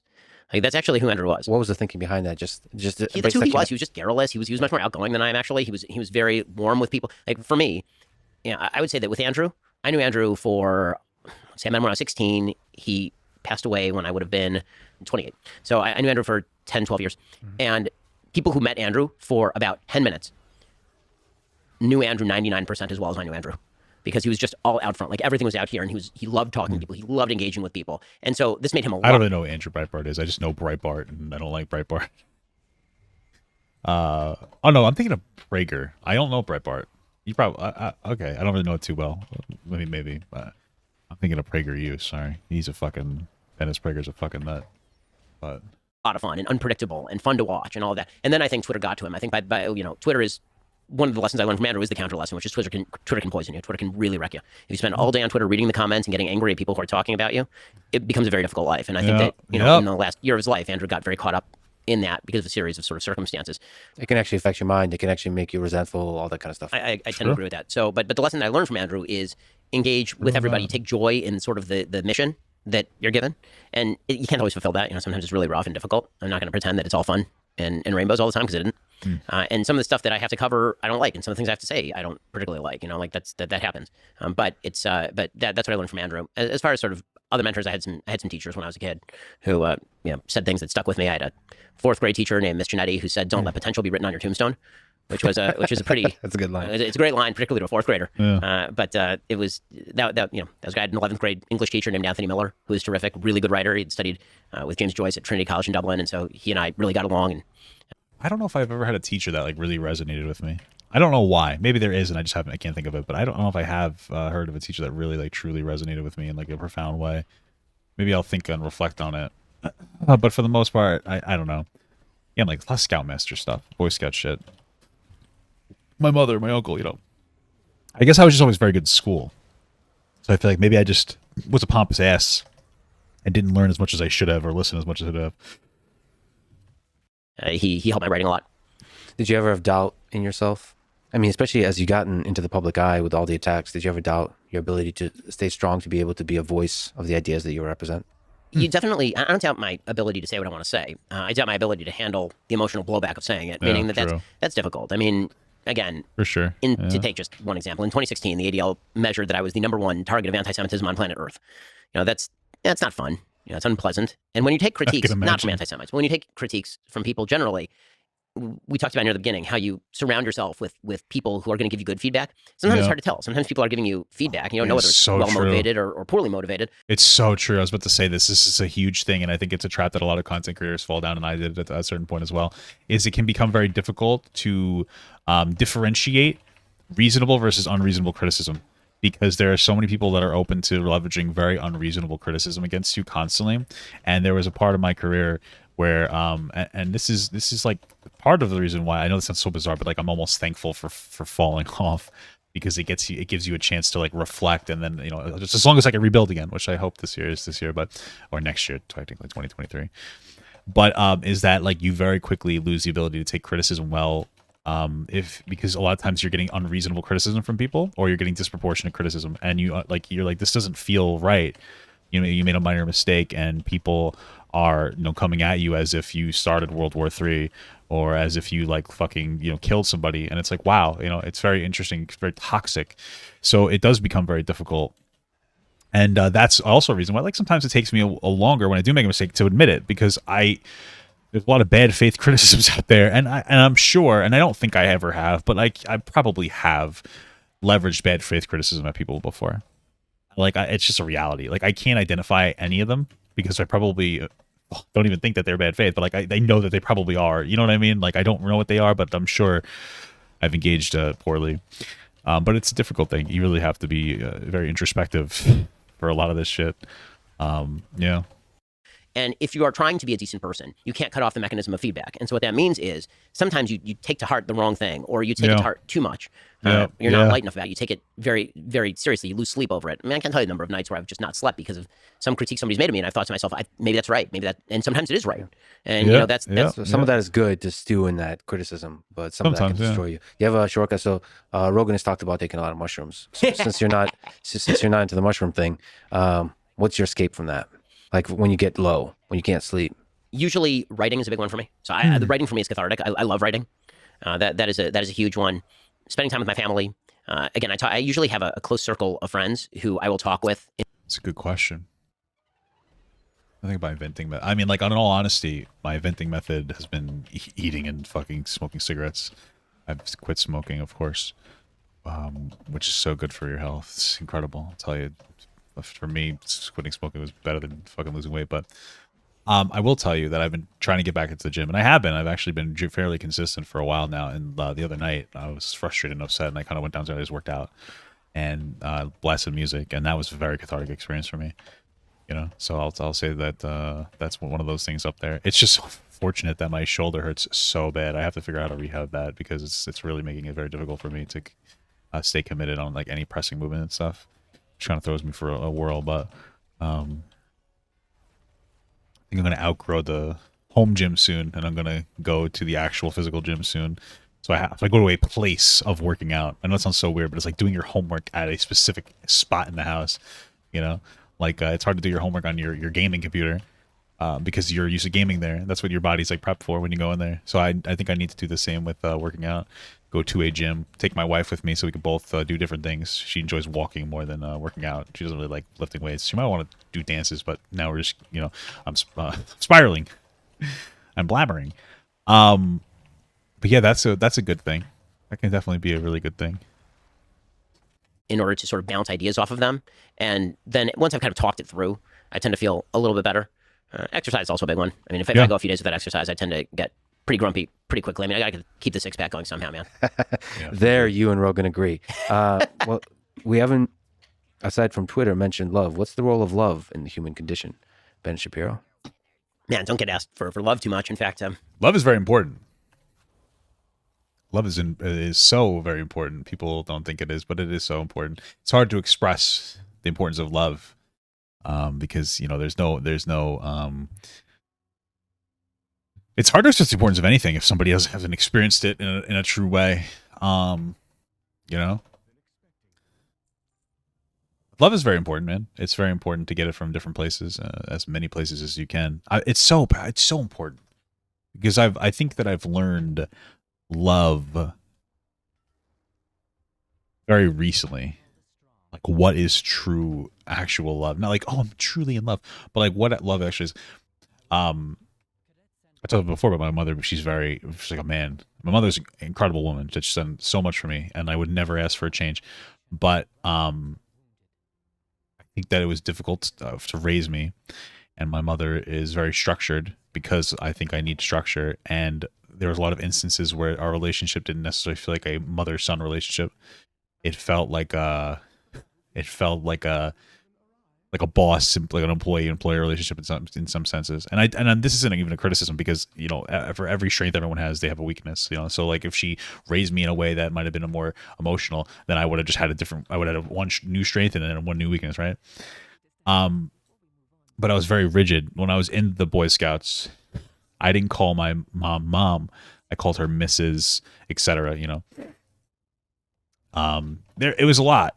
It's so hard, and I learned it very recently, probably emotionally stunted in some capacity, somewhat recently. And if I had to give you a defining moment when I started learning love, it's like, oh, when I met my wife. No, I think I started learning love when my Jaji passed away a while ago. My grandfather, my Polish grandfather, passed away, because you learn that you lose something, and then you learn to appreciate that love. For me, learning to appreciate love was when I learned the true meaning of loss. That's when I wanted to, rebuild the relationship with my sister, which was not fruitful. It's a whole conversation for another day. Yeah, takes a lot. It's hard to teach that. You don't get that question on college campus. No, that's why. Sorry for interrupting. That's why I don't like a lot of the people in the manosphere who say things like, "Don't tell women." That say this to young men, "Don't express yourself emotionally to women because they might take advantage of that." They might. Anybody might. Anyone could take advantage of that. I think that this is probably something that women have probably dealt with more. And maybe I'm just being regressive, but your own mother-daughter relationships can be rough. You might say something to you, confide in your mother in some capacity, and they might use that against you. Not even to be bad, but that's just been some of the experience of some of the people I've dated before.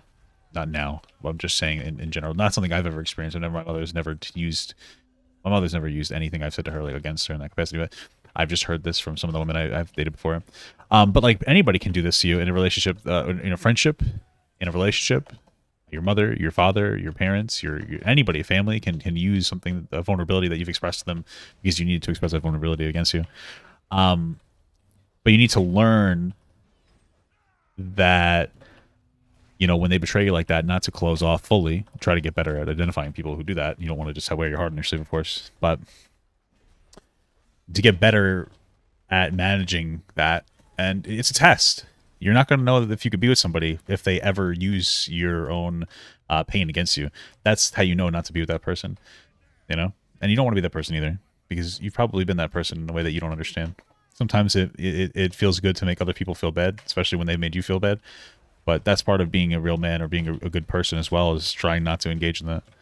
So Typically don't actually. In fact, we were at an event recently. My point was that like love is very important, and learning how to build that and find that is really, really incredibly important. It's a Daily Wire event, and in the middle of this event is a meet and greet with some of the audience. And in the middle of this event, this guy walks by with this girl. They're talking, and they're talking to me, and their time kind of runs. The security's moving them. And he says, no, wait, hold on a minute. And he gets down on one knee, and he proposes to the girl in front of me. And I said to him, this is the weirdest proposal in human history. What is happening right now? Like, I was your choice of Cupid here. Like, so, well, we actually like got together because we listened to your show.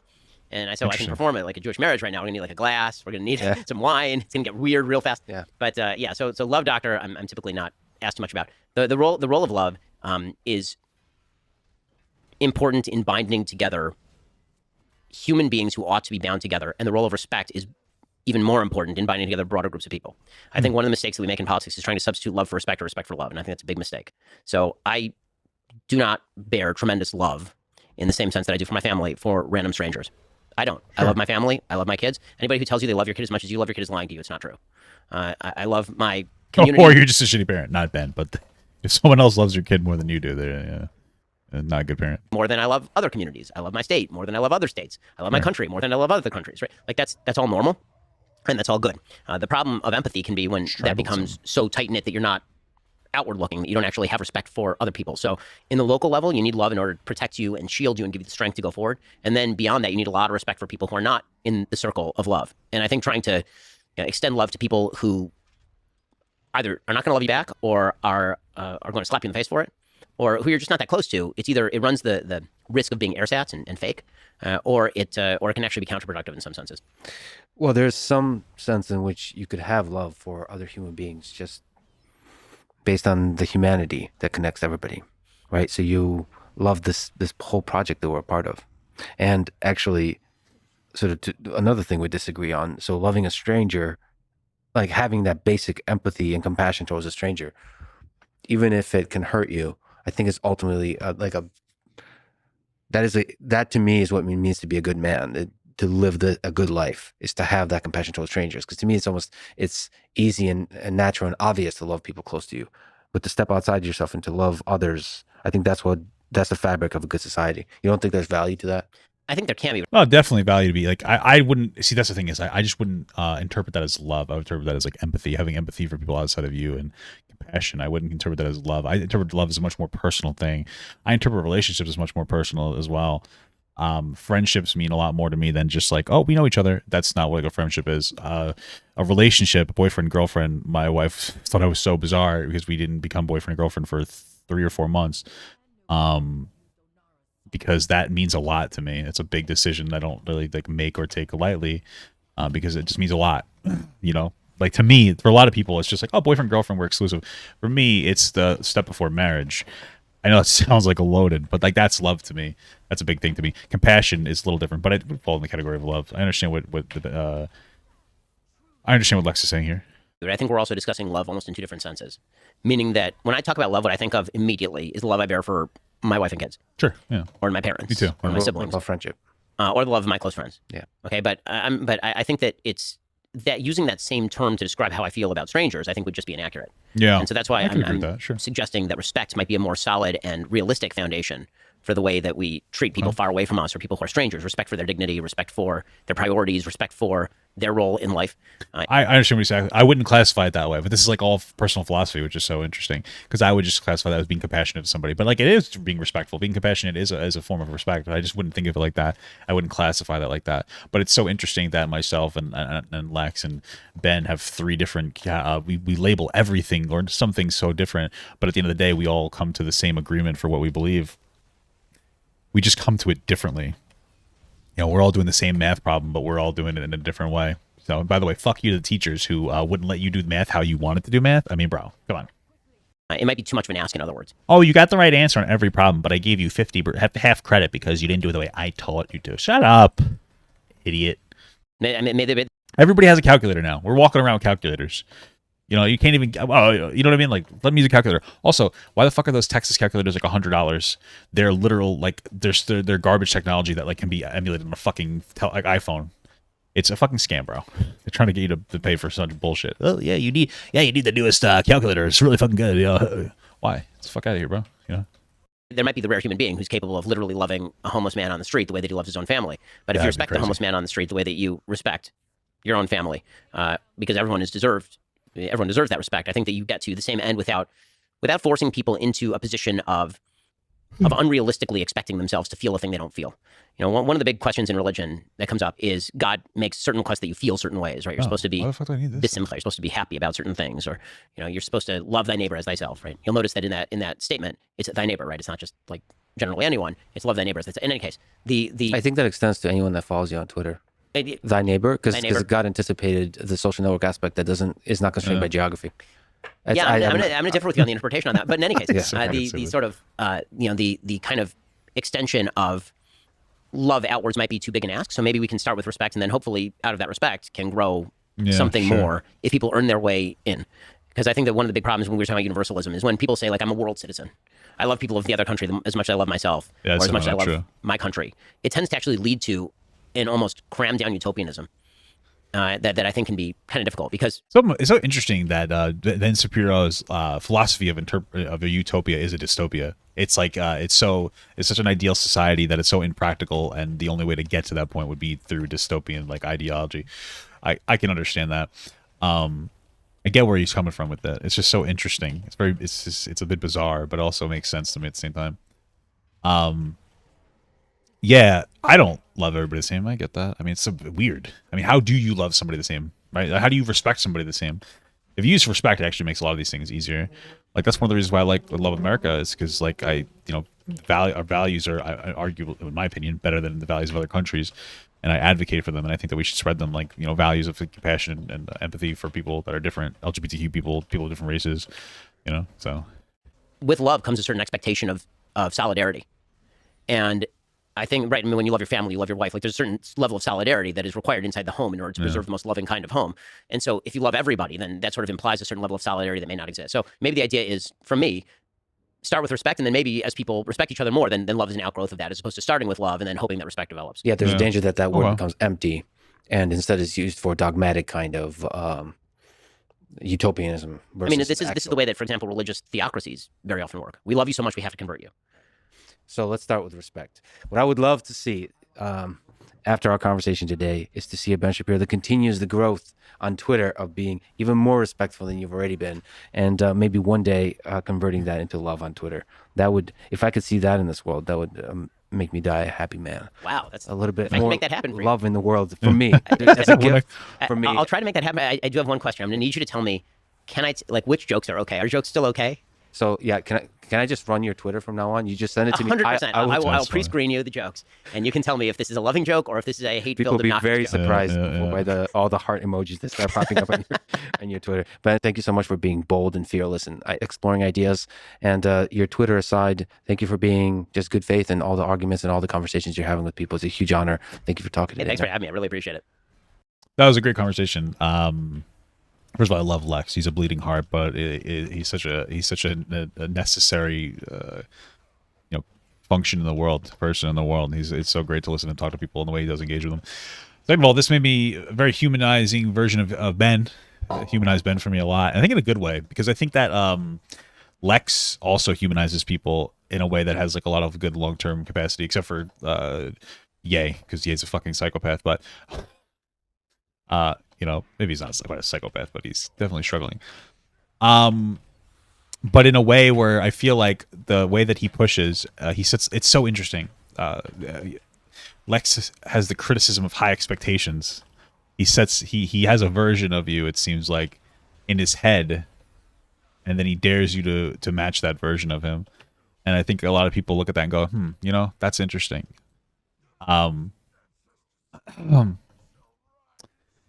And I felt that more. I think so far from who I've watched him talk to Destiny, Kanye, and Lex. I felt it the most in Ben. Ben seemed to be the most receptive to these ideologies, so I can respect that a lot.